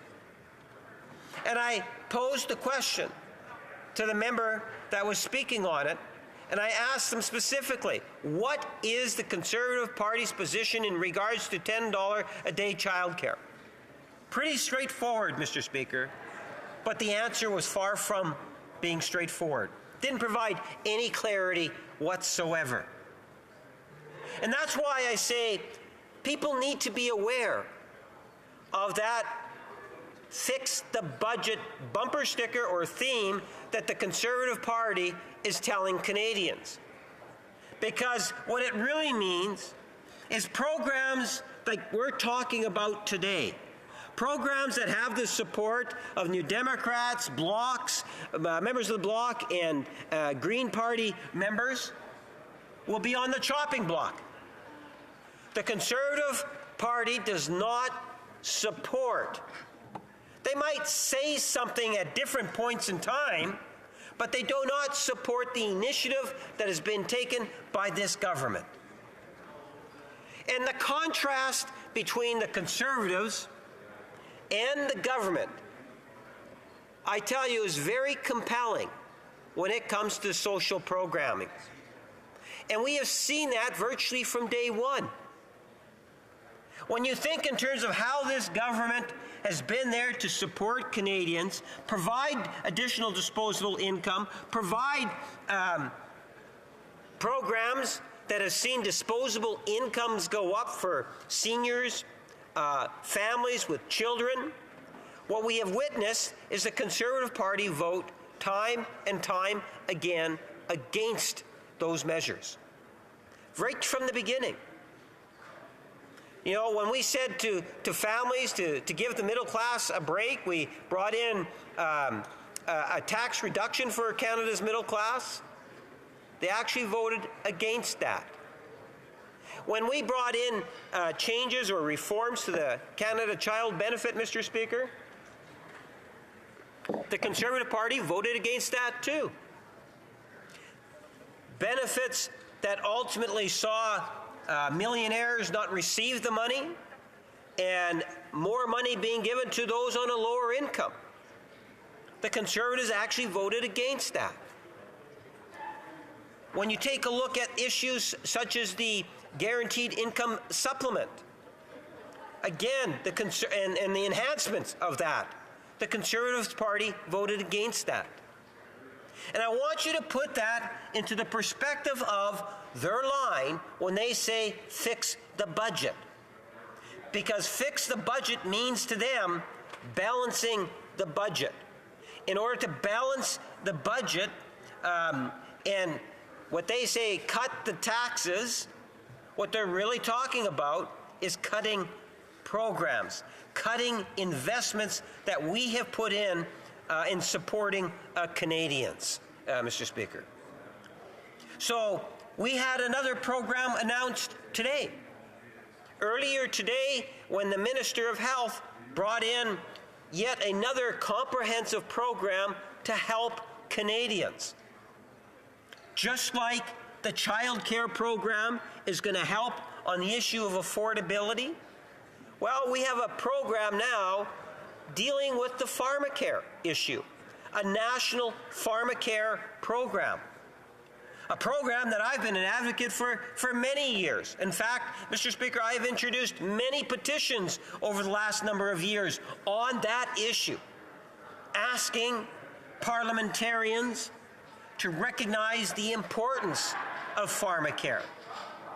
But that is a program that I'm absolutely delighted to see the legislation before us today, but I am concerned, much like what we're witnessing on Bill C-35, where the Conservatives are critical, and the Conservatives have been in opposition of childcare in the past, that's going to be on the chopping block when it comes to fixing the budget, their priority issue. So will other social programs like pharmacare. And this is something that I know that the constituents of Winnipeg North, and I would argue Canadians as a whole, see and understand and appreciate the true value of that. These are the type of programs that I think that the Conservative Party needs to better understand, so that when they start talking about so-called fixing the budget, that they can be a little bit more clearer in terms of the types of programs that they're looking at cutting. Because when I listen to what they're saying on childcare today, and what I've heard them say during the last federal election, I'm concerned about childcare and the future of childcare. And I believe it's easily justified. You know, my colleague, the Parliamentary Secretary for Foreign Affairs, raised the issue about Ken Dryden. When Ken Dryden traveled the country and brought forward to this to the Parliament back then, you know, a number of years ago, a national child care program, it ultimately was defeated by, well, at that time, the coalition of the NDP and the Stephen Harper Conservatives that brought down the Liberal government. And as a direct result, Stephen Harper killed the child care program back then. When he was elected into the chair of the Prime Minister's office, it did not survive. And that's why I think it's important that we recognize who's to say that under this current leadership, who is even further to the right than Stephen Harper, do we really believe that the child care is going to survive? That's why it's absolutely critical that we have this legislation passed, Mr. Speaker. Because at the very least, it will make it more difficult as the program becomes more established. Why is the legislation so important? I would suggest to you all we need to do is look at one of the treasures of being a Canadian is the Canada Health Act. That's right. And the Canada Health Act ensured that the Conservative parties or Conservative governments in the future would be able to be prevented from getting rid of the Health Act, Madam Speaker. And the longer that the Health Act was in place, the more difficult it was for future governments to not support a national health care program. I would argue that the same principle applies here in C-35. The longer that C-35 is a part of Canadian law, and Canadians already today understand and appreciate the importance of the National Child Care Program, I believe that it will stand the test of time so that future generations will in fact have affordable child care opportunities, Madam Speaker. And that's why I believe C-35 is such an important piece of legislation. I am concerned about the short term, because it's the short term of the narrow-minded individuals that make up the Conservative Party today, which is further to the right than we have ever seen it, Madam Speaker, that I believe is a great threat to a national child care program. Not to mention other programs that we've already put into place. Whether it's the dental program, which is now being rolled out for seniors. Last year it was for children. This year, seniors and people with disabilities. These are good programs that are making a difference. And these are the type of programs that I am genuinely concerned in regards to what would happen if there was a change in government, Madam Speaker. And that's why I believe it is important, not for us just in government to talk about these type of initiatives, but also to bring in the legislation. Because in the long term, I believe that these types of national programs are is a part of the reason why we're building a Canadian identity in which we can all be very, very proud of.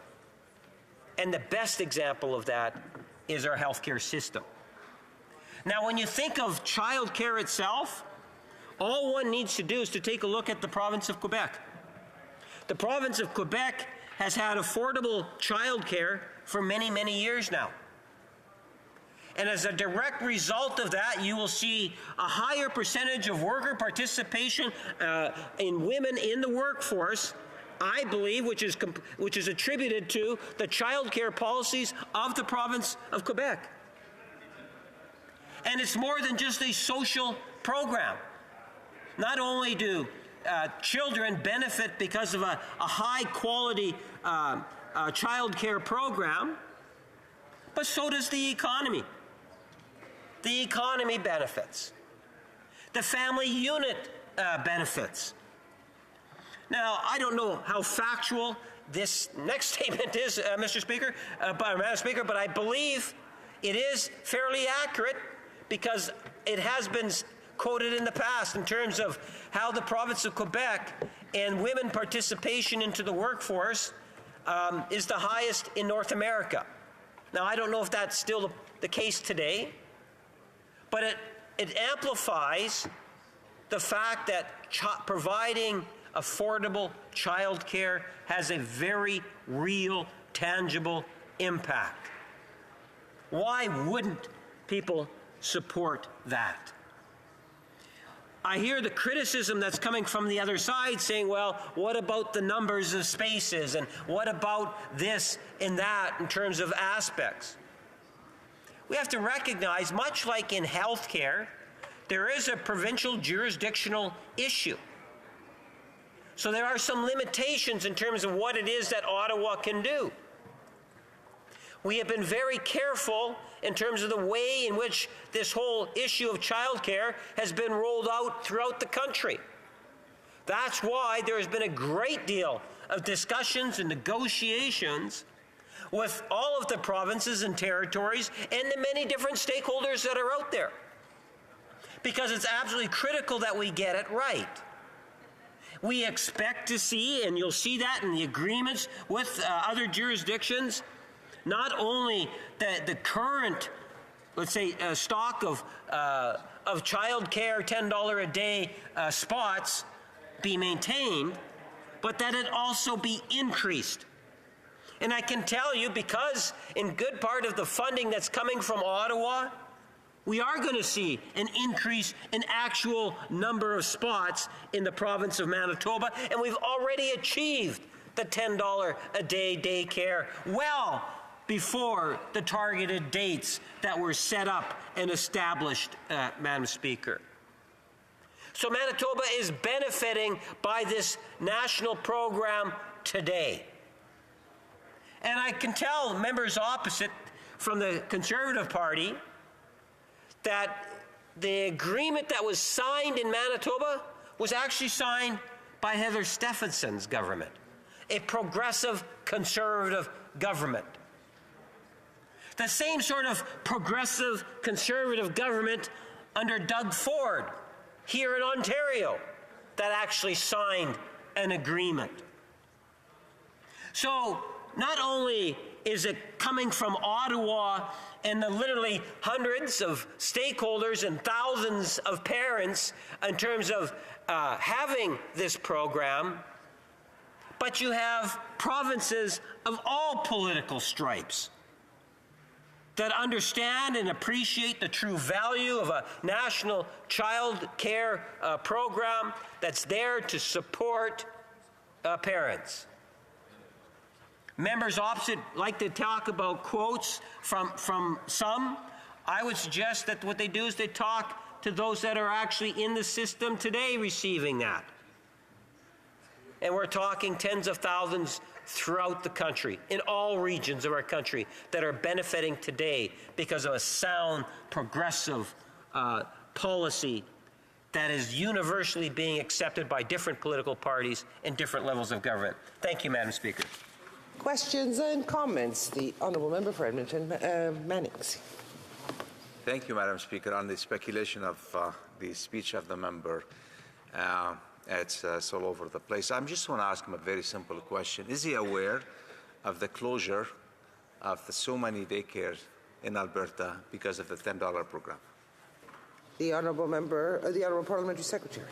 Yes, Madam Speaker, what the member needs to do, along with others that have raised that particular issue, is to start to get serious with the jurisdiction of the province of Alberta, to try to imply in any fashion that literally the millions of dollars that the Ottawa is providing to Alberta is causing closures in daycare, I would suggest to you has a lot more to do with the ways in which it's being administered and working with the childcare providers. I'm not hearing, and it is somewhat concerning in the sense that this is not about just the status quo of overall numbers. It's important that we actually see more numbers of spaces being increased, and I believe that that's what C-35 is all about.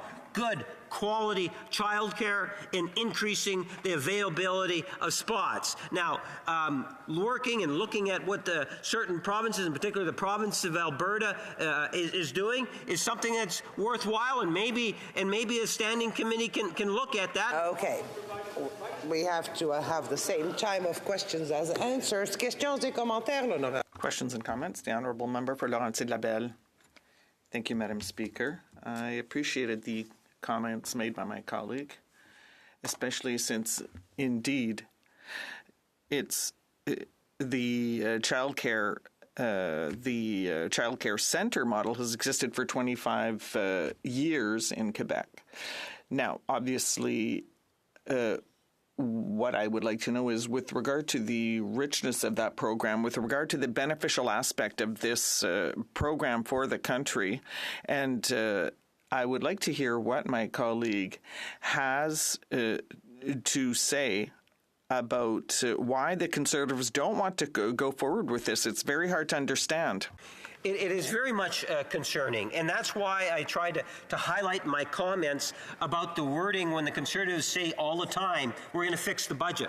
Because fixing the budget means cuts. And I'm very much concerned because that's why I drew the analogy of the Canada Health Act. And it was the province of Saskatchewan that kind of initiated an idea. The national government jumped all over it. We get a national health care program. We bring in the Health Care Act. And through time, now it's become very sacred to all Canadians. And at the end of the day, let's recognize Quebec did a wonderful thing here. It's really contributed and liberated a lot of people, and it's having such a positive impact. And what we need to do is to try to take advantage of the Quebec idea, nationalize it, bring in the legislation, and enable more people across Canada to be liberated, to be able to do the things that they are able to do as a direct result of having affordable daycare or childcare. That's something that the Conservatives should be supporting, but I tell you, I'm genuinely concerned that a part of this whole fix the budget means getting rid of childcare, and Canadians need to be... Questions and comments. The Honourable Member for Saanich Gulf Islands. Thank you, Madam Speaker. Honourable friend, the Parliamentary Secretary. Again, to put on the record the Green Party's strong support for early learning, enriched childcare accessible to all across Canada. And I note that in Bill C-35, there are a number of improvements. But one of the pieces, while requiring funding, is that there's no particular funding mechanism mentioned. Quickly, I want to reference that I was honored to know the amazing Canadian social justice activist and journalist, June Callwood. And June always argued that what we needed was a baby investment tax. She said, we put it on corporations, and every corporation will be asked, have you done your bit?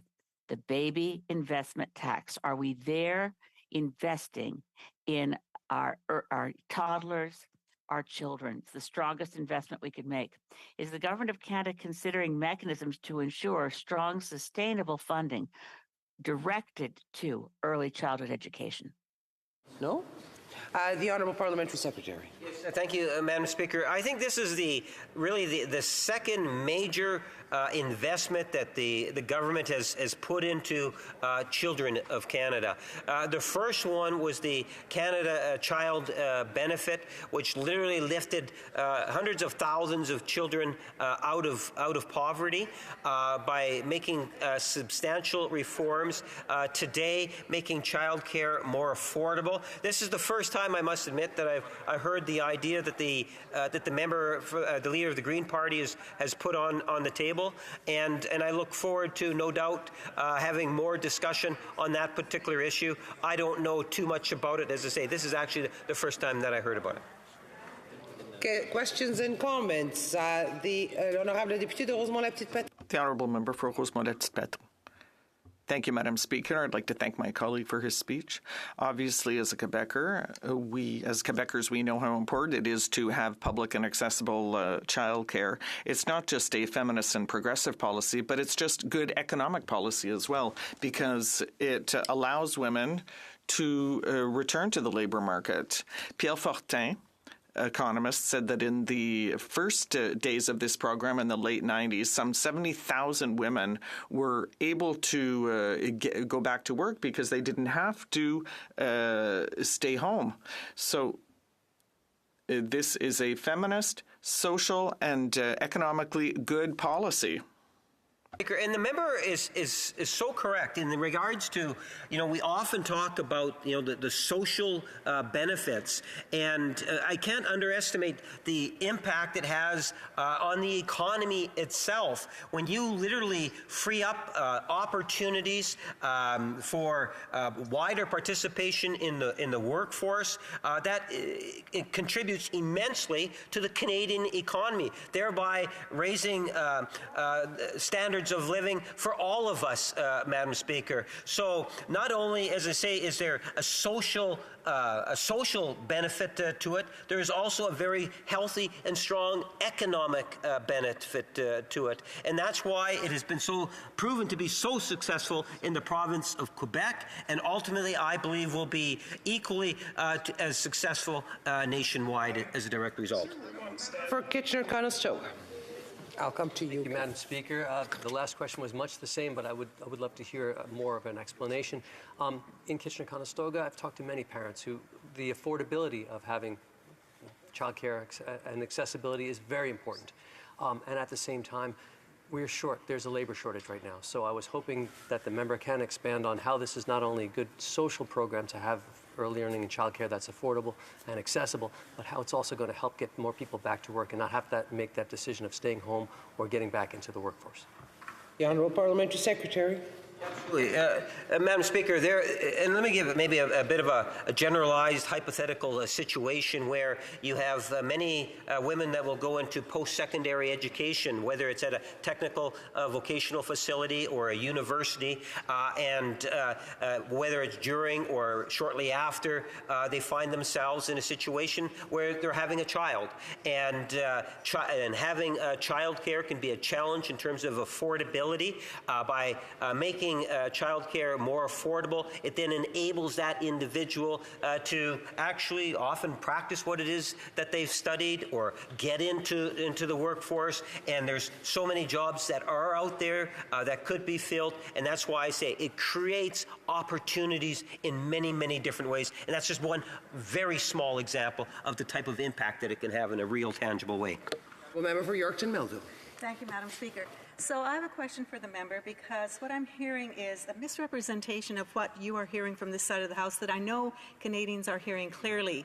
And that is the fact that it is people who are low income, single moms, individuals who truly need daycare that are not able to afford it, that need that $10 a daycare supply first. But what has happened with the route that this government has gone is that $10 a day is going to people who already have their children in daycare, because we're having all these other people having to wait for these spaces to be developed and for new people to be prepared to teach and care for those children. So this is not a good business plan. Why is it that this government didn't choose to put that funding into those who need it most, and those who can afford it could wait until the program develops further? But at the moment, daycares are having to shut down because the $10 a daycare is not providing the finances that they need.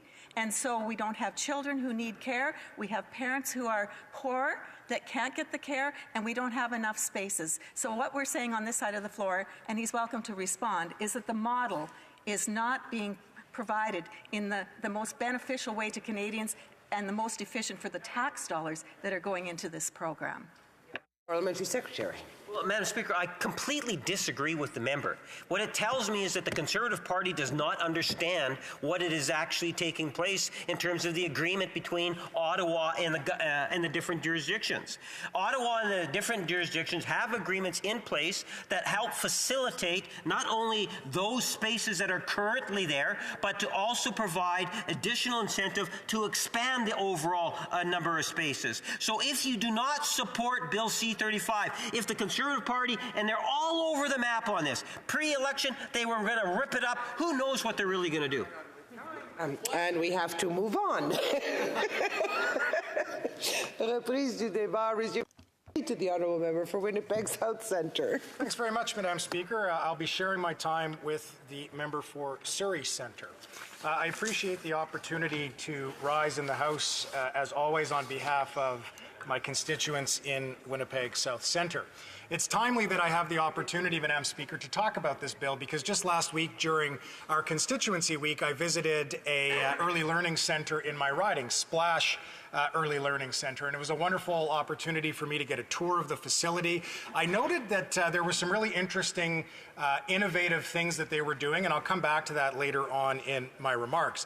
As my honourable colleague from Winnipeg North has mentioned on a number of occasions today in the chamber, our home province of Manitoba has realized $10 a day daycare.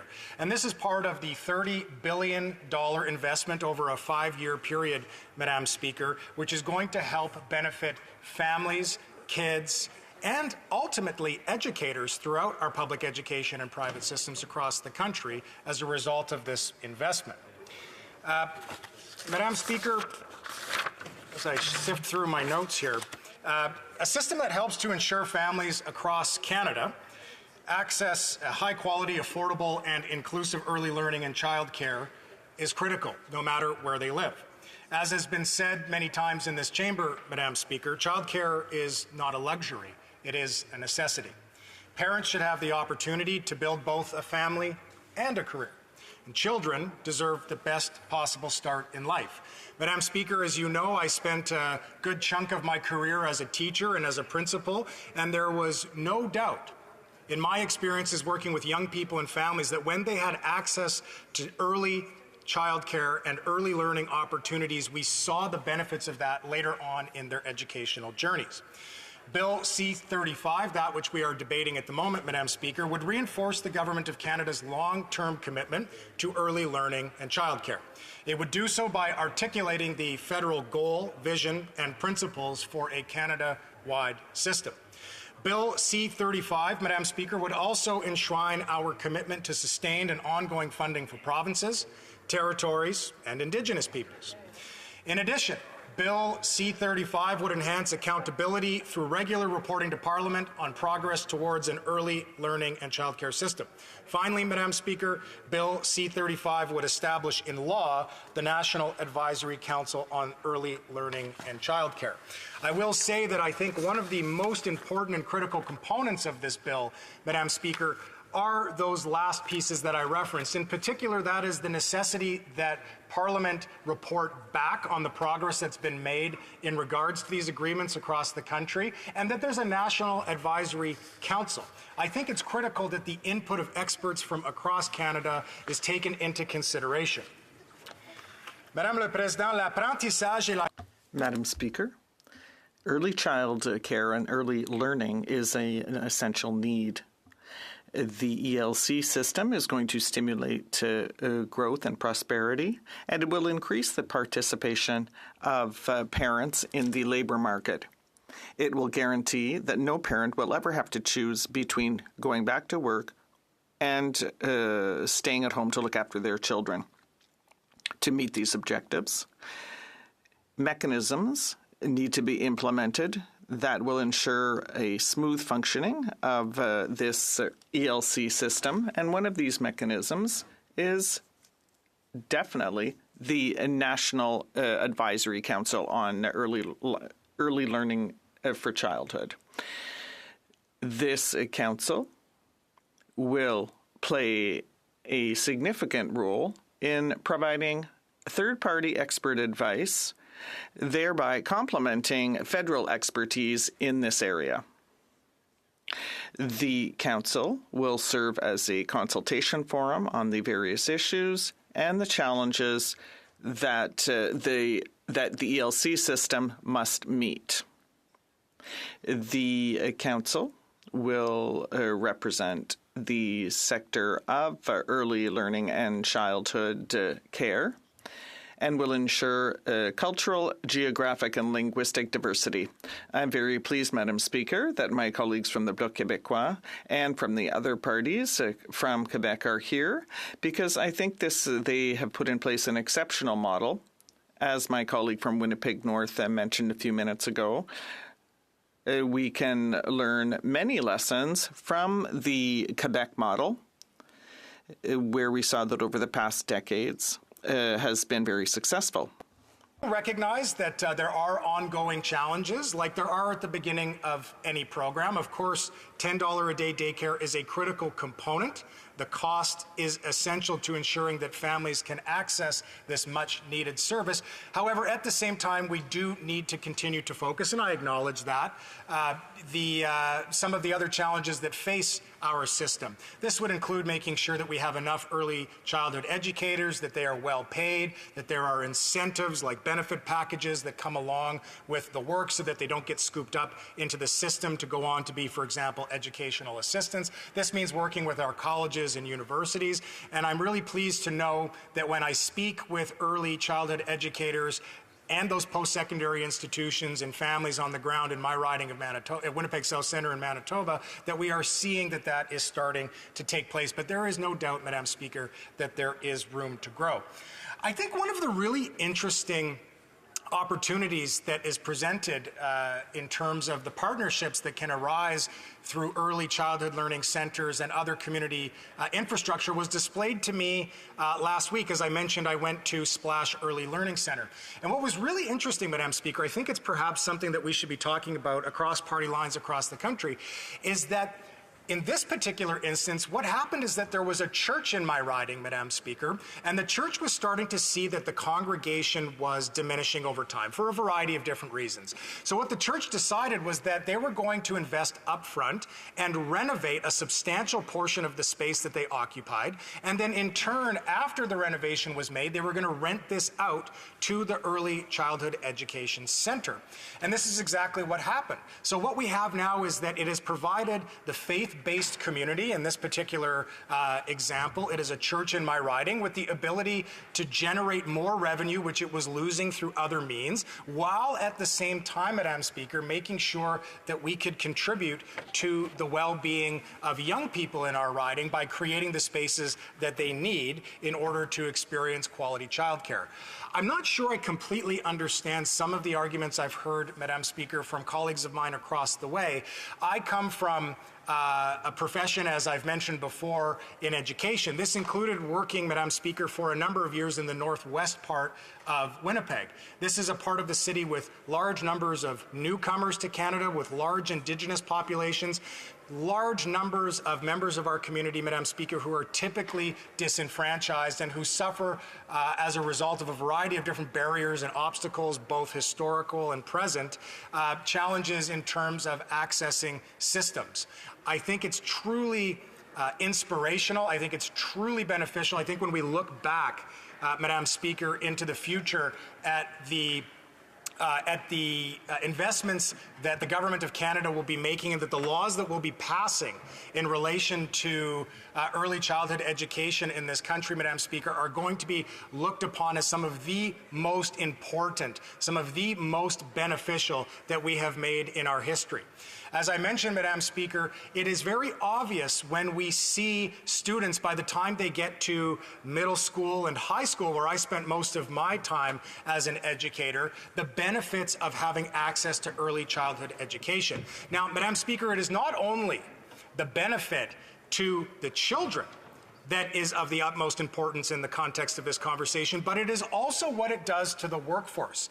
And Madam Speaker, what we know is that there has been a historic increase in the number of women that are participating in the workforce by virtue of the fact that they now have access in greater ways with more opportunity, more affordable opportunities than they have had in the past. And what that has done, Madam Speaker, is it has allowed for us to have more economic drivers, greater economic participation, and more equity and equality across this country. Madam Speaker, in conclusion to my remarks on this important and historic piece of legislation today, I do just want to note that one piece of criticism that seems to be coming from certain colleagues across the way is around the challenge that there are people who can afford childcare, and that this seems to be the preoccupation for them, at the same time as we hear day after day criticisms about an affordability crisis in Canada. Now, we are addressing that affordability crisis, of course, in a variety of different ways, but one of the marquee ways in which we are addressing it, Madam Speaker, is around ensuring that there is a low-cost, quality access to childcare in this country. Thank you, Madam Speaker. Questions and comments. Questions et commentaires. The Honourable Member for Yorkton Melville.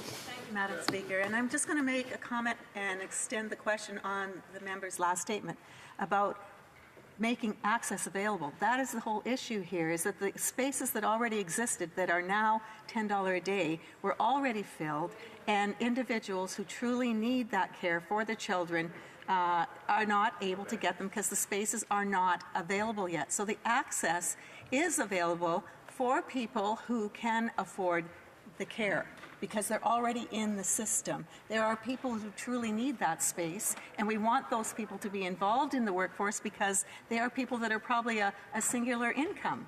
So my question to the individual is, why would we not work towards creating more access as the priority so that these people were not bumped, and institutions and daycare centers that can no longer afford to run their facilities because they're not getting the funding that they need. And this government, I know, has pushed a lot of it down to the provinces, but it is flipped backward. Give the Honourable Member the opportunity to answer. The Honourable Member for Winnipeg South Centre. Thanks, Madam Speaker. I appreciate the question from my colleague across the way. I'll answer it in two parts. The first is that we are. I mean, part of the money that's been invested into the provincial deals that we have signed is to make sure that we are having an increase in the number of spaces, that we are subsidizing wages, that we are looking at partnerships with the colleges and the universities so that there are more spaces. I don't quite understand, and this is to the second part of the question, Madam Speaker, what my colleague means when she says those that truly need it. As though those that do not currently have access don't truly need it. There are lots of people in our community, Madam Speaker, that do not have the ability, and I of course can't speak for the context on the ground in perhaps the province that she comes from, but I know that $10 a day daycare is a critical component of supporting the needs that people in my riding of Winnipeg South Centre and my home province of Manitoba require. Thank you, Madam Speaker. Questions and comments. The Honourable Member for Abitibi, Bay James Nunavik, EU. Thank you, Madam Speaker. I thank my colleague for his speech. We know that the federal government has reached an agreement with the government of Quebec for a period of 5 years.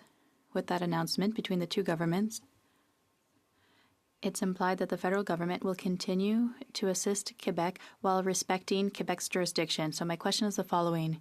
Will the government keep its word for the continuity after 5 years? Honourable Member for Winnipeg South Centre. Merci pour la... Thank you for the question, Madam Speaker. It's probably a question for the Minister, but as I mentioned a few minutes ago, I think there's an exceptional model in Quebec. There are many lessons we've drawn to create a national system with positive elements and lessons that we've seen in Quebec. It's not a question for me to answer for the government.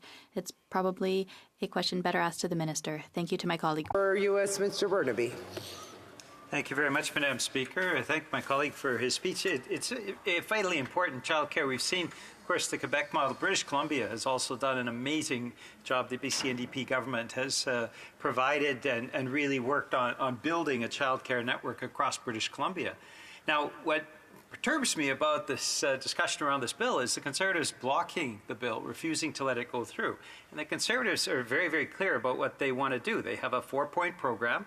It's axe the services, build up the billionaires, fix elections, and stop democracy. That's what Conservatives are all about. And I don't understand when they say that they're concerned about cost of living issues, why they would block a bill that is going to help so many families. Child care is essential for raising families. Why does the member think that Conservatives are refusing to let this bill go through? The Honourable Member for Winnipeg South Centre, 30 seconds. Well, Madam Speaker, sometimes when you hear the same song over and over again, it's nice to hear a remake. So I really appreciate that my colleague from the NDP provided some new lyrics to the song we've been hearing so frequently here in the House of Commons. It's got a nice ring to it. In terms of why the Conservatives are choosing to vote against this legislation, I think it's probably because they don't believe that investments, Madam Speaker, in young people and in families are going to be beneficial in the long run for this country. And I think that alongside my colleagues in the Bloc, my colleagues in the NDP and the Green Party, and over here on the government side, Madam Speaker, we absolutely disagree with that perspective. Thank you. Resuming debate, the Honourable Parliamentary Secretary to the Minister of Veterans Affairs. Thank you, Madam Speaker. It's an honor to rise today and participate in debate on this historic legislation, Bill C-35. If passed, would indeed make history. People may be asking, why are we doing this now?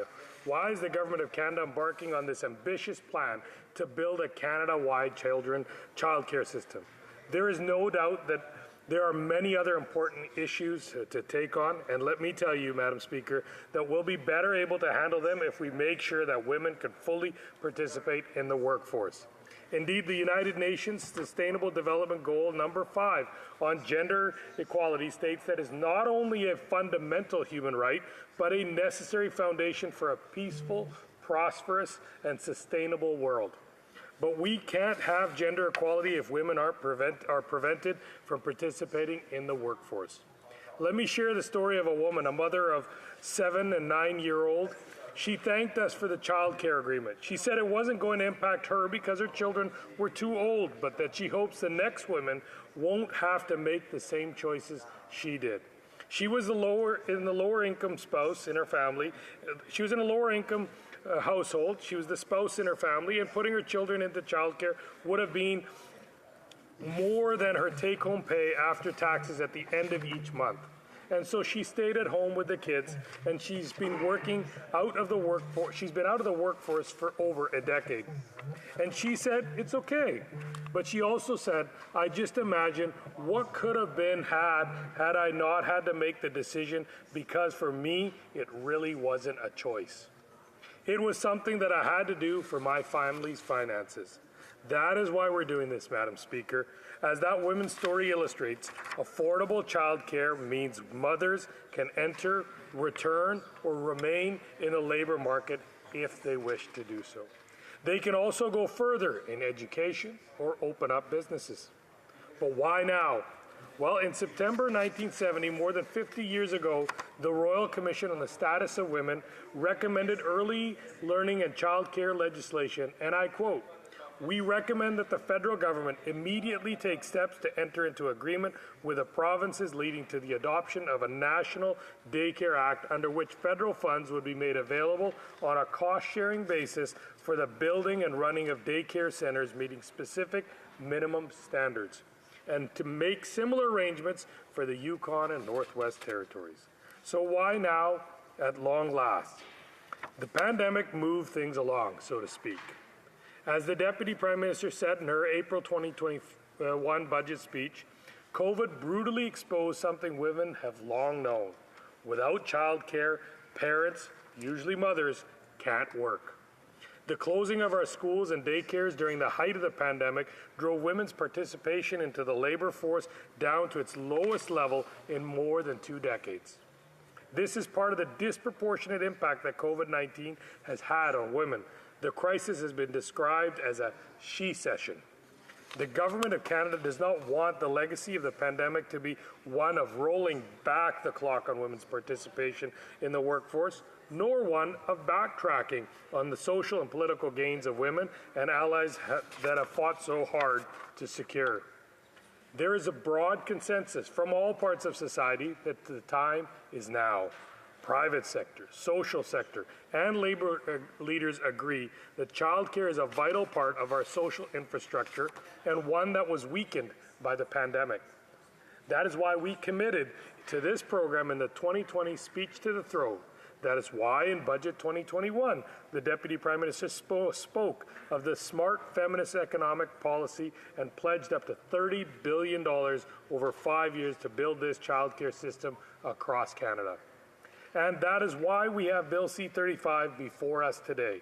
The bill echoes the recommendations made over 50 years ago in the Royal Commission's report. It sets out our vision for a Canada-wide early learning and childcare system. It sets out that our commitment to maintaining long-term funding. And finally, it creates the National Advisory Council on Early Learning and Childcare. We have a bold goal, Madam Speaker. By March 2026, parents across the country should have access to high-quality early learning and childcare for an average of $10 a day. That is because Canada is a country that believes in investing in its future. We're standing on the shoulders of the commissioners who penned the 1970 report. We're standing on the shoulders of the visionary leaders in Quebec who enacted legislation in 1997 that created a daycare system similar to the one we're rolling out countrywide today. At the time, women's labor force participation with young children in Quebec was more than 2 percentage points lower than the rest of Canada. In 2022, it was 5 points higher than the rest of Canada. And women in Quebec have some of the highest labor market participation rates in the world. In most countries around the world, the debate is no longer whether gender equality is an important objective or not, but how best to achieve it. I think, Madam Speaker, that Bill C-35 is part of the how. It is part of the solution that will lead us to greater gender equality by supporting mothers in reaching their full economic potential. Furthermore, Canada's job gains compared to when COVID-19 first hit have outperformed almost all of our G7 peers, supported by an expanding workforce. The government's investment in early learning and childcare is helping more women fully participate in the workforce. The labor force participation rate for women aged 25 to 54 years has reached a record high of nearly 86%, compared to just 77% in the U.S., our neighbor to the south.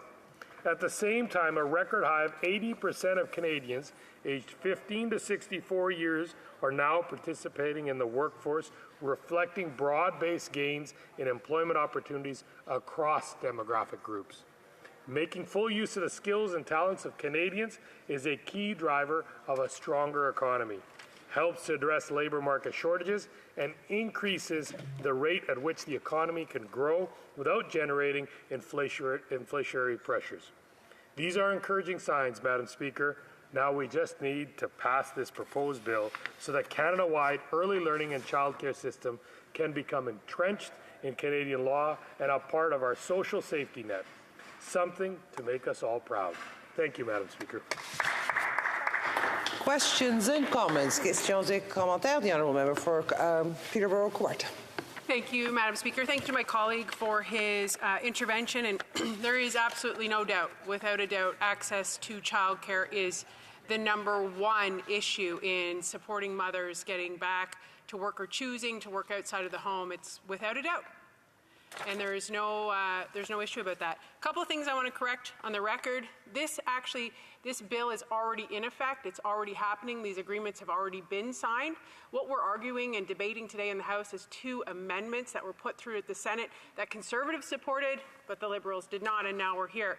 But my question to the member opposite is, if you can't access childcare, then what is it? And what we do know, what's coming out of Stats Canada, under this $10 a day childcare is 77% of high-income parents are accessing the childcare under this Liberal program versus 41% of low-income families. Does he support that?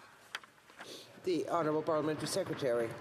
Thank you, Madam Speaker, and I want to thank my colleague from the opposition here, but let me remind you, this program is just being implemented. We are also spending money on training early childhood educators. We are having municipalities develop the spaces. These are sometimes spaces that require specific zoning, specific safety standards, and that's why we're working in collaboration with the provinces to ensure that we have enough early childhood educators, we have enough spots for them. I've been speaking to the school board in Surrey, and the school board is now reinventing all new schools. Every new school that will be designed, elementary or high school, will have a child care facility on the same campus so that when you drop off your elementary or high school students, you can also drop off your early child in that same place, so it'll make it easier.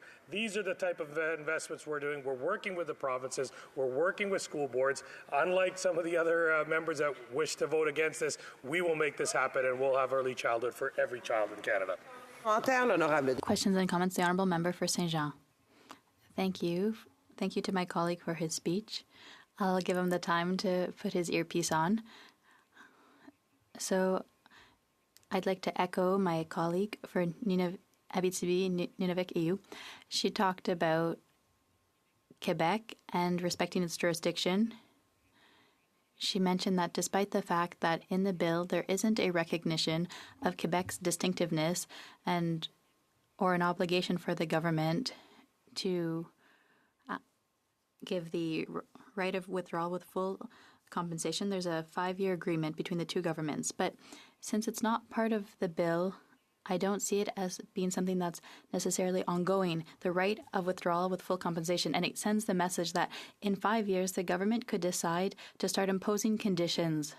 So would the member agree with me that not including withdrawal with full compensation in the bill is almost a message that the minute when we're at the end of the 5-year agreement, the government will want to meddle in jurisdiction that belongs to Quebec? The Honourable Parliamentary Secretary.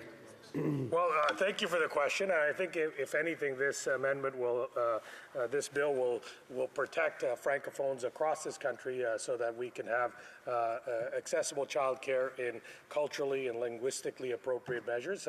But when it comes to 5 years, we hope that Canadians will choose a government that wants to keep childcare in this country, will want to keep childcare in every single province, and we trust that Canadians will make that decision. We won't have to come to that point. But I think these agreements are intergovernmental, and we'll have to work with the governments of both at the time. The Honourable Member for Rosemont La Petite Patrie. Thank you very much, Madam Speaker. I thank my colleague for his work. And for us, what was really important at the NDP in C35 is to prioritize the public model, non-profit, cooperative or community-centered for daycares. A lot of the work done by my colleague from Winnipeg Centre, I congratulate her for it. And how important is it for the member that it not be the private market that is prioritized so that prices can be reasonable and affordable for families who really need it, so that we can participate in the fact that people are able to return to work because their children can go to a cooperative or public affordable daycare? Parliamentary Secretary, 20 seconds. Thank you. I think it's going to be imperative on region to region where they have the ability to have public childcare, like I mentioned, where school boards want to administrate and fund it and support it themselves. That would be very ideal and probably foremost. But where it isn't, that's where the private sector steps up and gives that service. So we don't want to impede that availability to Canadians. The best system should prevail in every jurisdiction. Resuming debate, the Honourable Member for Bruce Grey, Owen Sound. Thank you, Madam Speaker. So I just want to open up my speech this afternoon to clarify a few things, especially for the member for Winnipeg South Centre and the member for Winnipeg North that seem to be confused about how Conservatives have voted on Bill C-35. The bill was voted at all stages and received unanimous consent from every member in this House. So. And I'll make it crystal clear now, when the amendment, which is what we're debating now, I support it. Hear, hear. So that's where I stand. I hope that's crystal clear to everybody. I don't have to answer that question later. Exactly. What I do appreciate the opportunity to bring up and talk about today is the opportunity to focus on the concerns that I'm hearing from daycares and parents from right across my riding of Bruce Grey Owen Sound. And I'm going to back this up with data. And in fact, I want to highlight we actually need more data, specifically around the impact that this program is having, mainly due to the lack of labor, lack of early childhood educators, to pre and after school programs in this across the country. So I actually would encourage the government to listen and go out and seek that data, because unlike maybe what's happened, and I've had this conversation with some of my colleagues from Quebec, who's had a program that I would argue has been quite successful in La Belle Province. However, the reason it's worked is they actually implemented it over time, and they didn't just jam it down the throats and basically hold a gun or a bag of money to the provinces and territories to implement something without actually thinking out all the consequences. Sure. So I want to give you a quote, Madam Speaker. Here's the quote. Again, we see the Liberals promising what they cannot deliver. $10 a day daycare does not address the labor shortages and the lack of spaces. I will guarantee today that if and when this strategy fails and has not delivered affordable childcare for all those in need across Canada in all jurisdictions, the Liberal government will blame the provinces and territories for that failure. Unquote. You know who said that, Madam Speaker? Me. I said that during my speech last spring when we were first debating this bill, and I will still hold that this is what we're hearing today now from daycare and providers across the country. That's awesome. So let's talk some data and news coverage, Madam Speaker, that we're hearing from across the country right now, all within the last few weeks. 77% of high-income parents across childcare or parents access childcare versus only 41% of low-income families was just reported earlier this month. I'm actually trying to struggle for a government that talks about the child care benefit, which, you know, makes sense. It's actually, I support its income means, it's means tested, how they've implemented a program that is actually taken away from lower income Canadians because of the demand for people that are making $1 million a year to get this. Yeah. It doesn't make sense to me personally, and I just don't understand why this government would bring something like that in. Another quote from StatsCan, 46.4% of parents are reporting difficulty finding childcare in 2023, which is up from the 36.4% in 2019. Another StatsCan stat, in 2023, 26% of parents and children aged 0 to 5 years were not using childcare, who were not using childcare reported that their child was on a wait list, up from the 19% in 2022. Another headline in CBC, Sharon Gregson of the Coalition of Childcare Advocates of BC says, while there are 130,000 licensed childcare spaces in the province, 75% of children aged 0 to 12 aren't able to access them. So what I want to get in now is actually, I'm not going to use my words, Madam Speaker. I'm going to read from emails that I received today. Found out I got to get, I had the opportunity to speak to this today. I reached out to the daycare, childcare providers across my riding, and I've got pages of feedback in hours addressing the concerns that they have around this program. And some of the comments were, I would have provided you a lot more, but I didn't have time. From one childcare here, one nursery school. Although we believe in the concept, the current model is not sustainable. Our school is not receiving the funding needed. It doesn't take into consideration inflation. Inflation funding through this Canada-wide early learning child care is significantly lower than the actual increased cost of operation. 2023 inflation funding was only 2.75%, which is a decrease from earlier at 2.1. Non-registered early childhood educators, which actually fill 45% of the workforce, are completely neglected in the wage funding calculations. In this one school's program, we have a wait list of over 100 families. Most of the children on the wait list will age out before they get a spot at our school. Another nursery school. The private independent centers are not the only centers raising deep concerns over this program. Some concerns from members in the private centers in the Ontario Association of Independent Child Care Centers are currently looking to opt out of the program if they haven't opted out already. True. In fact, 70% of these centers, then they're all volunteer-led, are looking to opt out before or when the cost-based funding comes out. Another comment, there's been a huge increase in order to meet the demands of this program and the administrative time needed, and this has pulled administrators away from other classroom activities that they were used to be able to do. As they do not feel they can stay in the program and deliver the programming and quality of care for which the center stands. For their families, in one case here, and again in Ontario where I reside, this means that daycare fees will go up from $525 to over $1,000 a month, or over $12,000 in the year. Another comment they made, incremental funding adjustments have not kept pace with the rising operational costs. This is far from sufficient to cover the increased expenses over the last 2 years. They're looking for more detailed guidance and clarity on the implementation. This uncertainty is just creating challenges for the providers to plan and ensure the continued delivery of the high quality care that they deliver. Without this adequate support and flexibility in funding, providers are now considering opting out of the program. But they provide some recommendations. So listen up, this is the important part. It urges all levels of government to work together to do the following. Re-evaluate the funding model to ensure it accurately reflects the rising costs of providing high-quality childcare, including considering direct funding to families or continued revenue replacement for providers. Another recommendation, engage in meaningful consultation with the child care providers and parents to understand the challenges and adjust this Canada-wide early learning child care program to better meet the needs of all stakeholders. Follow the Quebec lead, where families that cannot access centers in the program can claim costs separately for the child care they choose. This allows parents to choose the child care that is right for their family and ensure that it's affordable. Some may want Montessori, some academic, some forest schools, or child mining in their homes.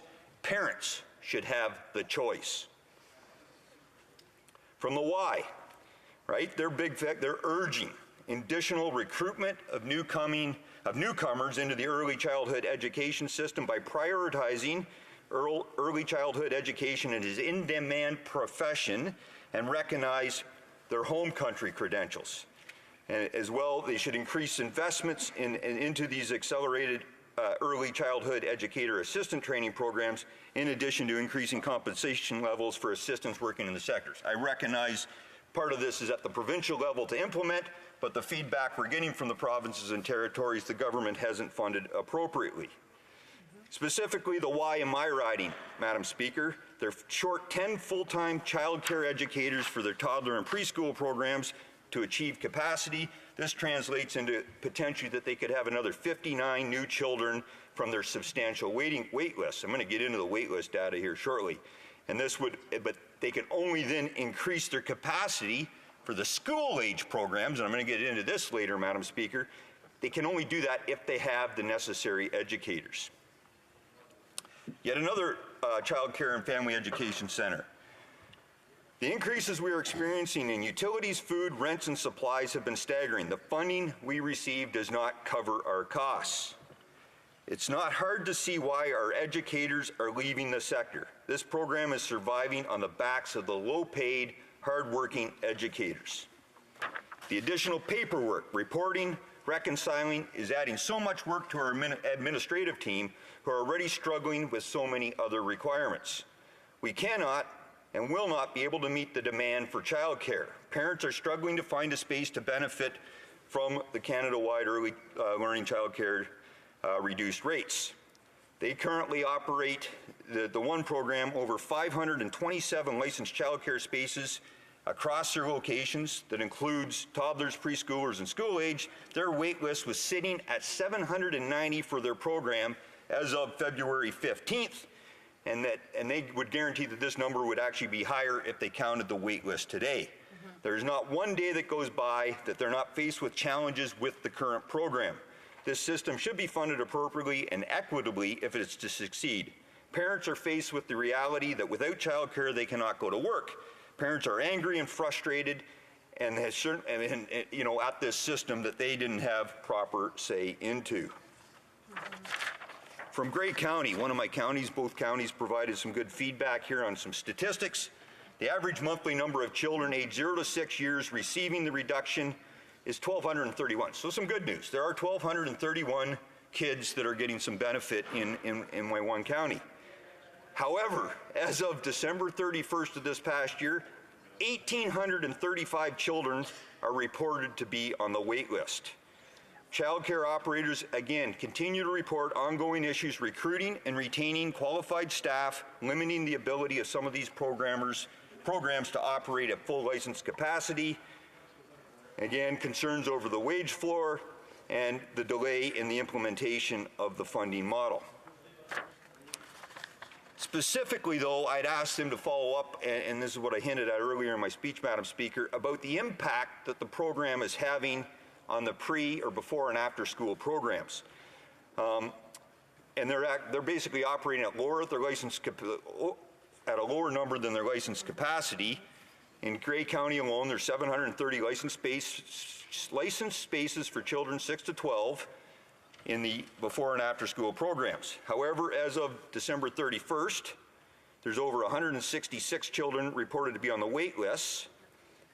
And the main reason the operators report that they are only operating at that 60 to 75% of their capacity is because they had to move staff to the full day program for 0 to 6. As well, they have problem recruiting the staff because of this shift requirements around the before and after school program. They're continuing to work with the operators in the child care centers on recruitment and retention strategies in an effort to fix this. So, I mean, they are trying to do their best at their level. I want to share, though, the impact on somebody I know personally, a single parent. The impact this has had on them, because since this program was signed, they've now lost their pre and after school program. They have to drop their child off at 10 to 9 in the morning and pick the child up every day at 3:40. For a single parent, how do you do that? Who works a 6-hour day? Liberals. Right? It's very, very, unmanageable. And if it wasn't for the flexibility, relying on friends, relying on other family members, you're basically left with a program now where we're taking maybe lucky parents that were, or single parents that were able to go back into the workforce under this program maybe. Again, we're still missing the necessary staff and enough early childhood educators. But in 2 years or whenever they've aged out and they're now trying to look for that they got to quit work because they can no longer keep their job. And this has even a larger impact on the gig economy and those shift workers that do not have the flexibility to show up from 9 to 5, right? There's so many workers, especially lower income workers in this country, that are dependent upon that flexibility of the pre and after school programs that were available but have been negatively impacted by this current program.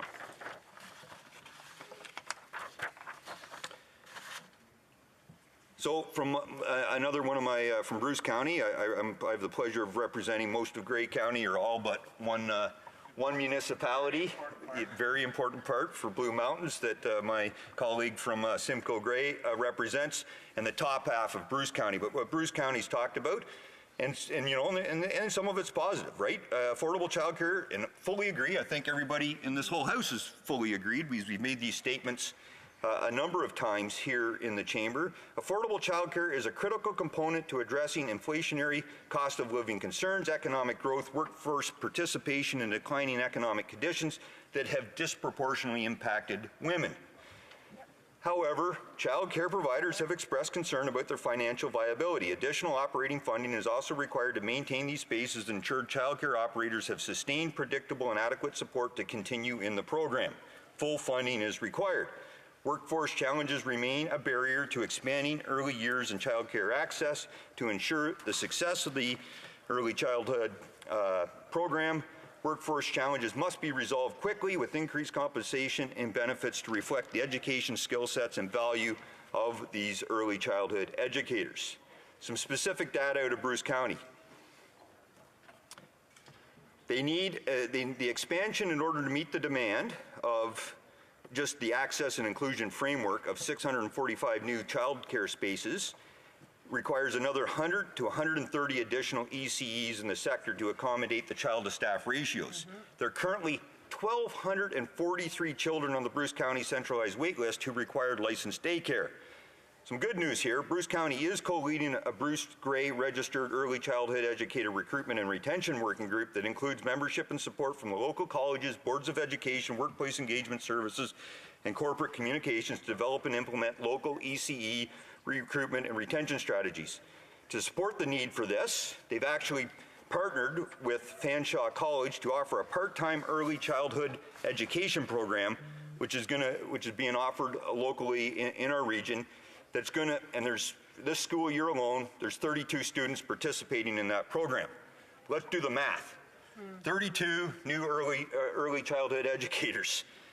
That frees up somewhere between 150 and 250 of the spaces that are still needed once we get them, these early childhood educators into the workforce, but there's over 1,250 needed. So it's only a drop in the bucket. And we need to do more, and that's guaranteeing that all of these ECEs actually qualify or stay in the program and choose to get into this. So I'm coming to the end near the end of my speech. I just want to highlight a few of the points that I've flagged before when we had the privilege of debating this. This is all access. This program is difficult to work, especially in rural Canada, if the spaces don't exist, if the staff don't exist, and this is something that needs to be done because otherwise parents out there, families can't access these subsidized rates. Labor shortages, this is something that hasn't changed. I highlighted the data very, very clearly that this is great with these lower costs, but they don't exist if parents can't actually get to the access to the programs themselves.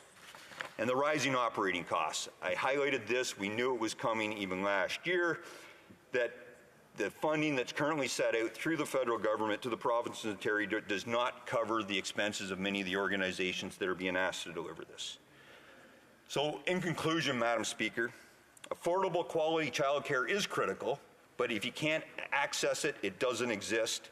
And again, this bill specifically actually does nothing to address the accessibility challenge. All Canadian families should have access to affordable and quality childcare and should be able to choose the childcare providers that best suit their family needs. Bill C-35 is good for families who already have a childcare space, but it doesn't help the thousands of families on the childcare wait list or the operators who do not have the staff or infrastructure to offer more spaces. Again, we see the Liberals promising what they cannot deliver. Conservatives will support all forms of childcare, including traditional daycare centers, centers with extended part-time or overnight care, nurseries, flexible and drop-in care, before and after school care, preschools and co-op childcare, faith-based care, unique programming to support children with disabilities, home-based childcare, nannies and shared nannies, stay-at-home parents or guardians who raise their own children, family members, friends, or neighbors who provide care. So care for all. Thank you, Madam Speaker. Questions and comments. The Honourable Member for Winnipeg South Centre. Thanks, Madam Speaker. I want to thank my colleague from Bruce Gray, Owen Sound, for his remarks. Since we're talking about young people and the important investments the governments have made, I was quite pleased to hear him reference that he thought that an income-tested CCB program is having a positive impact on young people and their families in this country. I will note, Madam Speaker, that it was, of course, Prime Minister Harper's government over a number of years that did not income test that program. I'm wondering, does he believe and agree that this government's CCB is having a more profound impact by virtue of the income testing component that he said he agrees with as relation to the one from the Harper government? Thank you, Madam Speaker. The Honourable Member for Bruce Gray, Owen Sound. Well, I can't, unfortunately, I only got elected in 2019. I know the member just got elected even more recently. So I can't really compare. I haven't done the sufficient data analysis. I'm just saying I support income testing for the program, but I know plenty of people, myself included. Now, I likely wouldn't meet the requirement anyway because I do have the privilege of getting compensated well as a member of Parliament. But personally, I would never, even if I did meet it, even apply for the program because I don't actually think it's the government's job to be supporting the raising of my children. That's Alex Ruff's personal opinion, not what I'm saying for everybody. I'm just saying I don't personally feel I need the government to help me. I know the honourable member was referring to himself, but we still don't use names, if we can. L'honorable député de Rimouski-Neigette. The honourable member for Rimouski-Neigette-Témiscamingue. Thank you, Madam Speaker. I want to congratulate my colleague on his speech. You know, Quebec is a distinct society through its identity, but also by its choices, and Quebec made a choice 25 years ago to put in place an early child care center, a daycare system that already exists. You know, Madam Speaker, I think today that Quebecers are wasting their time when we have to debate a bill about a system that has existed for more than 25 years. This morning, we also heard about a new program, PharmaCare program. It's already existed in Quebec for more than 50 years. I'd like my colleague from Owen Sound to tell me loud and clear if he respects the choices Quebec has made for this kind of program that Quebec can withdraw with full compensation and unconditionally so. Owen Sound. Look, Madam Speaker, unfortunately I can't answer the question around the bill that's yet to be fully debated or analyzed on PharmaCare. I will speak, and I did speak about Bill C-35 and the child care program that Quebec, and gave Quebec compliments because I actually think they were able to implement something. The majority of this does fall within provincial jurisdiction. I don't know, I made this comment at the speech when I spoke to this last year. I don't even understand why we're bringing in legislation on this. The agreements have been signed. I don't see why. There's many other things we could be addressing versus debating something that's already been signed with the provinces and territories. Questions et commentaires, l'honorable député de Rosemont-la-Petite. The honourable member for Rosemont-la-Petite-Patrie. Thank you, Madam Speaker. I'd like to thank my colleague who doesn't seem to need social programs to send his kids to childcare. But not everyone has those resources, and not everyone has grandparents or neighbors who will look after the kids. And this prevents people, especially women, from working. I don't understand how he can simultaneously say that Quebec's system is a great success, but he doesn't want the same thing for the people he represents. Grey Owen Sound. Well, Madam Speaker, I never said that. I said me personally. I was talking about a question that I received from the Liberal member about the child care benefit, not about the early childhood care program. So I'm just saying it's something personally I wouldn't partake in. It's the way I was raised. We just taken care of things we take care of. But I 100% have indicated the importance of the program, why it's so critical to support those in need. I believe that government should be focused on those that need the help, not everybody in general. I believe in less government, not more government. Honourable member for Yorkton-Melville. Thank you so much, Madam Speaker. I understand exactly what the member is saying here, and something that I found incredible that this whole House needs to hear that represents what Conservatives think. Would you repeat that list at the end, briefly, of all the different ways that we would support? Won't repeat anything. The honourable member for Bruce Grey Owen Sound. Yes. Amazing list of all of the ways that we will support parents in the way they choose to raise their children, including what is being offered in this House today, but done better. Here. Bruce Grey Owen Sound. Well, yeah, quite willingly do that. Conservatives will support all forms of child care, including traditional daycare centers, centers with extended part-time or overnight care, nurseries, flexible and drop-in care, before and after school care, preschools and co-op child care, faith-based care, unique programming to support children with disabilities, home-based child care, nannies and shared nannies, stay-at-home parents or guardians who raise their own children, family members, friends or neighbors who provide that care. Thomas, the honourable member for Kingston and the Islands. It's clear that the member didn't understand the question from the member from Winnipeg, nor did he understand the follow-up from the member from Rosemont-Le Petit-Patrie, because he said, I wouldn't take the CCB. What he's not understanding is that he's not eligible for it because it is means tested. He doesn't even have the option to take it if he wanted it. And what we were trying to do, Madam Speaker, is point out how that is hypocritical to Stephen Harper's plan. The Universal Child Benefit gave checks the same amount to everyone. Millionaires got checks. So what we find very ironic now, Madam Speaker, is... Interrupt the Honourable Member. We've been having quite a nice debate, so can we respect members while they're asking questions, and those who are answering, please? The Honourable Member for Kingston and the Islands. So what we find very ironic now, Madam Speaker, is that Conservatives are suddenly saying, well, 77% of the people don't need this child. Why are we providing it? And all our point is that that's what the difference between the Canada Child Benefit and the former Stephen Harper Universal Child Benefit is all about, means testing. Member for Bruce Grey, Owen Sound. So I perfectly understood the question. I said, and I understand, I said even if I could qualify for it, I would not apply for it. And again, we're talking about something that has nothing to do with the debate today. My question back, why isn't there an income means testing on this program? Because right now this Liberal government is cutting checks basically to millionaires. L'honorable député de Saint-Jean.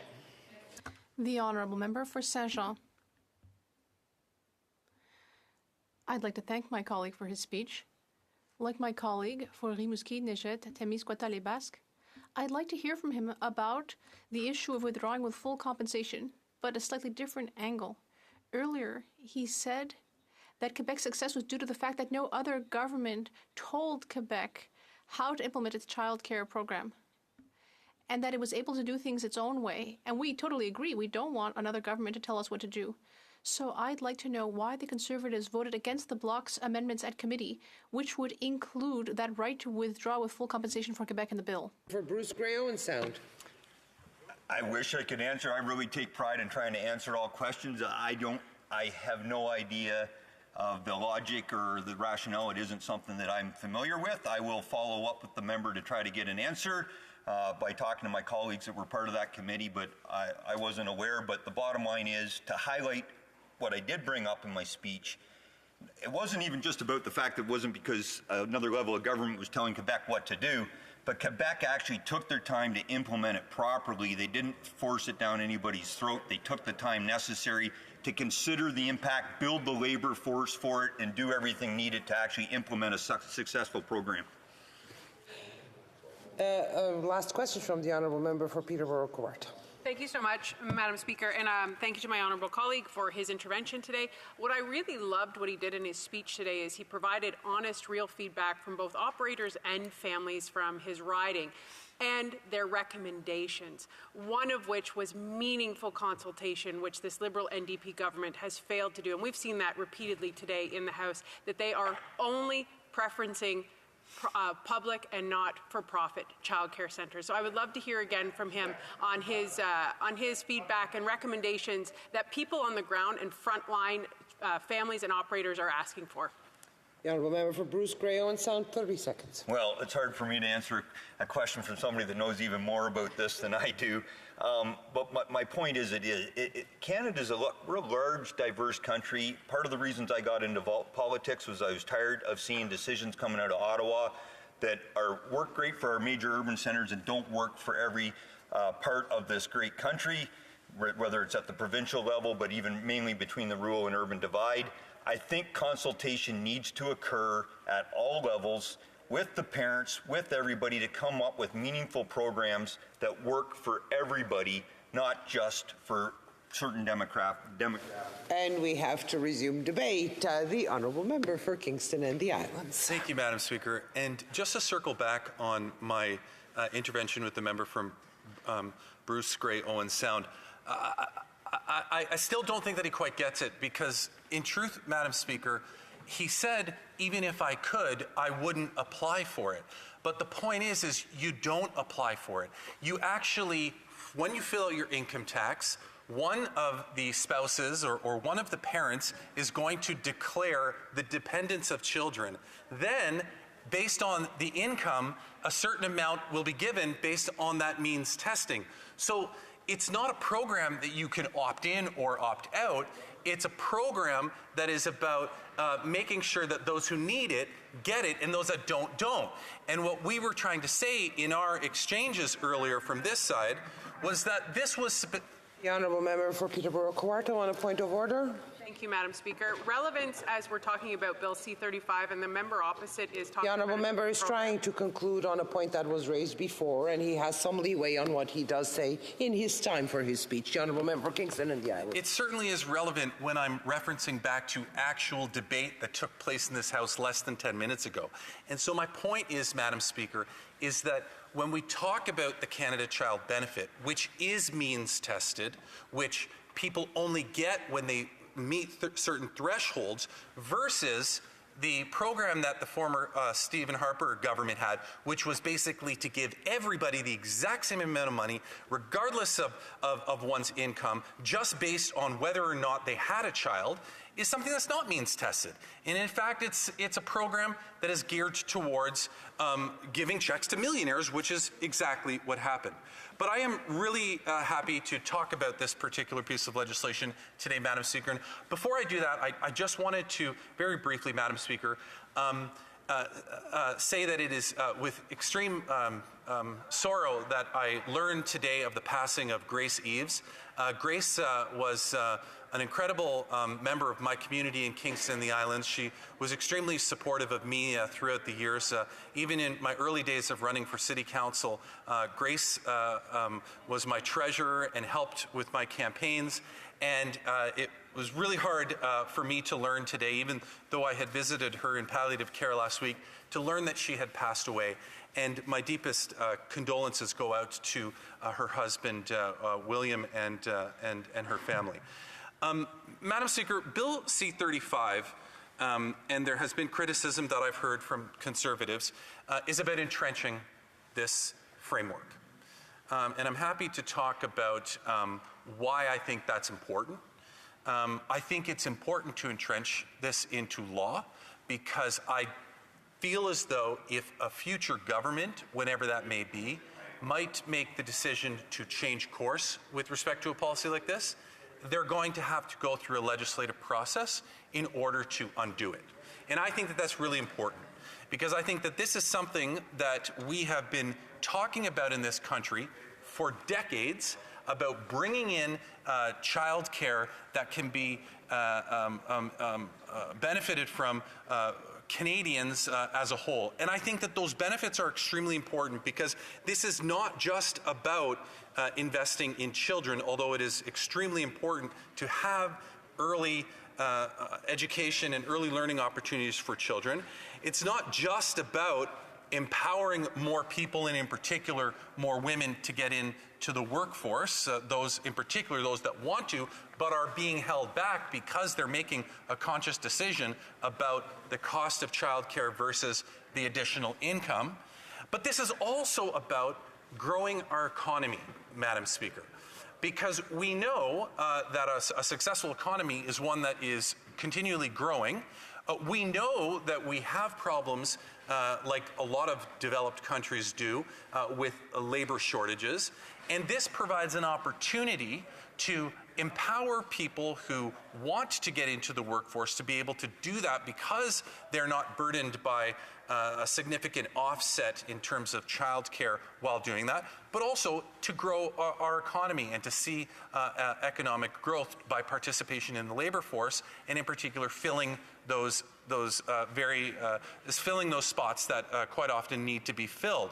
And it was brought up by a parliamentary secretary earlier, Madam Speaker, that all you have to do, without even getting into the historical context of Quebec and the success that Quebec has seen, all you have to do is look at the United States, where 77% of women participate in the labor market. And in Canada, that number is 86%. I was listening when the parliamentary secretary was saying that earlier today. I think that that's already showing the results and the positive impacts of this program. So one of the concerns, and it's come up within the last several minutes in here that I'm hearing it from my Conservative colleagues, and indeed I think a block member was saying that too, was why? Why is this important? Why do we need to do this? We already have signed deals. Well, we need to make this law, and we need to make this legislative in terms of entrenching it into the laws that we have in our country to ensure that this is formalized. And why is that important, quite frankly? Because I think that the general public should know, especially those that are enjoying the benefits of the child care agreements that are out there, they should know, Madam Speaker, that every Conservative MP that ran in the last election, in fact, every Conservative candidate that ran in the last election, ran on getting rid of this program.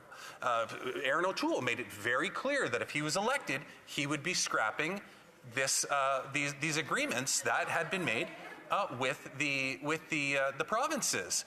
And this current leader of the Conservative Party, he has bragged about the fact in the past, he's bragged about the fact that Conservatives have gotten rid of childcare programs that the Liberals have brought forward, because we know that this happened. This happened back in the nearly 20 years ago.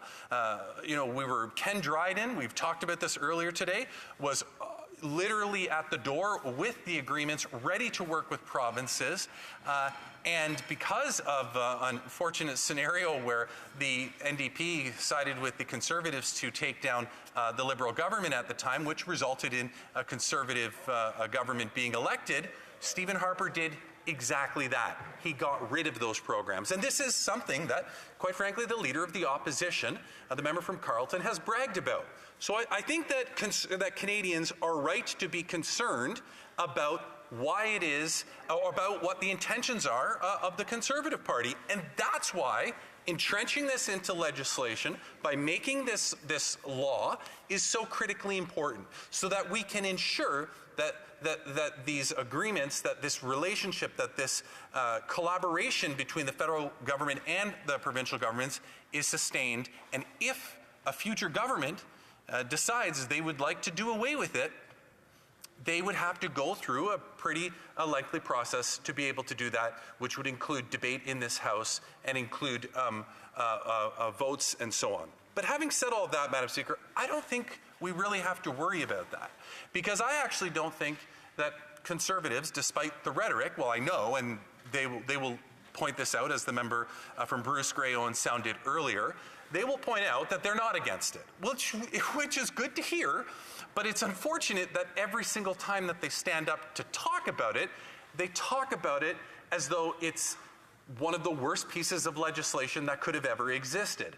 And see, so this is the scenario that the Conservatives routinely find themselves in, whether it's on this legislation, whether it's on scab worker legislation. They do it routinely, where they will speak out against something, talk very negatively about it, challenge all of the work that's been done on it, and then when it comes time to vote, they just get up and vote in favor of it. So at the end of the day, I don't even think that Conservatives, because I think that they know where the majority of Canadians are on this and how they feel about it, would ever consider touching this. But nonetheless, I certainly feel much more confident, as I'm sure my colleagues do and Canadians would, to know that this is entrenched into legislation.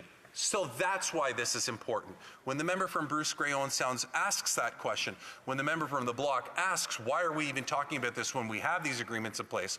Well, that's why, Madam Speaker, we need to do this to ensure that there is longevity to this, and that in order to dismantle this program would require a number of steps in the future.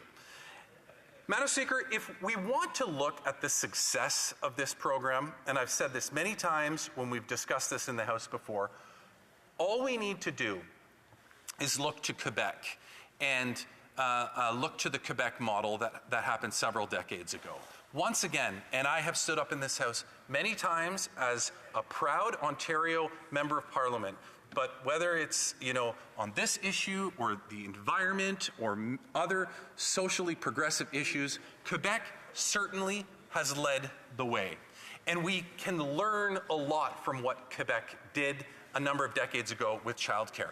And we can see the results. We see that in Quebec, more women are in the workforce. We knew that we would be successful in encouraging more people to get into the workforce if we brought forward these agreements and worked with provinces in this manner, and that's exactly what we get. So we can learn a lot, and indeed we did learn a lot. Now, I think that it is important to recognize the fact that there are always growing pains with new programs. And, you know, I listened to the member from Bruce Grey Owen Sound speak about how, you know, Quebec got it right. They did it right. Well, I'm curious if he went back and looked at the implementation of it several decades ago, if it was as squeaky clean and worked as effectively from day one as he suggests, or if Quebec, no, Madam Speaker, you're a Quebec MP, you're shaking your head. So I'm going to think maybe it wasn't that great when it was rolled out, because there are growing pains to these learning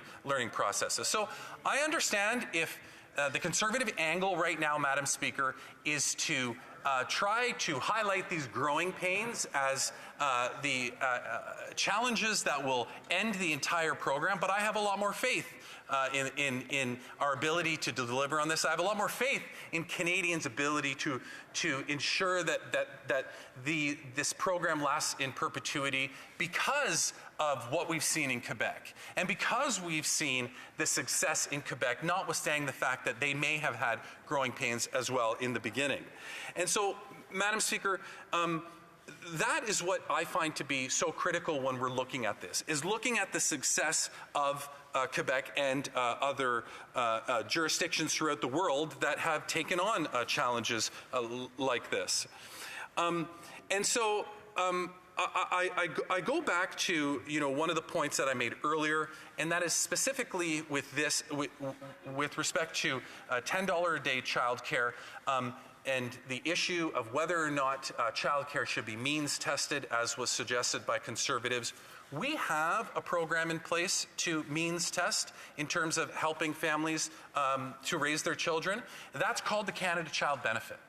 And that's a payment program to families with children based on income.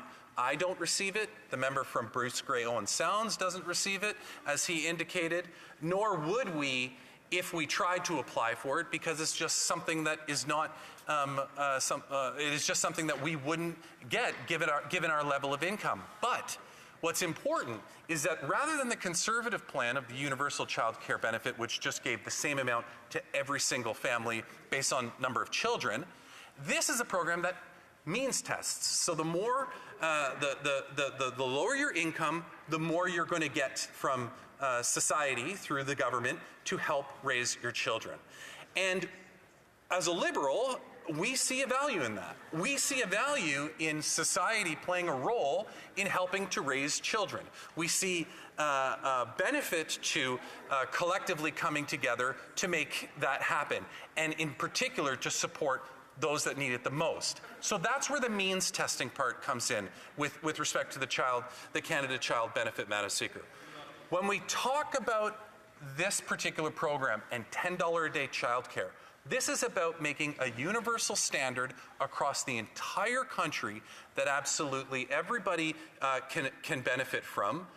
Because, as I started out my speech, and I'll perhaps conclude with this is not just about providing childcare for children. This is not just about making things cheaper. This is about providing opportunities. This is about providing opportunities in particular, as we know and as has been demonstrated through Quebec, and you can see already in Canada when compared to the United States. This is about empowering more women to get into the workforce, which is exactly what we're seeing come as a result of this. But most importantly, from my perspective, it's about growing our economy and helping to fill some of the gaps that exist within the labor force and shortage of labor that we might have in this country. I am really excited, Madam Speaker, to see that this has finally come to fruition. I accept the amendments that have been put forward, the amendment that has been put forward by the Senate. I think that we should pass this. I think that this is a bill that will do great things for Canadians, just like the pharmacare bill that was introduced today. And you know, I do want to take the opportunity once again, and I've done this before, Madam Speaker, to thank my colleagues in the NDP for working collectively and constructively on behalf of Canadians to provide programs that will genuinely impact and change the lives of Canadians. I think it's so incredibly important.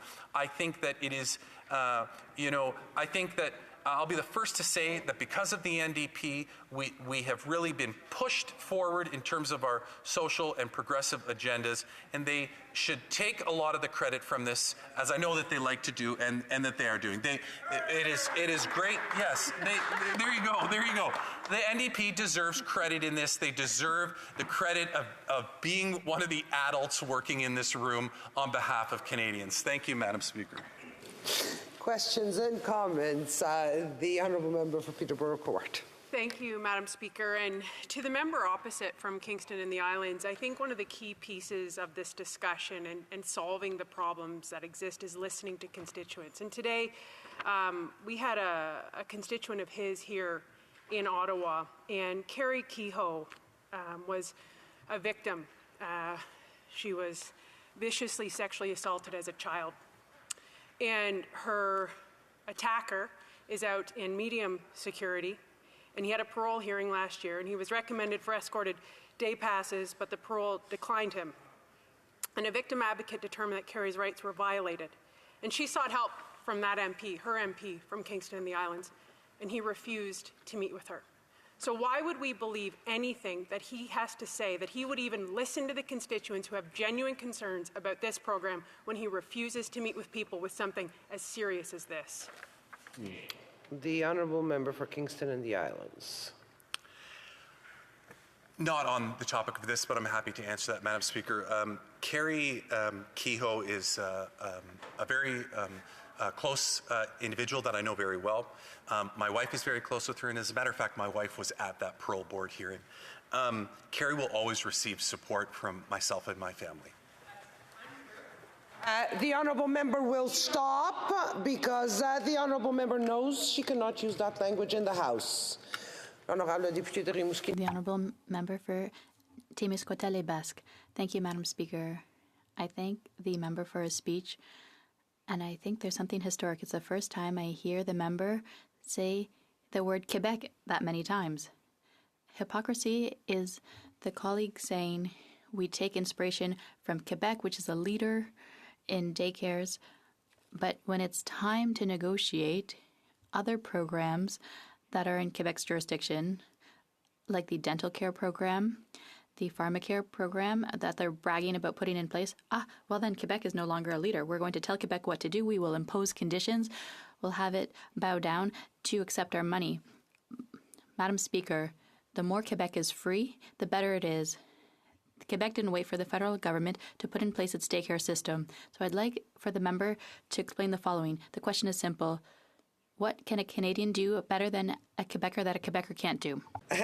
The Honourable Member for Kingston and the Islands. Like I said, and I've said Quebec many times in my speeches, especially when it relates to progressive issues or the environment. I am not here to say that Ottawa knows best. As a matter of fact, in order to put this program together, Madam Speaker, required the minister going out and having discussions with each jurisdiction, with each province. And as a matter of fact, we can't, this is what I got a kick out of when I heard the member from Bruce Grey Owen Sound talking about Ottawa, it's a one system imposed by the federal government. On the contrary, this is a number of systems across the country that have been negotiated with and are being delivered by provinces. Now, I know that the member knows that. I take great pride in being, in learning from the success of Quebec and seeing how we can put that into the rest of the country. And if he ever has opportunity to share with me what we should be doing better in Ontario when it comes to issues like this or the environment, I will happily sit down with him and listen, because we have a lot to learn from what Quebec has done over the years. Questions and comments, the Honourable Member for Skeena-Buckley-Val. Thank you, Madam Speaker, and thank you to the Parliamentary Secretary for his remarks. The government's approach to programs like this has been to offer federal funding in exchange for the provinces committing to certain standards as part of agreements. And there's been a lot of discussion about the early childhood education workforce and how poorly paid they are. Could not one of the conditions of those child care agreements be around the compensation of these professionals that are instructing and caring for our children at the most important point in their development? The honourable member for Kingston and the Islands. Absolutely, and I appreciate the suggestion by my colleague. I'm always open to listening to what the other options are. But I mean, I think at the end of the day, it's important to remember, as I previously indicated in the last answer, that it is important that we work with provinces. The provinces are the ultimate delivery vehicle for this program.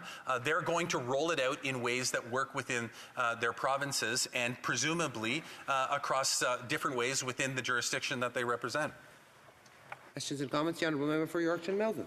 Thank you, Madam Speaker. So I'd like to just present some details on the universal child care benefit that was brought in during the Harper years. I was not here in the House, but I did go door to door later on and learn a significant amount about it.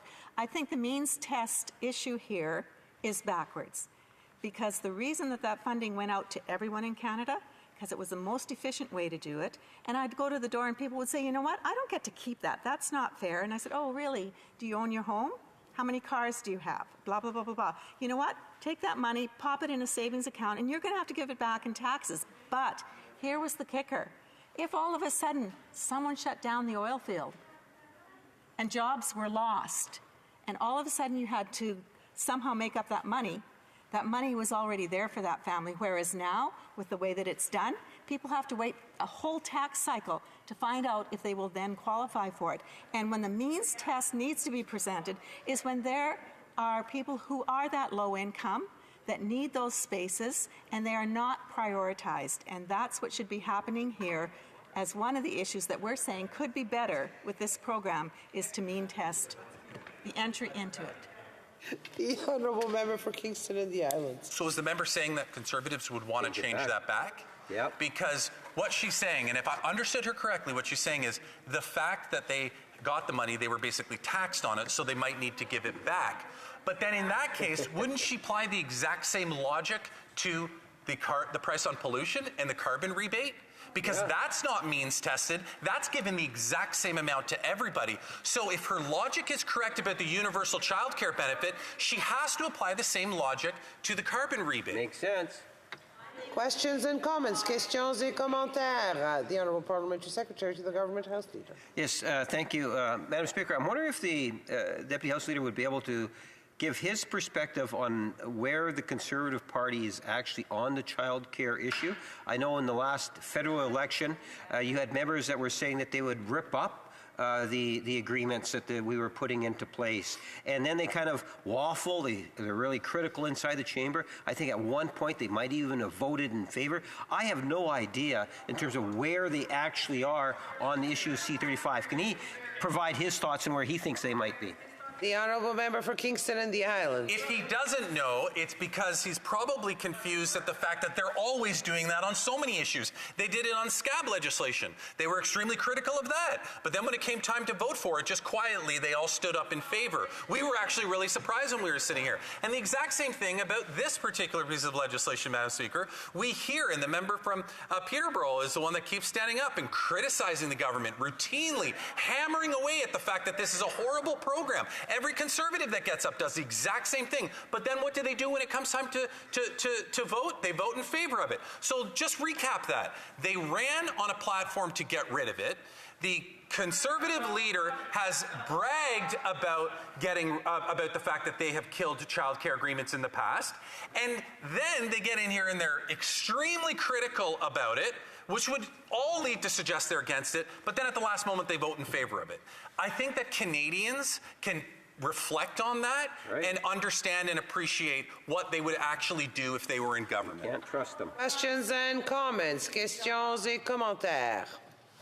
Question? Is it a question? Sorry, the honourable member for Sarnia-Lambton. Thank you, Madam Speaker.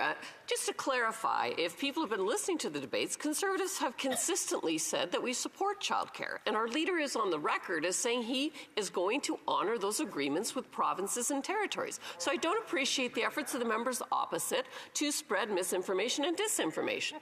Now, my question for the member is this. 1 out of 10 people are actually being served by this $10 a day daycare program that exists now, and there's a huge need. So does the government recognize that this is the tip of the iceberg and so much more is needed if we're really going to solve the problem of affordable daycare in Canada? Member for Kingston and the Islands. It's not misinformation and disinformation. They ran on getting rid of it. The leader of the opposition has bragged about the fact that they got rid of these programs in the past. But why shouldn't Canadians be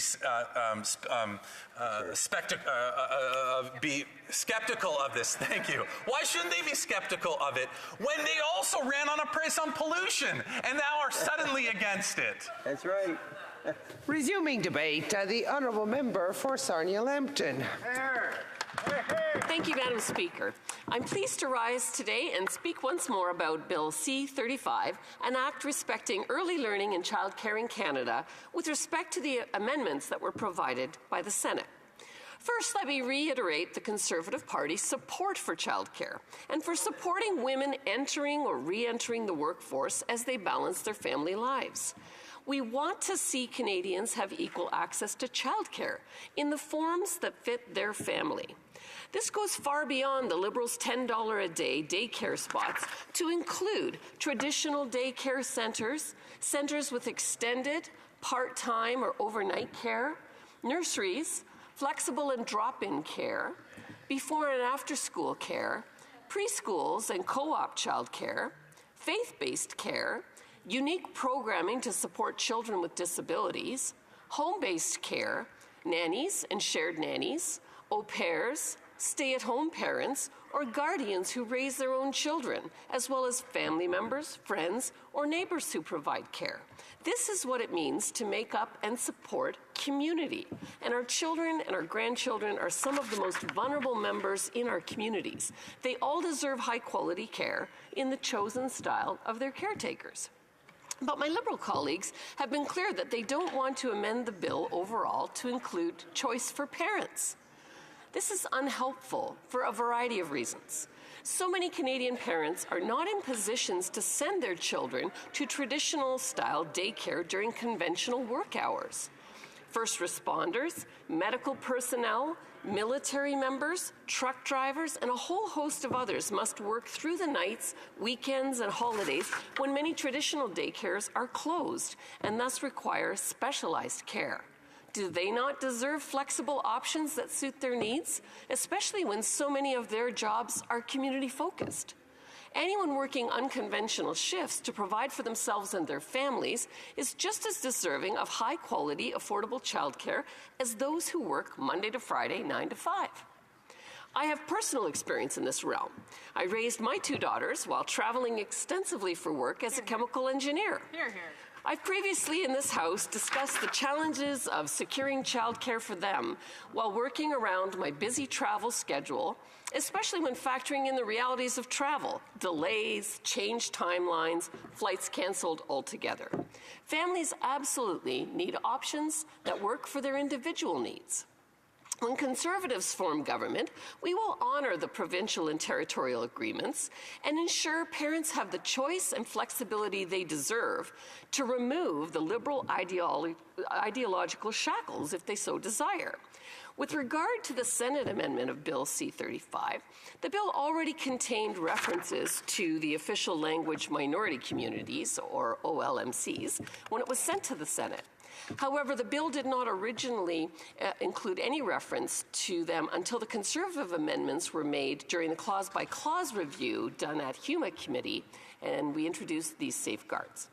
The references to the OLMCs in the bill now include a provision that federal investments related to programs and services for the education and care of young children should be guided by the commitments outlined in the Official Languages Act, and the inclusion of OLMCs and Indigenous peoples in the composition of the National Advisory Council on Childcare. We're grateful to the Honourable Senator from Acadia, who proposed an amendment to include a reference to Section 8 to eliminate any ambiguity before the courts, and we continue to support his amendment today.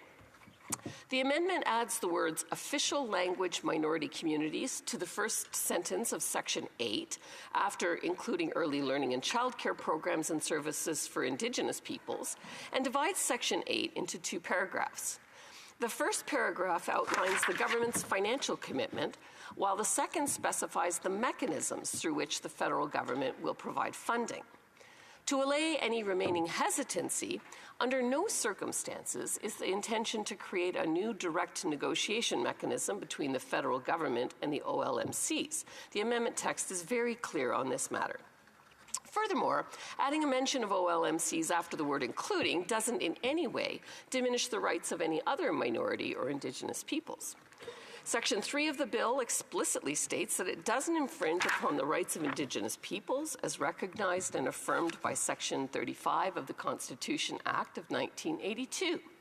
The amendment is simply to clarify the intent to ensure the consideration of OLMCs as stipulated in Sections 7 and 11. There has been much study done on early childhood as a critical period for language development and the identity development of children. Access to French language early childhood services is often a necessary condition for the transmission of language and culture in French communities. These services help young children acquire the language skills they need to prepare for education, especially for those children who will enter French language or immersion schools across the country. This is all upholding the right to education enshrined in Section 23 of the Charter of Rights and Freedoms. Critically, and to assuage fears from across the aisle, this amendment doesn't introduce any new funding mechanism. It merely aims to clarify financial commitments. Especially with Sarnia-Lambton recently receiving the official Francophone designation, and with French language use in danger throughout the country, it is more critical than ever to establish and protect these services for our official language minority communities. This amendment was adopted by a large majority of senators who clearly understand and appreciate both the need to increase childcare spaces and access to them, and the need to deliver services across the board in both of our official Canadian languages. It's clear now more than ever just how important childcare, both obtaining and maintaining one's early childcare space, if they're lucky enough to have one, is critical for recruiting and retaining women in the workforce. The employment rate for young women has been on a strong downward trend since last February, with a cumulative decline of 4.2% over that period. This is the lowest since May of 2020, excluding the pandemic. More than 46% of parents reported difficulty finding childcare in 2023, which is up from 36.4% in 2019. So more parents are having trouble finding childcare now in the era of the Liberals' $10 a day childcare than before. A column in the Financial Post last week alleges that the Liberals' National Childcare Plan is proving to be an expensive shambles, creating widespread shortages and destroying private childcare businesses. This problem spans the country, with issues from Newfoundland and Labrador to British Columbia. This week, there have been a slate of news reports across the country with headlines despairing over the lack of access to childcare, including the Liberals' $10 a day program. Daycare operators, including the owner of Little Heroes Daycare Center here in Ottawa, say they can't turn a profit, and they aren't even breaking even since opting into the $10 a day program, which they did out of their desire to assist their families, to their own detriment. To further illustrate, as part of the Status of Women's current study of women's economic empowerment, the executive director of the Association of Daycare Operators of Ontario, which represents independent licensed childcare centers, said, "We have a sector of the economy that was largely created by women, is essential to women's equality in the workforce and is one of the only economic sectors in the country where women have always been fairly represented as owners and managers. And it's not only being undervalued by the government, but targeted for replacement by a government-run system. The Liberals are undercutting their own economy once again and pushing costs onto taxpayers while denying Canadians the freedom to choose what works best for their families. What's more is that one of the main goals of the $10 a day plan was to enable women to join the workforce in greater numbers. But a recent Fraser Institute report looking at that issue indicates there is little evidence whether the Liberal program is reaching its goals stated. There is little evidence that the government is achieving the second goal of boosting the labour force participation of women with children. And as the StatsCan data I quoted earlier shows, the employment rate for young women is on the downward trend. It's another example of the problem of the Prime Minister's fake feminism. I'll be generous and allow that the pandemic exacerbated the issues of childcare, and many well-meaning parents changed their plans and their lives to accommodate for a more precarious world, either changing work hours to watch children, changing jobs, or leaving the workforce altogether. But the Liberals owe our Canadian parents and families that much more for letting them down in the first place. Conservatives, when we form government, will put Canadians first and prioritize freedom of choice and family life, empowering parents to make the decisions that best serve their childcare needs, not just what the government prescribes. And I would say, if I look over the history, Madam Speaker, of my own journey with childcare, I will say that it's very difficult when only 1 in 10 families are actually covered by the existing program. That's 9 out of 10 families that aren't. And I have people calling my office saying, can you help me find childcare?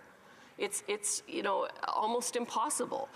I had some very wonderful childcare providers and some very not so wonderful childcare providers.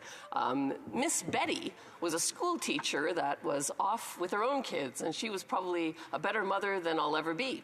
So certainly that was great. And she was flexible because I could drop the kids off at 5:30 in the morning because I had to catch a flight at 6 o'clock. And if the flight was canceled late or the kids had to stay late, she had flexibility. That's really important for a lot of workers today. Similarly, I had Joanne, and she was wonderful. She was a stay-at-home mom with her kids, and once again, flexibility and just excellent care.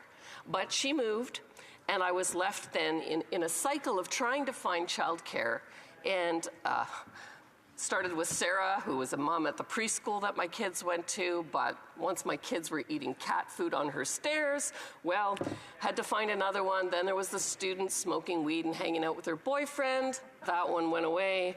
Then there was the one named Karen. I should have known maybe just by the name. But anyway, watching soaps while I come home and find out that she's let my kids go swimming with a male neighbor someplace up the road. Anyway, not so great. Then Happy Occasions, Generations Daycare in Petrolia. Wonderful experience and certainly expensive, but worth it. And then the pinnacle. Andrea, an ECE worker who became my nanny, who was able to stay overnight if I needed, make meals if I was traveling, do anything that was needed. And as my kids got older and went to high school, she opened her own daycare and they ended up working there. So that was fantastic. So there's a lot of needs, Madam Speaker. I think that we need more care, and in order to get more care, we've got to build on the $10 a day child care. We've got to allow parents choice, and we've got to figure out how we're going to help those, because I think that's fair. I think we also need to consider that with the inflation that we're seeing, the cost of food is going up, the cost of heating is going up, the interest rates are going up. All of these pressures are really affecting the cost of providing childcare. And I know when we were at Status of Women Committee and we had studied this issue, we did look at the Quebec model. And at the time, Quebec was charging less than $10 a day for daycare. And the actual cost was more like $47 or $48. That will be, hugely increased now. But, the comment was that there were still long wait lists. So I think it's no good just having $10 a day daycare if there's no spaces. We need to provide more spaces. We need to be creative in figuring out how we help people get childcare, and I think broadening out the freedom of choice so that people that work weird hours can get coverage. People that have special needs children can get the care that they need. All of these things, I think, will be important. Now, I would say that I know that all the provincial and territorial agreements have been signed. And so when I always hear the Liberals whining about the Conservatives wasting the House time on concurrence motions, but here we are debating something where the agreements are already signed. So having everyone said on the public record, that we support this program, I would say that you're right, we should move on. And finally, Madam Speaker, I just want to, reiterate some of the things that have been implied. They implied, the members opposite, that Conservatives don't support this program. That's not true. That's not true. And it's not true. And, Madam Speaker, we do support childcare. We do support this. We voted in favor of this. You go look it up on openparliament.ca and see we all voted yes, C-35. So, Madam Speaker, I think that there's more work to be done in this area. I certainly would like to see the government come with something that would address the increase of spaces, but also something that would help those that are less fortunate. We see that 71% of people that are taking advantage of the $10 daycare are higher income people, whereas only 41% are the lower income ones. That doesn't seem right to me. I think, there needs to be a means test there. There needs to be something that favors those that need the help the most, because obviously we don't have enough spaces, so we have to prioritize. And, I think that if we could work with the provinces and territories to create some flexibility, I think that would help these private daycares. We can't afford to lose them. As we're supporting one kind of daycare, we need more spaces. We can't afford to lose the ones that we have, and that's what's happening. I'm hearing from daycare providers that are not eligible for this program that they're struggling, and many of them are even going out of business. I've heard from the ones that are on the program that they're having issues with cash flow because of the way that the remuneration works. So I think there's more work to be done on this, but certainly we need to move in this direction. We want to see more women in the workforce. I certainly experienced the highs and the lows of childcare and would rather head in the direction of highs. So on that note, I'll leave it, Madam Speaker, and look for questions and comments. Michael, please. Sorry. It being 5:30, the honourable member will have a few minutes to pursue her speech, about 3 minutes after questions and comments, rather, after we return to this debate. But it being 5:30, the House will now proceed to the consideration of private members' business as listed on the order paper. Orders of the day. Private members' business, resuming debate at second reading of Bill C-365, Consumer-Led Banking Act, standing the name of Mr. Williams. Resuming debate, the honourable member for Kingston and the Islands. Thank you. Thank you, Madam Speaker, and I want to congratulate the member from Bay of Quinte for the introduction of his private members bill, and in particular on the topic of open banking. We know that open banking is becoming more and more commonplace, or at least the demand for it, given the changes that are occurring in the banking sector. And it's clear, Madam Speaker, that Canadians do deserve a secure and stable financial sector that is globally competitive, promotes consumer choice, and contributes to economic growth. As the financial sector becomes increasingly digitized, standards must be used to modernize to ensure that Canada continues to enjoy a strong, stable, and innovative financial sector. At the same time, Madam Speaker, Canadians must continue to have the confidence that the financial sector operates with the highest regard for privacy and security. And I know that, I'll be honest with you, before the bill was introduced, Madam Speaker, I didn't really understand the exact details of open banking and how it would work and exactly what the benefit, quite frankly, would be to consumers and the clients of a banking institution. And for those that don't know, and I appreciate being corrected if my layman's understanding of it is incorrect, the open banking pretty much gives the authority to a bank to be able to share information with another third party in the event that somebody wants to share that information for one reason or another.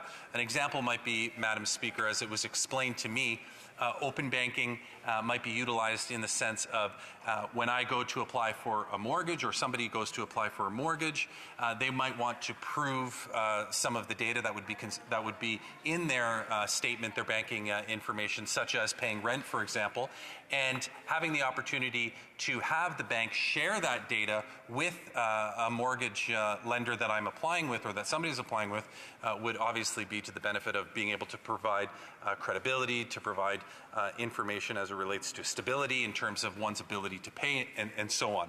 So the concept is really good and really important, and I see it as being one that is important, and certainly the way that our banking system is going and the manner in which it's being digitized is certainly something that I think that all parliamentarians should be seized with in terms of properly empowering banks to do this. What I understand from the read of the private members bill that's been tabled by the member from Bay of Quinte is that this particular bill would ask the minister to develop a plan within 6 months to stipulate exactly how open banking would work and basically to ensure that it takes place. However, at the same time, Madam Speaker, during the fall economic statement back in the latter part of 2023, the finance minister, the deputy prime minister, had signaled that framework for open banking specifically is coming forward. And I think that one of the problems with the private members bill is that it specifically stipulates a 6-month period for the minister to table this. I hope that we will actually see that faster as a result of the fact that the finance minister had already indicated that she is working on this, and that, quite frankly, it comes at an expedited pace because we need to have those securities in place for Canadians that are sharing that information. But most importantly, the one thing that I seem to see lacking in the bill, Madam Speaker, is specifically any details. I think it needs to, details are important in terms of making sure that the proper measures are put in place to protect the data, to protect Canadians' information. And that is what I am expecting to see come from the fall economic statement specifically, Madam Speaker. When the legislation that will come as a result of what was indicated during the fall economic statement. This is something that the government has been working on, Madam Speaker, since I think around 2019. This has been on their radar. This is something that the government is seized with. And I think that whether it comes through the form of this private members bill or it comes through government legislation, I think at the end of the day we're going to see unanimous support from all members in terms of ensuring that open banking becomes something that is trusted and secure and something that Canadians can use with confidence. The framework specifically that the government will be putting forward will enable consumers to securely and confidently access their financial data and in turn safely use services that can help them improve their financial outcomes. The PMB, or the private members bill that we see, is a plan that would see the government move slower on open banking than our current timeline is projecting and puts forward, as I indicated, none or very little details on the implementation for a consumer-driven banking regime. We plan to continue to engage with Canadians on this, Madam Speaker, to engage with industry leaders and stakeholders, and to establish this consumer-driven banking framework in a manner that respects that collaborative process. So, Madam Speaker, I certainly do want to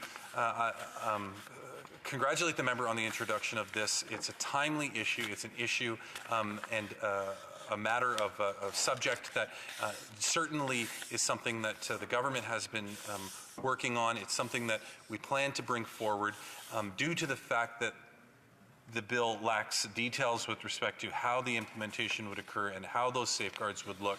I think that it would be much more prudent of the House to wait until that legislation comes forward that can have the proper scrutiny in this House rather than just 2 hours of debate. Go to committee, have the proper scrutiny there, come back here, and once again have the level of discussion and discourse I think that is required for something as important as this. So with that, I will conclude my remarks. Thank you, Madam Speaker. Reprise du débat, l'honorable. Resuming debate, the honourable member for Joliette. Thank you, Madam Speaker. I want to thank the member for Bay de Quinte for introducing Bill C-365. As surprising as it may seem, this is the first time we've had the opportunity to debate the open financial system in the House. Even the Finance Committee has never studied the issue. Until now, the discussion has largely been confined to experts and industry representatives. The Department of Finance, the Superintendent of Financial Institutions, the Center for the Analysis of Financial Institutions, FINTRAC, and all have teams working on the issue. And the same goes for the Autorité des marchés financiers, AMF, Quebec, and the Ministère des Finances du Québec. Let's not forget that the technology companies that would interface with customers in an open financial system are not banks. And they're not essentially under federal jurisdiction. And the financial institutions themselves are not all under federal jurisdiction either. I have followed with interest the work of the Advisory Committee on the Open Banking System, which is referred to extensively in the preamble to the bill. And its work is extremely enlightening. It heard from a wide range of stakeholders, banks, financial cooperatives, insurance and trust companies, credit unions, brokers, technology companies, and so forth. But no consumer advocacy groups, no privacy advocates, no provincial regulators were involved. It's high time to broaden the discussion. For that alone, the member is making an enormous contribution, a tremendous one, and I sincerely thank him for it. The introduction of an open financial system represents a major change with many implications. Eventually, we could see a system where financial institutions would essentially be manufacturers of financial products. The relationship with the customer, on the other hand, would be the responsibility of technology companies, tech companies that do not themselves offer financial products, but rather act as intermediaries and data aggregators, and that's quite a change. The preamble to the bill lists the advantages of an open financial system, and I won't repeat them. They have been well expressed. I would broadly endorse them. They are real. I would even go so far as to say that it is probably inevitable that we will move in that direction. But since this is the first time that we've talked about this subject, I'll use my time today to broaden the debate a little bit and to talk about the benefits, of course, but also the challenges and the risks from the point of view of the common good, because that is our job. The great strength of our financial system is its stability and the confidence that comes with it. It's stable because it's subject to strict legal obligations, and ultimately, if something goes wrong, fraud, data theft, failure to report a suspicious transaction that would enable money laundering or terrorist financing to be tracked down, it's the financial institution that's responsible, legally and financially. It's subject to strict prudential obligations to ensure that it has the means to deal with these risks. Since the financial institution is ultimately responsible, it guards the personal and financial information of its members and customers very tightly and closely. And this is where the great strength of the financial system, and stability also becomes a weakness. There's compartmentalization and a lack of flexibility. Le monde a changé. The world has changed. The development of information technology has led to a data economy, and this data needs to be communicated freely, but our financial architecture may not be appropriate for this new environment. We cannot ask a financial institution to be responsible for data that it does not actually possess. Regulation and prudential standards will need to change, and it's not clear that tech businesses have enough risk tolerance to take on these risks. A startup can appear and disappear very quickly, and then no one will be there to bear the consequences of fraud, data leaks, mistaken information spread, or bad financial choices. We need to be careful, but that doesn't mean that we shouldn't do something. People want more flexibility. They want an open financial system. They want aggregators that bring together information, facilitate transactions, and give a clear overview of their financial situation. That's very useful when your budget is tight at the end of the month. And after all, we should own our personal data. So even though there's a legal gray area here, fintech companies are developing and responding to the demand.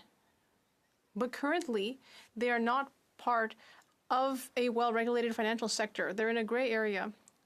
And they're developing through circuitous methods. Users provide their own ID. Then the application goes into their account, scans the screen, extracts information, and stores it. Financial institutions' secure networks are regularly visited by actors who are not from the financial sector, which makes them vulnerable. And the more these strategies develop, the higher the risk. As I said, the status quo is not tenable, and legislators can't bury their head in the sand. We will not be going back to the way things were in 1990. In some cases, risks are low. An aggregator that scans public data to give you mortgage rates from all financial institutions in just one click is very practical with low risks. But when it brings together our personal data to give us an overview of our financial situation, well, that's also very useful, but much more risky, because these financial data are very sensitive.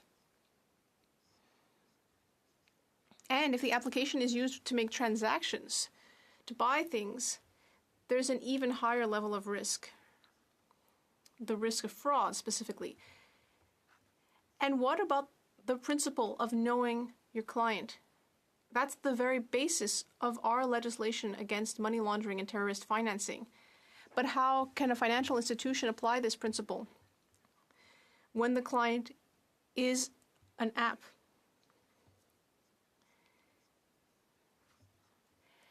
And of course, when there are risks, we need to ensure that there is the ability to face the risk financially. Otherwise, the consumer may lose everything. This gray zone is a problem. We need clear regulation and obligations. We need mechanisms and institutions to ensure that everyone is bearing risks appropriately.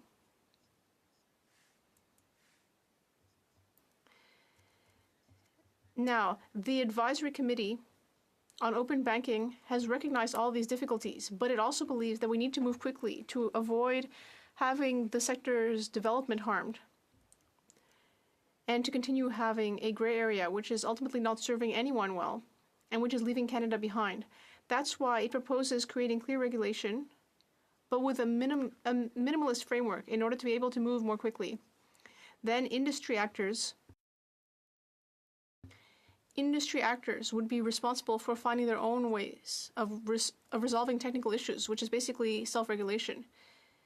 Now, the committee recognized that tech businesses' financial solidity could be a challenge, but did not propose an institutional mechanism to deal with this. There would be no real equivalent of deposit insurance, at least not at the start. It basically just mentions that they should get insurance. The committee also recognized the constitutional issue, but proposes getting around it by first working with federal financial institutions, and then others can be added as second-tier institutions. As Quebecers, where our biggest financial institution is a co-op, not a bank, well, you'll understand that the idea of this two-tier financial system doesn't satisfy me. The federal system will not be able to offer a framework here unless there's a constitutional amendment. So for the financial system to really be open, governments will have to work together. I really like the first section of Bill C-365. It asks the government to quickly table directives and an action plan so that people can debate it. That's good, but I'm not so sure about the second paragraph.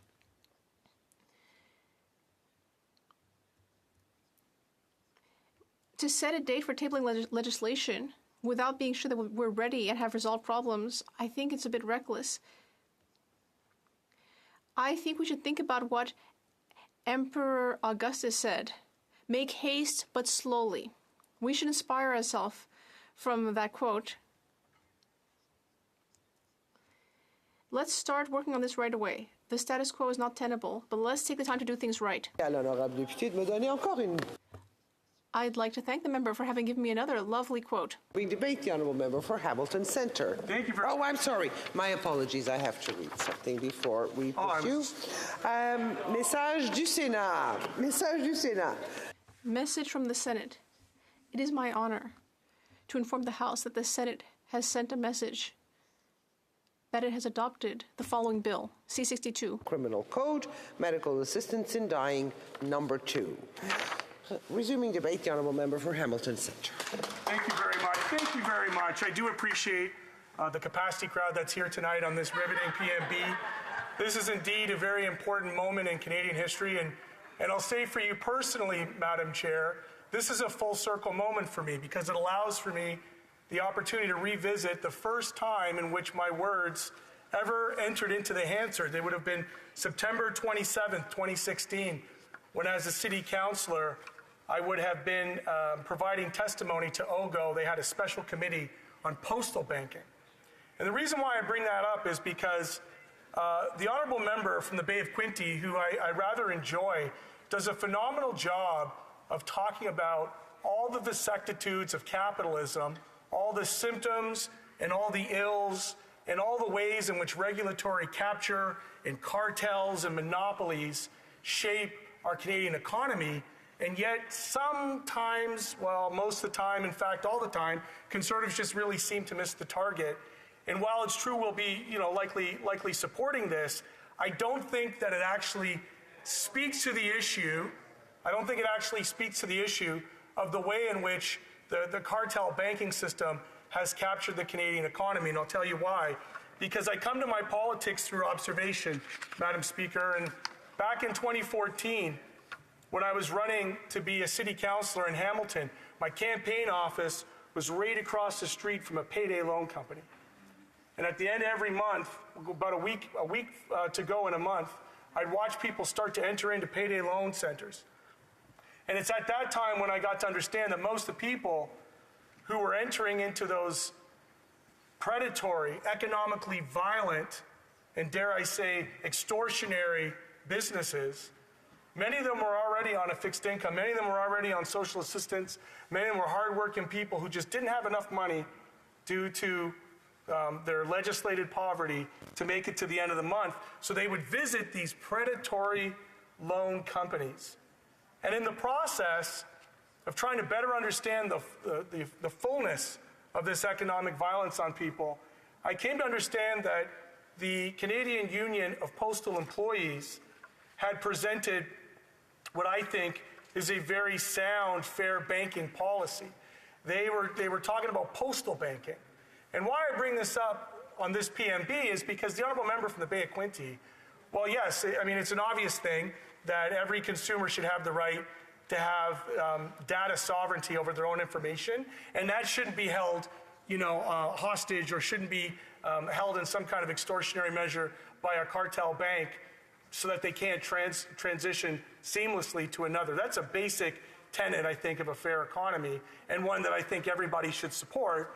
But it doesn't speak to the heart of the matter. If we're going to talk about open banking, what we need to talk about is decommodified banking for the most vulnerable amongst us. And I'll tell you why. Because if you're receiving a social assistance check or ODSP, and you don't have the ability to actually have a banking account, you're then having that money, that meager $720 in Ontario or $1,200 a month in Ontario, you're having fees added on to that.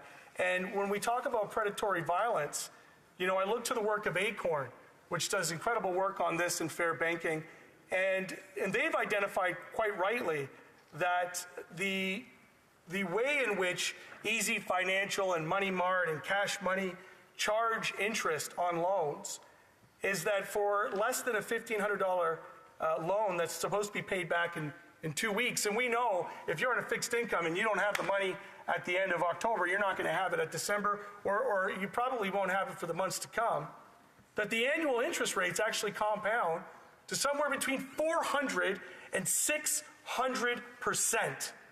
When federally we legislate extortion or money, loan sharking at 60% plus interest in other charges. So when you see, loans in this predatory sector go up between 300% between 2016 and 2020, ACORN did the right thing and they launched a campaign on this. I'm proud to say that another full circle moment for me in this sector, in this conversation, was that as a city councillor, I was responsible for moving a motion that actually created the first municipality in the province of Ontario to regulate payday loans in our municipalities. Being a proud Hamiltonian from Hamilton Centre, we're the birthplace of Tim Hortons. But I'll tell you what, at its peak, there were more payday loans in Hamilton Centre than there were Tim Hortons. And you know who was the president of the Payday Loan Association at that time? Many members on the government side will know this person well. Stan Keyes, Madam President, a former Liberal member of Parliament, was basically shilling for the predatory and extortionary payday loan sector. But you know what happened by the time we got done with him? We ran him out of Hamilton, and they had to change the name of that association. So why do I bring it back? Because the most vulnerable Canadians among us, they don't have to worry about whether or not they can move their information bank to bank. They can't even get into a bank. So how can we enter into a conversation about open banking when not every Canadian has access to banks? And so going back to the Canadian Union of Postal Workers, when the Conservatives did the cut and gut on them and tried to privatize Canada Post, and then the Liberals, of course, followed suit shortly thereafter, looking at ending door-to-door service and all the other things that Canadians rely on. We took them to task, and they came forward with this beautiful program called Delivering Community Power, and part of that was postal banking. You wouldn't know this, or perhaps you may or may not know this. I don't want to be presumptuous, but for anybody who's in here, within the charter of Canada Post is the ability to offer postal banking. So we can't have a conversation about open banking unless we're providing banking for everybody in this digital economy. At a time when everybody relies on the ability to be able to transfer monies to and from, it's not just their information, but it's the freedom to have a decommodified banking sector.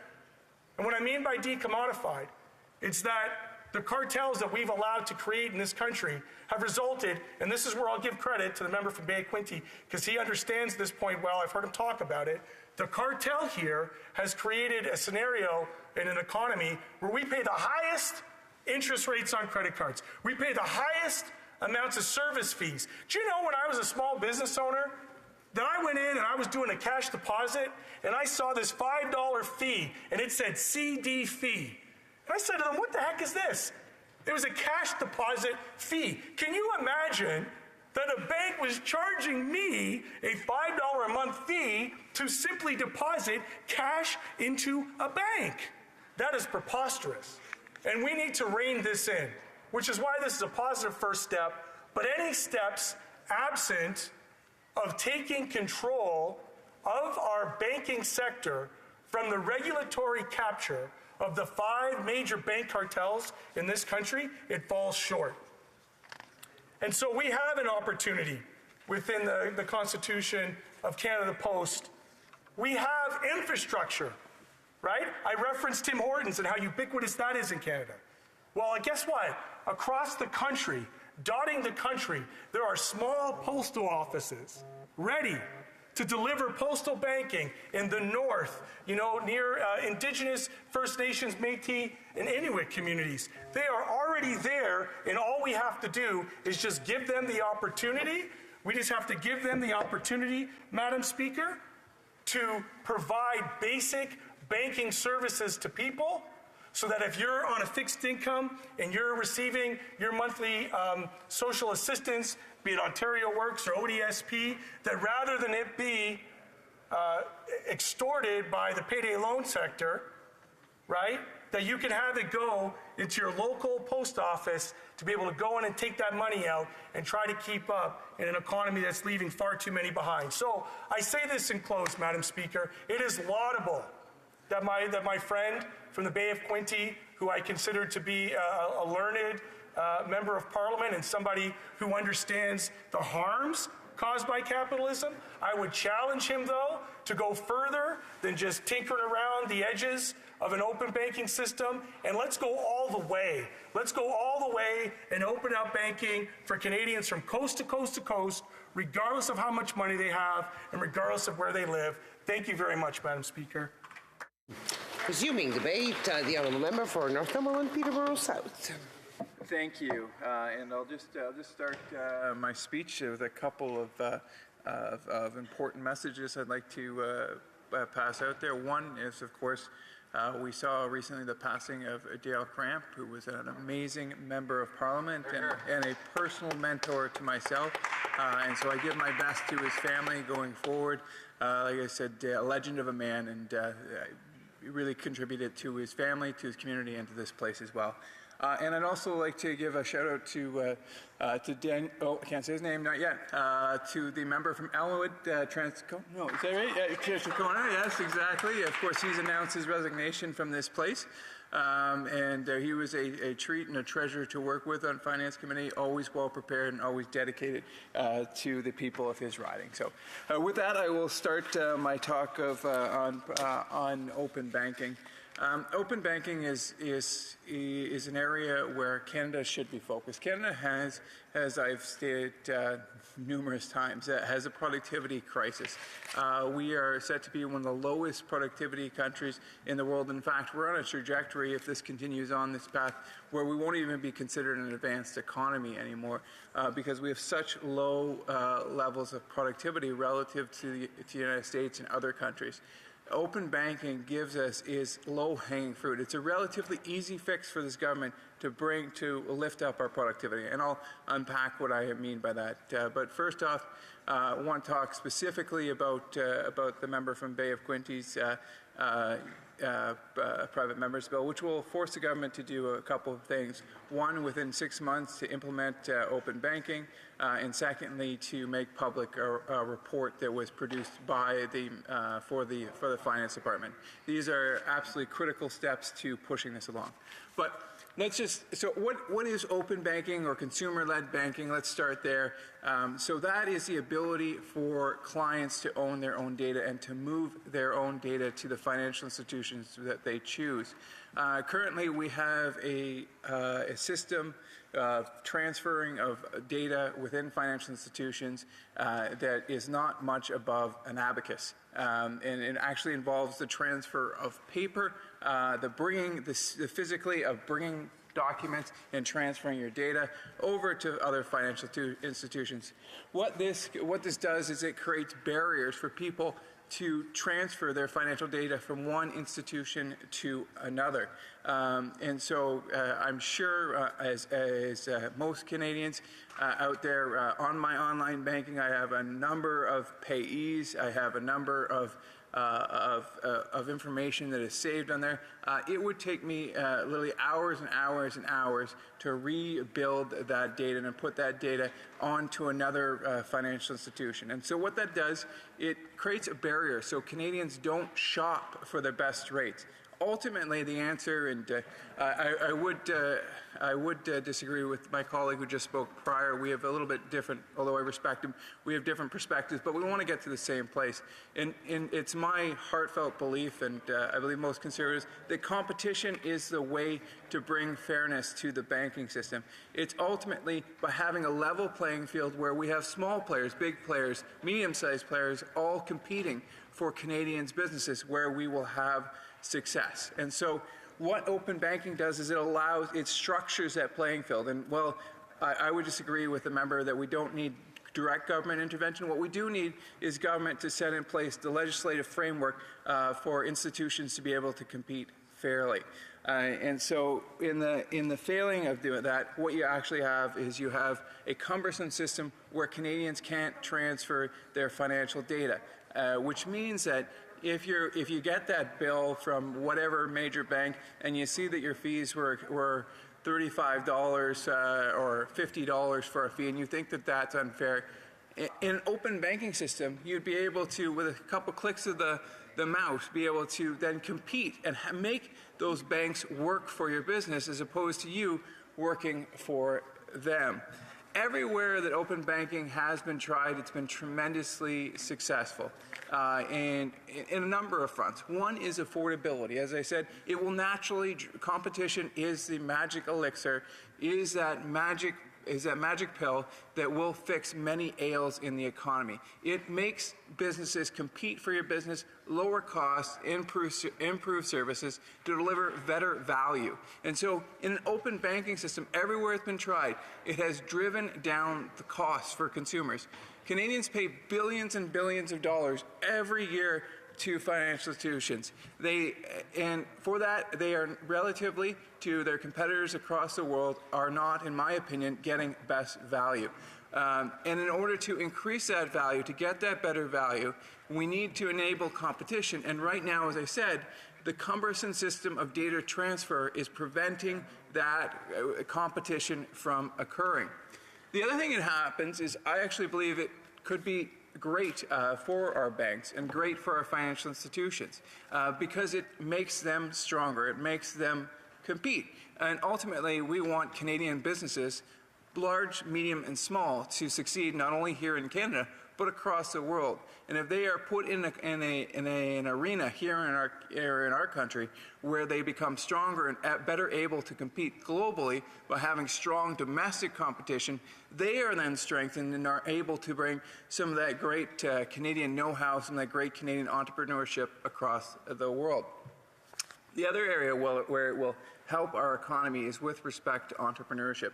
So right now in Canada, as I said, we are unfortunately one of the lower productivity countries in the OECD and forecast to be one of the lowest for the foreseeable future. Just to give you an idea of that, we measure it by GDP per hour per worker is the general stat, the metric by which it's measured. Canada is down around $50 per worker. The U.S. would be at $75.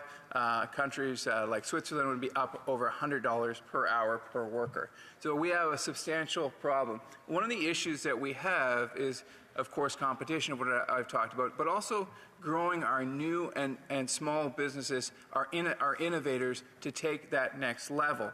The challenge is that they often, in the Canadian financing ecosystem, find it challenging to obtain proper financing, to grow from that small business, that idea, into a big business. And what happens is many of those small businesses actually have to leave our country to attract the financing they need. They go all over around the world, of course, most notably to Silicon Valley down in the United States, but all over the world where they can attract more capital. Now, what open banking does is it allows greater transparency at the request of the business or the individual, which gives the bank or the financial institution or the lender of any sort greater confidence in lending that money out to these institutions, and it gets it to them quicker. The idea is because often, especially in the tech space, technologies like artificial intelligence are not changing by the year or even by the month, even by the week. It's a daily thing. And so you need to get that financing, that cash, those businesses as quickly as possible. And currently in the financial ecosystem, we hear story after story that innovators are not getting that capital quickly enough. Just to give you a quick story of a friend of mine, is an individual who came over here to Canada as a refugee from abroad. Actually went and got his PhD and was in the IT field, and desperately wanted to give back to a country that had given so much to him, and it broke his heart that he ended up having to move to the United States because there just wasn't the financing for his idea. He went on to be in the top. He was number 7 employee in a company that went on to be worth billions of dollars, and that could have been done right here in Canada. So I think this is a fantastic bill. I think the member from Bay of Quinte has done a great service for his community and for Canada.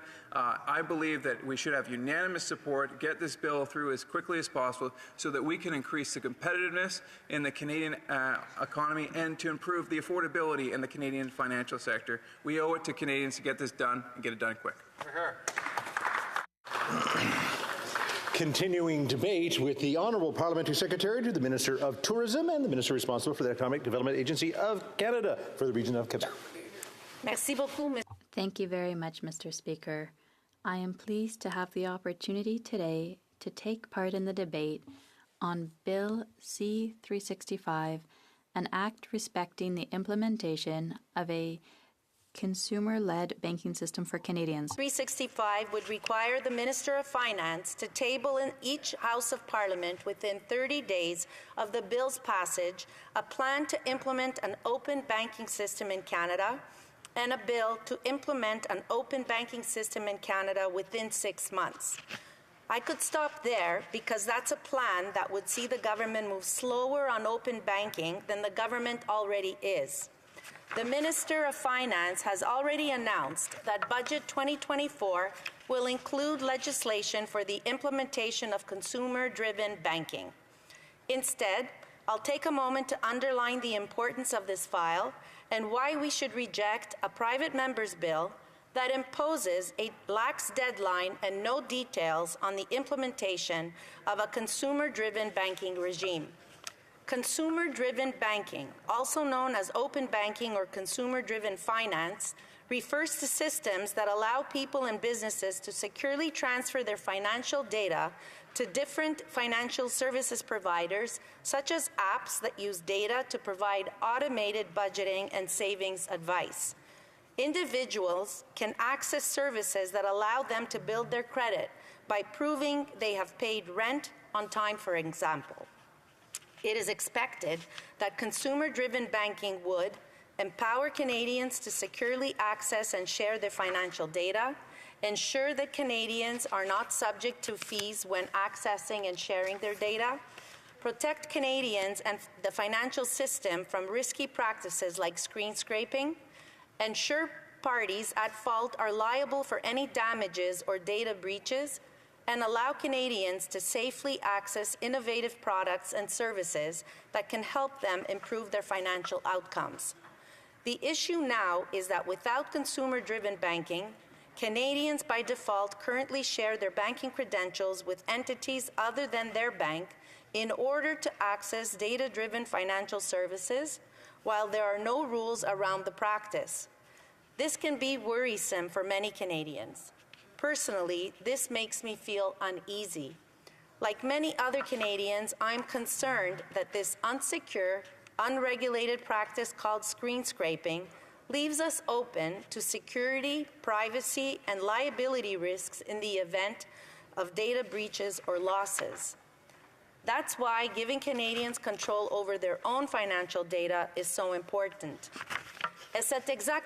And that's exactly what our government wants to do, Mr. Speaker. Indeed, we support the implementation of banking services for people, and we've already made a lot of progress in that direction. However, such a system will need clear rules to protect consumers. Last fall, the Minister of Finance indicated in the Fall Economic Statement 2023 that the government intends to introduce framework legislation for banking services for people in the 2024 budget. This framework legislation will propose a phased approach for the scope of the system, the monitoring of the technical standard, and the timeline linked to the phasing out of screen scraping. In line with international best practices, the aim of our legislation will be to codify key elements including scope, common rules for addressing liability, privacy, security, accreditation, and management of technical standards. Mandate a government-led governance entity responsible for monitoring and supervising the system, enforcing common rules, accrediting and updating mandated technical standards, and address liability among industry participants. Our work will be framed by three major policy objectives. Firstly, we are aiming to ensure the continued safety and soundness of the financial sector by addressing the security risks arising from existing data sharing practices, such as screen scraping, and establishing oversight of financial data sharing activities. Secondly, we want to ensure that Canadians can securely and confidently access and use their financial data to improve their financial outcomes. And thirdly, we want to establish a cohesive framework with a clear, fair, and transparent approach to accreditation to support the continued security and stability of the Canadian financial sector, including existing financial institutions. It is important for our government to provide Canadians with effective oversight of financial data sharing. That is why our framework will mandate a government entity to oversee and enforce the framework. To facilitate oversight of provincial entities while respecting shared jurisdiction, a model will be put in place that allows provincial entities to opt in or out of governance, oversight, and participation. Of course, you'll understand that the design of a governance framework is essential to ensure that it meets public policy objectives. In this case, we are talking about security, stability, innovation, and value for all Canadians. With a strong governance framework, we can ensure that participants abide by the common rules by clearly defining the roles and responsibilities of participants and governments and the measures to be taken in the event of non-compliance. Mr. Speaker, I'm glad to see that after significant consultation and review, there is now broad alignment among stakeholders for the government's proposed approach. The day after the fall economic statement, the Canadian Bankers Association was quoted as saying that it welcomes, and I quote, the clarity provided in the fall economic statement, end quote, and it will continue to work collaboratively with the government on implementing a consumer-driven banking regime in Canada, end quote. Furthermore, Canadian fintechs were also reported to be supportive of the government's plan outlined in the fall economic statement and policy statement. The framework proposed by our government aligns with those of our largest trading partners, including the United States. Mr. Speaker, as you can see, consumer-driven banking is something that we support and are acting on. This framework is necessary to establish a system that enables secure financial data sharing. The Minister of Finance has already announced that Budget 2024 will include legislation for the implementation of consumer-driven banking. To this end, we continue to work closely with industry, federal regulators, provincial and territorial governments, and other stakeholders. It's clear that with all the progress we are making to create a banking system for people, Bill C-365 isn't necessary. It's obsolete before it's even voted on. I will vote against Bill C-365, and I invite my honourable colleagues to do the same. Thank you, Mr. Speaker. Continuing debate with the, well, if I'm to recognize the honourable member, it'll be for his right of reply. The honourable member for the Bay of Quinte. Thank you, Mr. Speaker, and it's been a pleasure to hear the debate and to present my first private member's bill when it comes to open banking here in Canada. And this bill was to do two things. It was to ensure that we provide the opportunity for businesses to participate in, of course, Canadian banking into that market, fintechs, and it was also to ensure that the government did what it promised. Before I start that, though, I did want to just make a quick comment. The Honourable Prime Minister Mulroney has passed away, and to his family, Carolyn and Ben and others, our sincere condolences. And a favorite quote of mine from Brian Mulroney was, "Canada must strive to be a beacon of hope, a model of prosperity, and a nation that works for all of its citizens." And rest in peace to Brian Mulroney. I'm encouraged by the speeches tonight, by the member from Hamilton Centre and Jean Couillard, who talk about the need for open banking. And why we brought this bill forward is that it's been 6 years to get legislation promised to Canadian fintechs and to Canadians themselves to get competition in Canada. And Canada has a monopoly problem. We have a major problem where we have major regulation that ensures we have oligopolies and monopolies in the grocery sector, and we're paying some of the highest prices in the world, in, of course, the airlines and telecommunications, and then banking. And the solution to banking is open or consumer-led banking. And this bill does two things. It ensures there's legislation presented within 6 months, and two, it makes the government also have to table the report that's been on the minister's desk from May 2023. And for 6 years we've been waiting. Canadians and fintechs are saying one thing, and one thing very clear to me: they can't wait anymore. They don't believe this government will present this legislation in the March budget, even though it's been in the fall economic statement. They don't believe it may not even be in the next fall economic statement. By passing this bill, parliamentarians can ensure that open banking comes before discussion in this House, but also the other House. And in doing so, we help the fintechs who are desperately asking to ensure we get open banking implemented in Canada. Those fintechs who are providing good wages at a time when startups in Canada are low and we need more businesses with more powerful paychecks. More importantly for Canadians, they need better options for banking. And I heard my colleague earlier talk about different options for all types of Canadians for banking. There's a company called Borrowell that actually is a fintech app through open banking that actually builds credit scores by tracking your payment of rent. That's a great example of what a fintech business and what open banking will do for all Canadians. Really, more importantly, this ensures that we fix the problem in banking. 1/3 of Canadians are upset with their banking institution. 70% of Canadians have had the same bank account for 11 years. 80% of Canadians have never switched bank accounts. We have a major oligopoly problem in Canada. 5 Canadian banks controlling now 90% of mortgages, with HSBC being bought by RBC. This creates competition. And when there's competition in Canada, what happens is that gives benefits, it's freedom of choice for Canadians, and it gives them savings. In the UK, the average, the bank accounts in UK for people who live in the UK, they pay $0 for transactional fees, $0 for overdraft fees, $0 for monthly fees. Canadians will save $400 a year when this is implemented. So, Mr. Speaker, I'm happy to see the discussion. I'm hoping to see that we get the vote through for Parliament so we can talk about open banking in this place and in the Senate. We can help fintechs, but more importantly, help Canadians.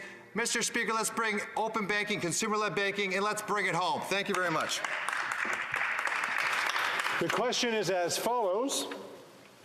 Mr. Williams, seconded by Ms. Lewis, Haldeman Norfolk, move that Bill C-365, an act respecting the implementation of a consumer-led banking system for Canadians, be now read a second time and referred to the Standing Committee on Finance.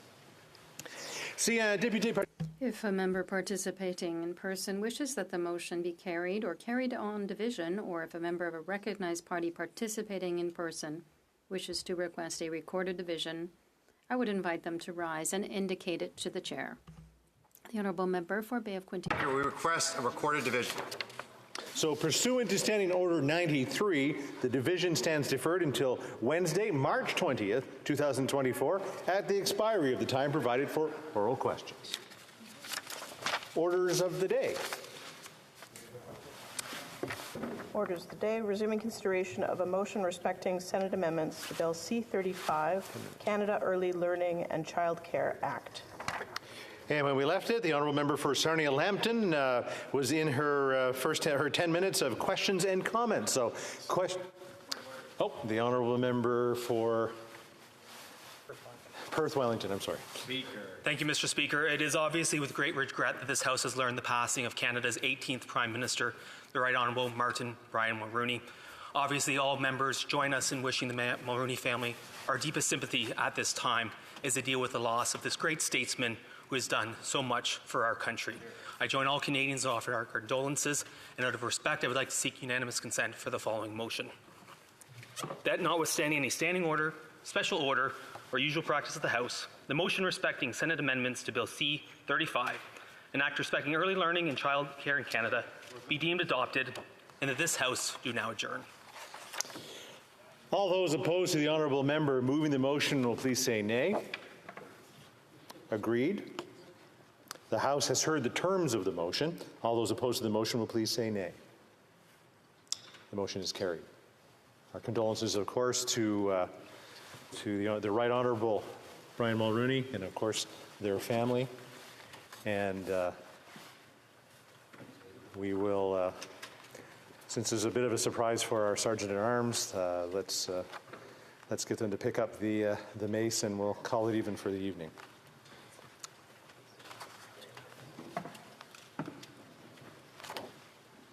So it being 1822, the House stands adjourned until tomorrow at 10 a.m., pursuant to Standing Order 24-1.